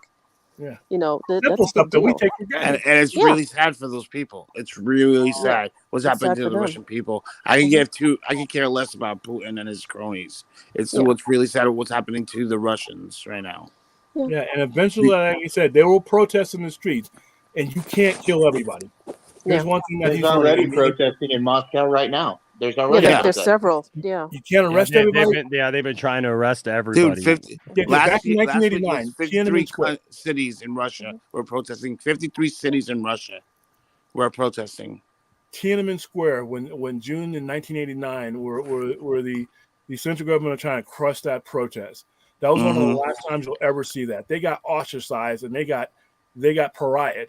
And we didn't have the internet then. We didn't have a lot of these things that we have then. Now we had news coverage there, and it was very bad. But now, if something happens to you, it's all over the world. And those soldiers and those people that you're going to order to shoot your own people, they're amongst your society now. It's not like the Cold War soldiers back in the 80s who were making a little bit more and they were living a higher life than the average citizen. Your broke ass Russian soldier lives with your broke ass citizens that you're telling him to shoot, and they're having a problem shooting Ukrainians. Just imagine how they're going to because have they're related. Oh so, yeah. They're but these cousins. movies, going back to I'm sorry, going back to the movie thing. It's the quality of life is what this means. It's the quality of life, and that's how you end these things. And unfortunately, like I said, I wish they would take stands against other countries, because what Putin is doing is blatant. But there are other countries that are doing worse things that we don't always stand up to, because money talks. I wish we would be more. Yeah, that's the sad part. Yeah, I will take this, but I wish, speaking of China, China does some things that we have issues with. But if this were China, would we do this? Would we be taking this stand against China if they were threatening Taiwan, or with the Uyghurs and things that they're doing in their own region and human rights? Would we take this kind of stand against them with our movie releases? Unfortunately, I don't believe so. I wish that were the case, but I think that now you're talking but William, don't you think that look what's happening right now? I think China, because they're together with Russia, but because of what's happening to Russia right now, you think China will never try this shit? I don't think China will. We make up too much of their gross domestic product. I mean, and the fact that this is happening to Russia, how everything's gone down, that the world is united against them. Well, everything is united against them. I don't think China's not that stupid. Well, even China is putting them at arm's length right now. Even China's going, whoa, hey guys, like, let's not, basically. Remember, China's also trying to be neutral about this, so that says something too. They're not going for or against. They're putting Russia at arm's length. So China has something worse to fear, because it won't take a sanction to hurt China's economy. Yeah, because it takes us pulling out. Yeah, if China does something that the American people disapprove of, we start boycotting. We stop buying stuff from China. We start buying stuff from, it only takes 2 seconds to turn the back of a can or an electronic item and see where it's made. And now, if they have the sentiment against the Americans, because right now China's able to get away with it because we want cheap labor, we want cheap products, we don't want to pay for anything. So China has that leverage. But if something were to go down, that leverage can go away for a little bit, and it wouldn't need to go away forever. If you were to boycott Chinese products for 6 months, it would offset their economy. So it would take them 4 years to make up that 6 month deficit. So China, you don't have to do sanctions against China. The American people will be like, just buy American, or buy from here, buy from Mexico, buy from anywhere from China. If China were to do something like that, and that would be devastating to them. If any Western country, France, because you know what? Let's buy from America. Let's not buy our oil from this. Someone please. So China's been very careful. They're not fools. They're communists, name only, but they're capitalists. Yeah, they've been enticed by capitalistic ways, so they're not entirely, how shall I say, totally communist. By the way, they like making money. Communism. The world has never seen, and I'll repeat this, the world has never seen true communism. Yeah, right? Exactly. The utopian society that Marx and Engels designed, that Lenin corrupted, is a situation that is supported, surrounded, and for the people. There is no central leadership. The central leadership is the people. The fact that you have a dictator immediately ends your communist dream. If you have a dictator that has to maintain power, you do not have true communism. You have socialism. You have socialist dictatorships. But the word communism gets thrown around when you look. If you read the Communist Manifesto, if you read Engels, if you read Marx, if you read what Lenin before he was corrupted, it was a utopian society meant to keep the worker as part of the situation that would otherwise control him. That has never happened in the world history. Because what communism really is, it's the law of consecration. That's what I'm talking about. But the problem with communism, it doesn't have religion. Because the law of consecration is like everybody's equal, everybody's the same, everybody gets the same thing, nobody's above anybody. But the moment you put a dictator up there, it becomes That is- communism because there's that no is- right. there's somebody that's above everybody, and the fact that the law of concentration, everybody's supposed to be equal, everybody gets the same thing, everybody's sharing, and that's utopia. That's a utopian society. But when you don't put religion into that situation, this is what happens. Yeah, communism by law. When Marx wrote it, it was atheist, not out of disrespect or towards any religion, but to eliminate the conflict of one religion over the other. Because remember where they were coming from, religion had caused all the wars leading up to his time. So he had a situation where he eliminated the power structure and he eliminated the conflict. Without the power structure and the conflict, you would have a utopia. If you look at the Soviet symbol, it's a hammer and a sickle. That is for the workers. That was for the workers. There's no crown. There was no Lone Star or anything. It was for the workers because the workers were being exploited by the czars. And in Germany, it was the same thing. A lot of these royals shared blood with each other. The British royals shared blood with the German royals going into 1917, and they held that society down. So that is the world has never seen communism. They use the word, and no one knows what it means, and it's frustrating because Cuba is not communism. The Soviet Union was not communism. North Korea damn sure isn't communism. That's the antithesis of communism. But they use that word to put the red scare into people. But if you ever read Engels, if you ever read Marx, if you ever read the manifesto, and you'll see that there's things in it, and they meant well. But once you put that idea, and then Stalin completely destroyed it. Lenin destroyed it by the revolution. Once you used violence to subvert the people and hold them in line, communism was over. And then Trotsky was going to try to go back to that, but he got an axe in the head. And then you got Stalin, who took all the worst aspects of communism. He took the control aspect that was never supposed to be there, and he put the fear into it. And that's what we have today. That's where you get Putin from.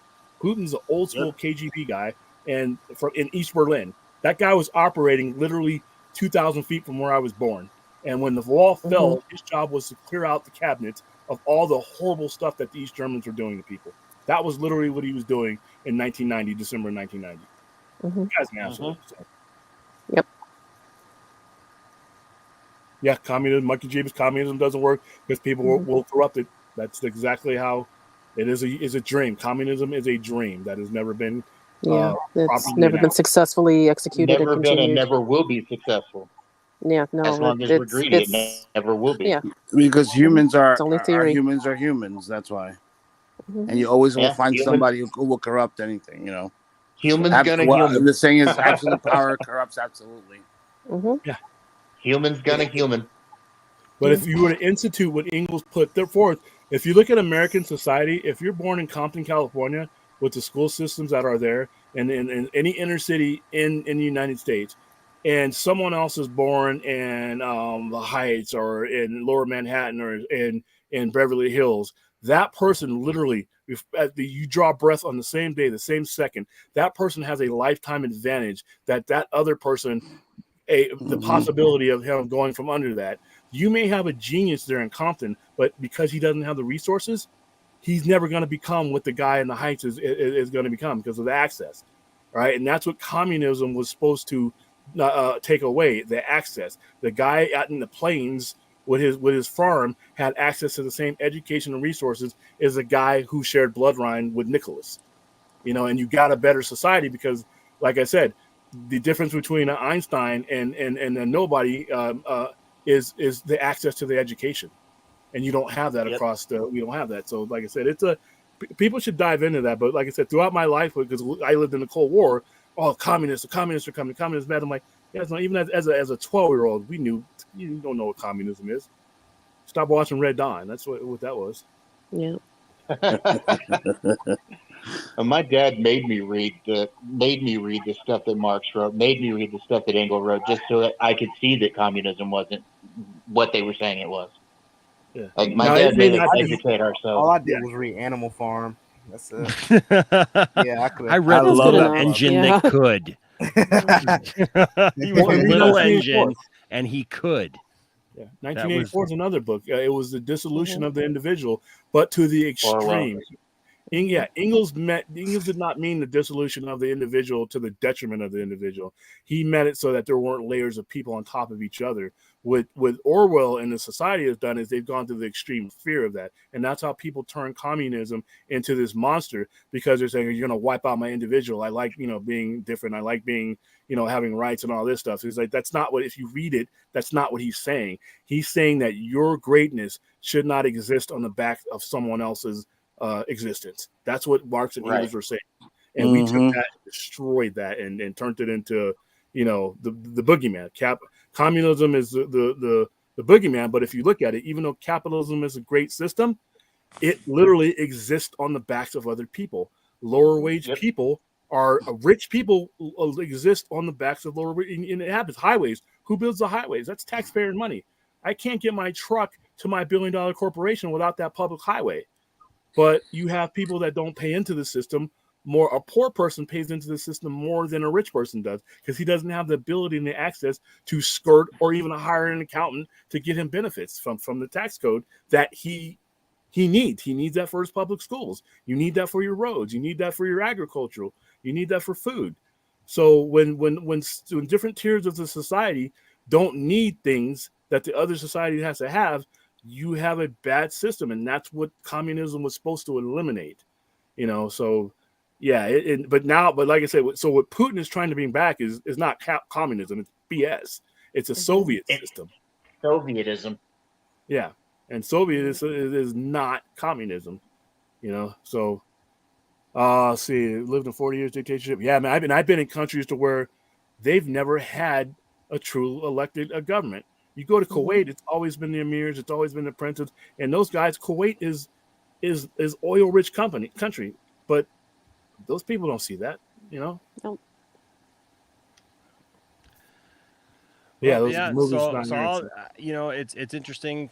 I think it's really cool that we can have these kind of discussions about stuff, and look, and it's cool that we have an end to it, like even with a show like this where we get there via the fact that movies, are affected, that like was said earlier, like we're very spoiled in the fact that we have all these things at our disposal, and that we could do certain things and stuff, and it's amazing the things that can change when our personal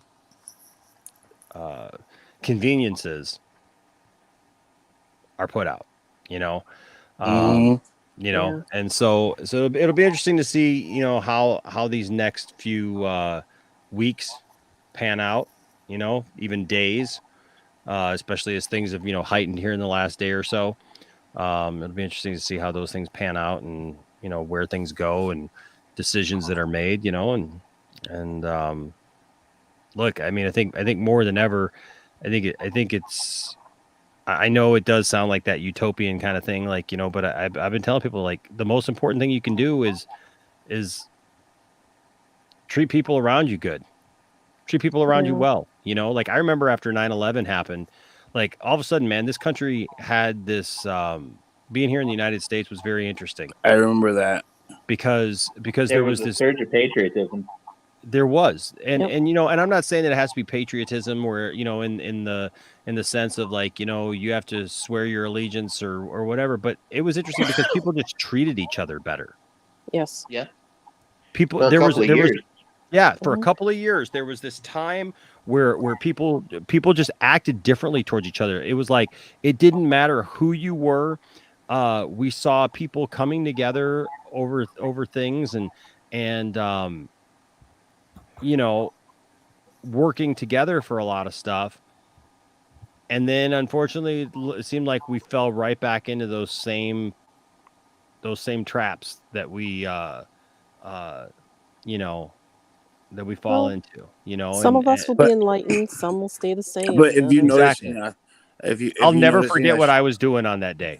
And I know a lot of people won't. I know a lot of people won't forget what they were doing on that day. Mine was so mundane. You know what I was doing on 9/11? I was standing on a chair in my first house, hanging up this tie interceptor. right there.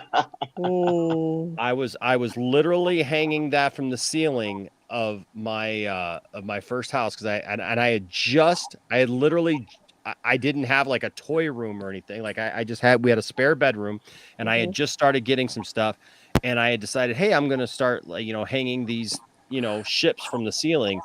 And I'll never forget, I was that tie interceptor is a pain in the butt to hang because it's got the long wings that come way out and stuff. And so the center of gravity in the ship is not right.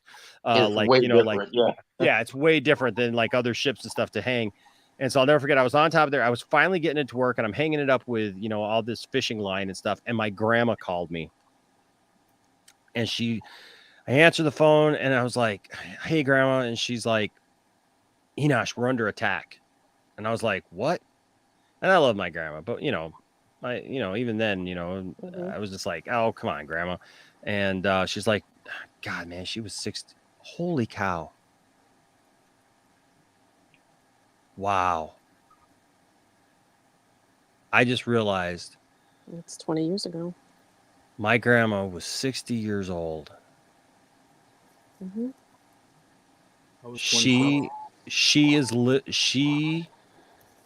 Wow. I am closer to her age than. Man. That's wow. Not necessarily the best way to think about it, but I get where you're coming from. I was asleep on 9/11. That is crazy. But she called me. She called me up, and she was freaking out because she was talking about how we were under attack, and I was like, whatever, Grandma. Like, sure we are. She's like, no, you got to turn on the news. You got to turn on the news. And I was just like, okay. And so like, she made me put down everything. And so I went and I was working third shift at the time, and I'd gotten home that morning, from working, and I went and sat on my couch, and I was just glued. And it was literally right after the second plane had hit. And I was like, I'm trying to assess everything, and I'm realizing, holy cow, there's something going on here. And I think that's just a moment that is burned into a lot of our hearts, because in the modern times, that it's the first time we've been attacked here on U.S. soil. I was at work since and I was at work, and I worked for Radio Shack call center, and we did installations for direct. You were talking about me dating myself, William. Jeez. No, that was me. This is me talking. I was joking with William because William was joking about me dating myself earlier. I was like, talking about me dating myself. Jeez, he worked at Radio Shack. Yeah, well, I was working for Radio Shack call center, and we did installations for DirecTV. We set up appointments for installations for DirecTV and Dish Network. One of the girls that worked in my office was on the phone with somebody in the tower. Oh shit! And the phone call, the guy she said the last thing the guy said to her was, "Hold on a minute, that plane's flying really low." Next thing we know, we're seeing this because they had the news on all the time in the corners of the room. They had television monitors. We had the news on all the time, and they showed on the news where the planes hit the towers.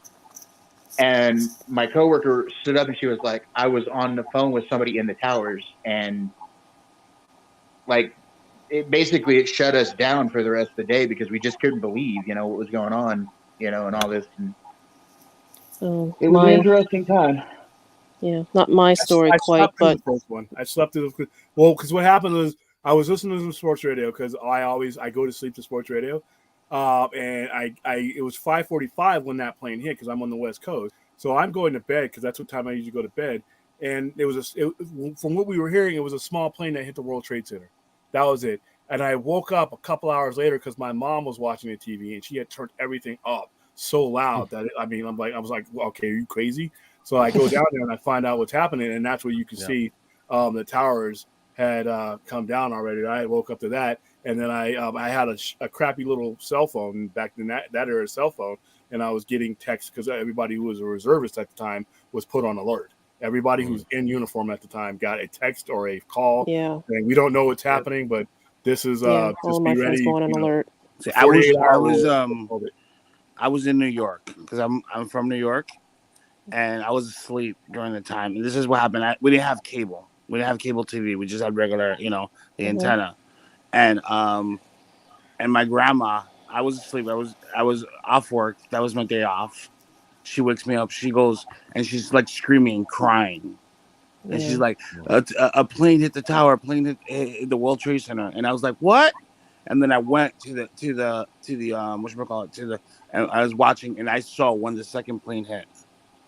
Oh my gosh! Yeah. My cousin on the news. I'm like, what? And that's when I knew, okay, we're under attack.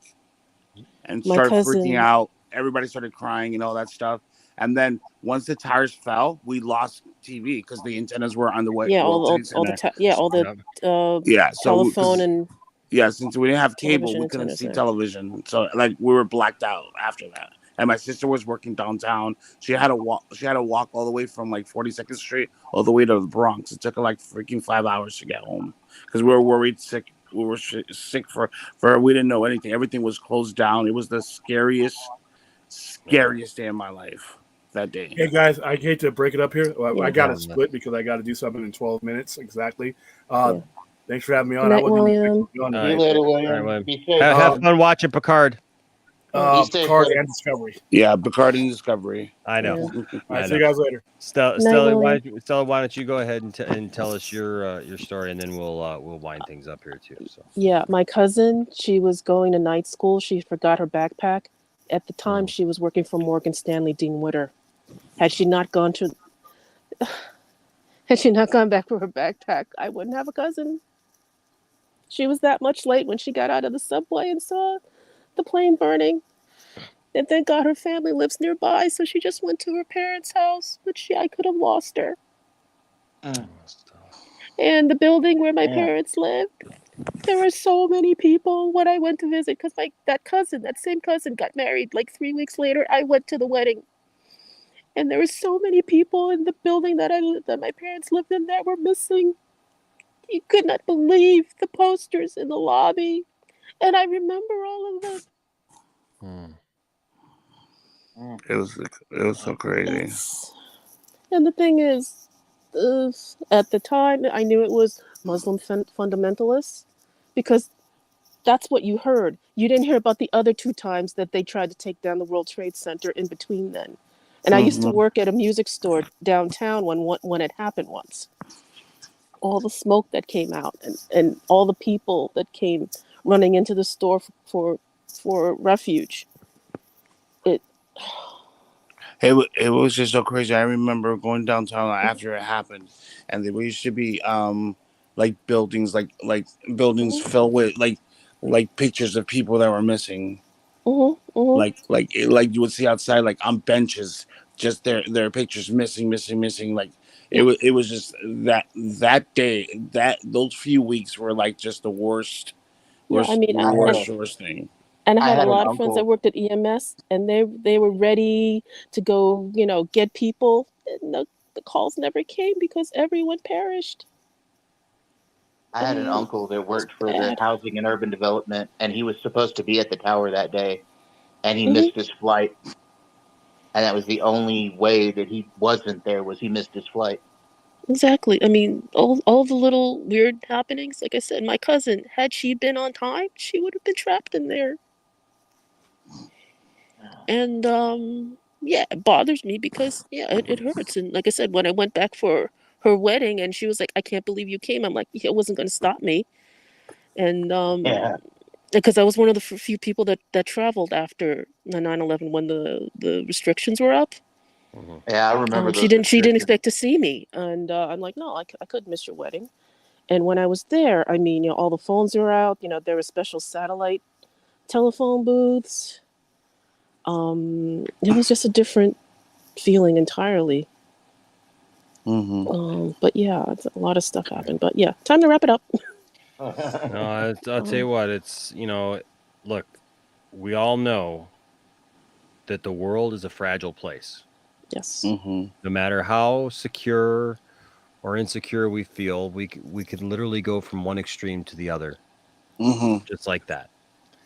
And you know, there's scripture that and of course, you know, I'm going to relate it to that because of what I do and everything. But there's scripture that talks about that, how, you know, when you think all is settled or you think all is peaceful, be aware, because things can change, and they typically do, you know. And you know, I keep telling people,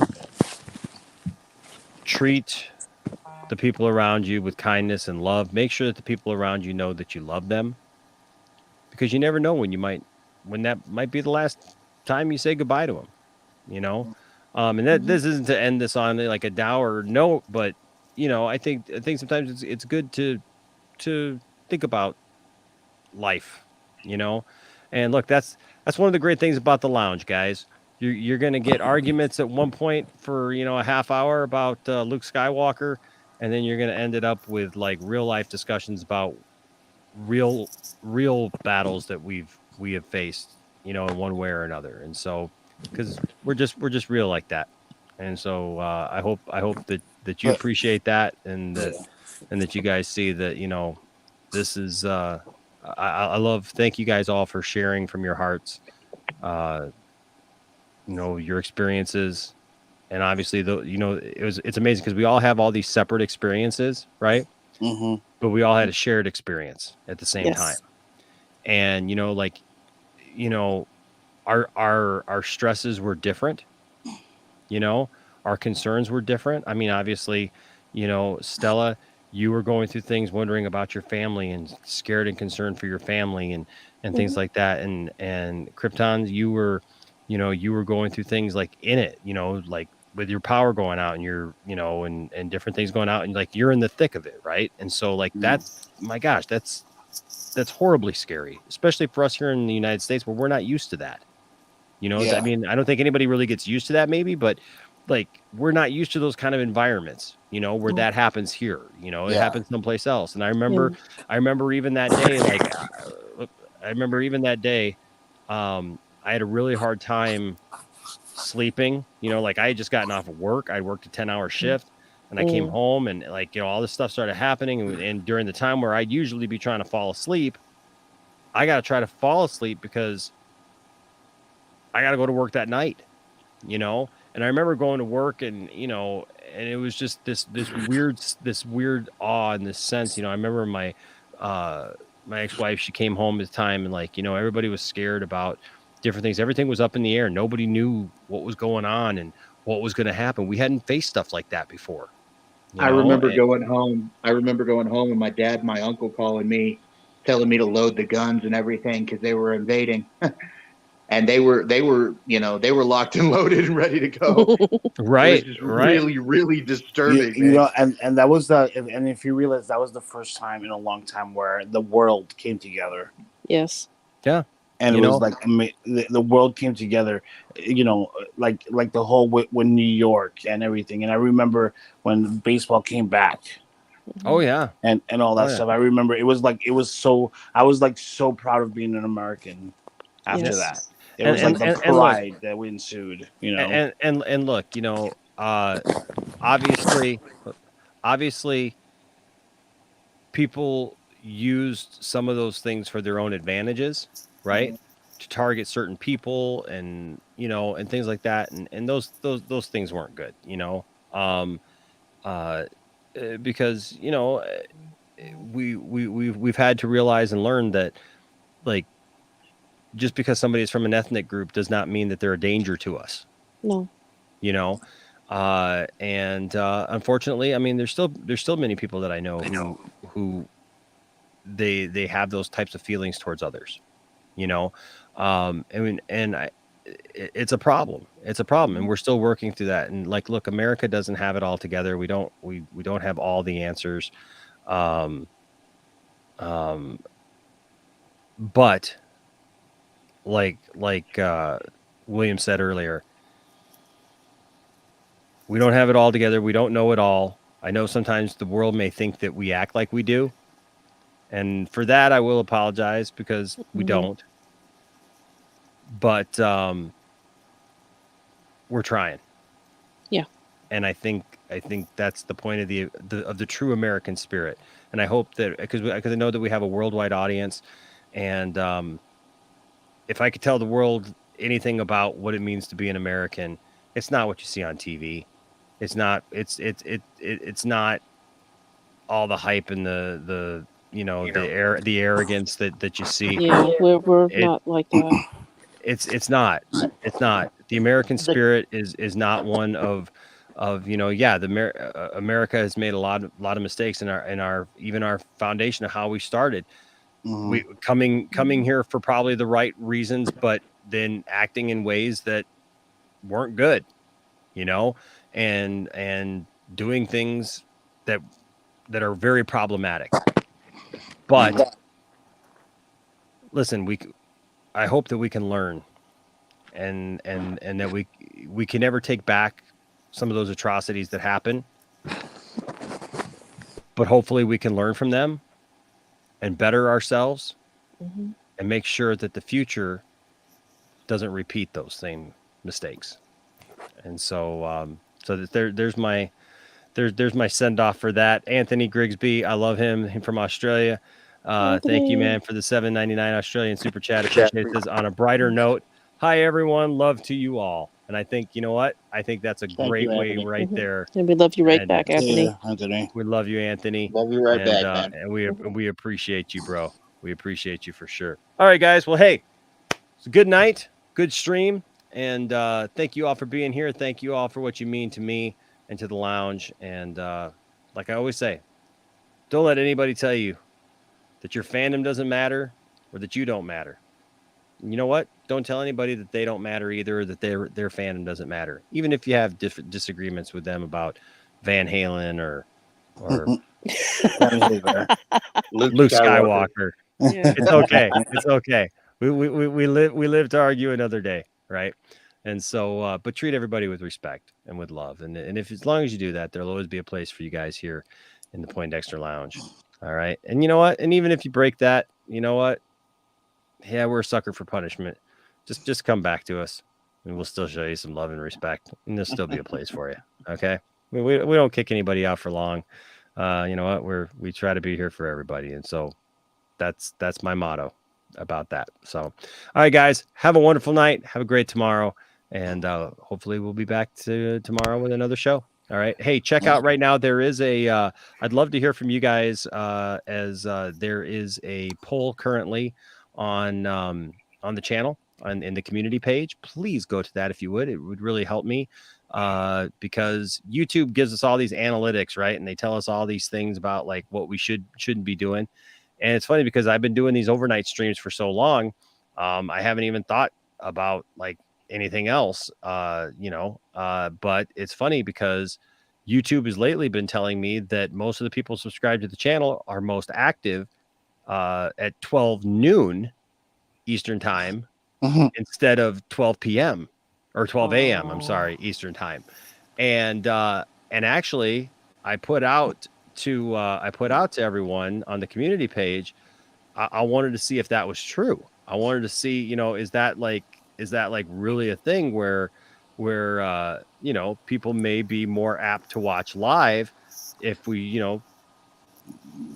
I don't know, kind of mix it up a little bit. Now I will say this. We're never just going to go strictly to just one or the other, because there's too many people overnight who do love this, and I am very much aware of our international audience, and I'm very, very thankful for you guys. So that would never be an issue. But you know what? Maybe mixing it up sometimes, where we have a night where we do, the midnight to whatever it is now. What is it? 4:30 a.m. my time. Kind of time. And then maybe the next day or the day after, like we do the 12 p.m. And try to hit everybody, because I think it would open up for a lot of people. Because I do hear from a lot of people who will mention that like, oh, I wish I could watch live, but I never get to catch you live.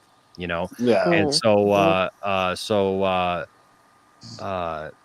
earlier, when there were like 45 votes, it was overwhelming. 63% of you were saying yes, that you would be able to watch live more often if we did like a 12 p.m. Eastern time thing. I was like, whoa, I wasn't expecting that. Would have as much fun.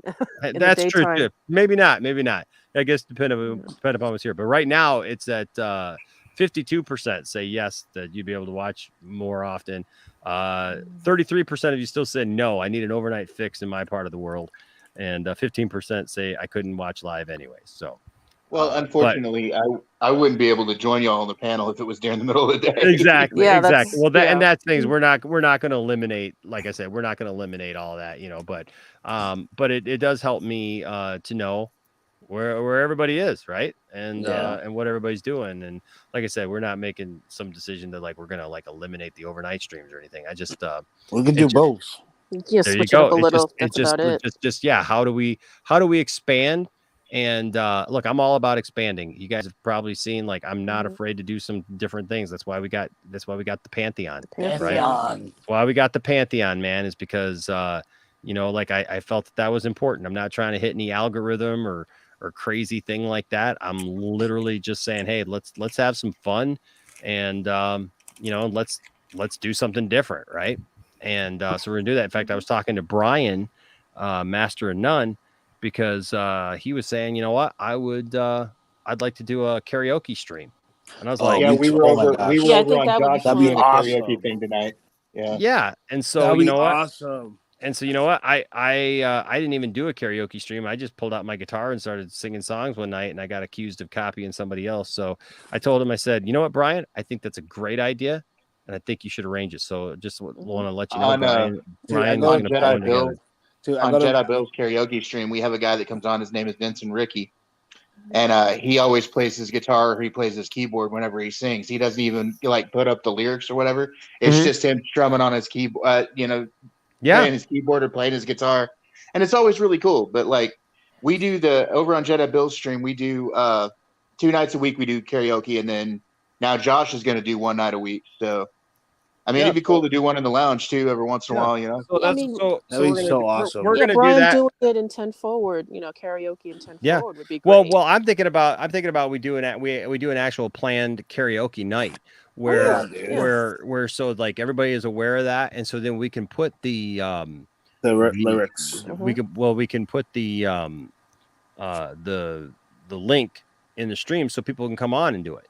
Right. So it doesn't just have to be whatever the panelists are. You can bring other people in to I do karaoke on that's why I go to the bar and I'm drunk all the time. Because I do karaoke Sundays, Tuesdays, Wednesdays. There you go. I freaking love singing. Yeah, we do Wednesday and Saturday night is Jedi Bill stuff, and then Josh is going to do Tuesday night. So there you go. So so you know what? Just keep an eye out because we're gonna do we're gonna do some new stuff here at the lounge, and I still want to have the Poindexter Squares game night where we bring in a couple of contestants and then we have a panel of like 9 people and we play it like the old Hollywood Squares game, where somebody can win some. Still looking forward to that, Enosh. Yeah, some prizes and stuff, and we just have some fun. So, look, as long as I'm in charge of this channel, we're gonna have some fun. We're gonna do some fun stuff. And ain't nobody else gonna come in here and tell me how to do things. Just saying. What the heck? Uh-oh. This is. Oh no. Excuse me. Were you trying to watch your precious Poindexter lounge? Well, don't let me keep you from it then. I simply wanted to remind you that I am watching. I'm always watching. And I will be watching this Saturday night at 9 p.m. for the Hall of Fame induction of H-Bots. Oh, Enosh, you can't run or hide from the sheer madness that will soon descend upon the Poindexter Pantheon. Let the games begin! The invasion of the Poindexter Pantheon is coming. Or should I say, the invasion of the Poindexter Pantheon is imminent. You get the idea. Stuff is gonna happen and go down this Saturday. Stay tuned.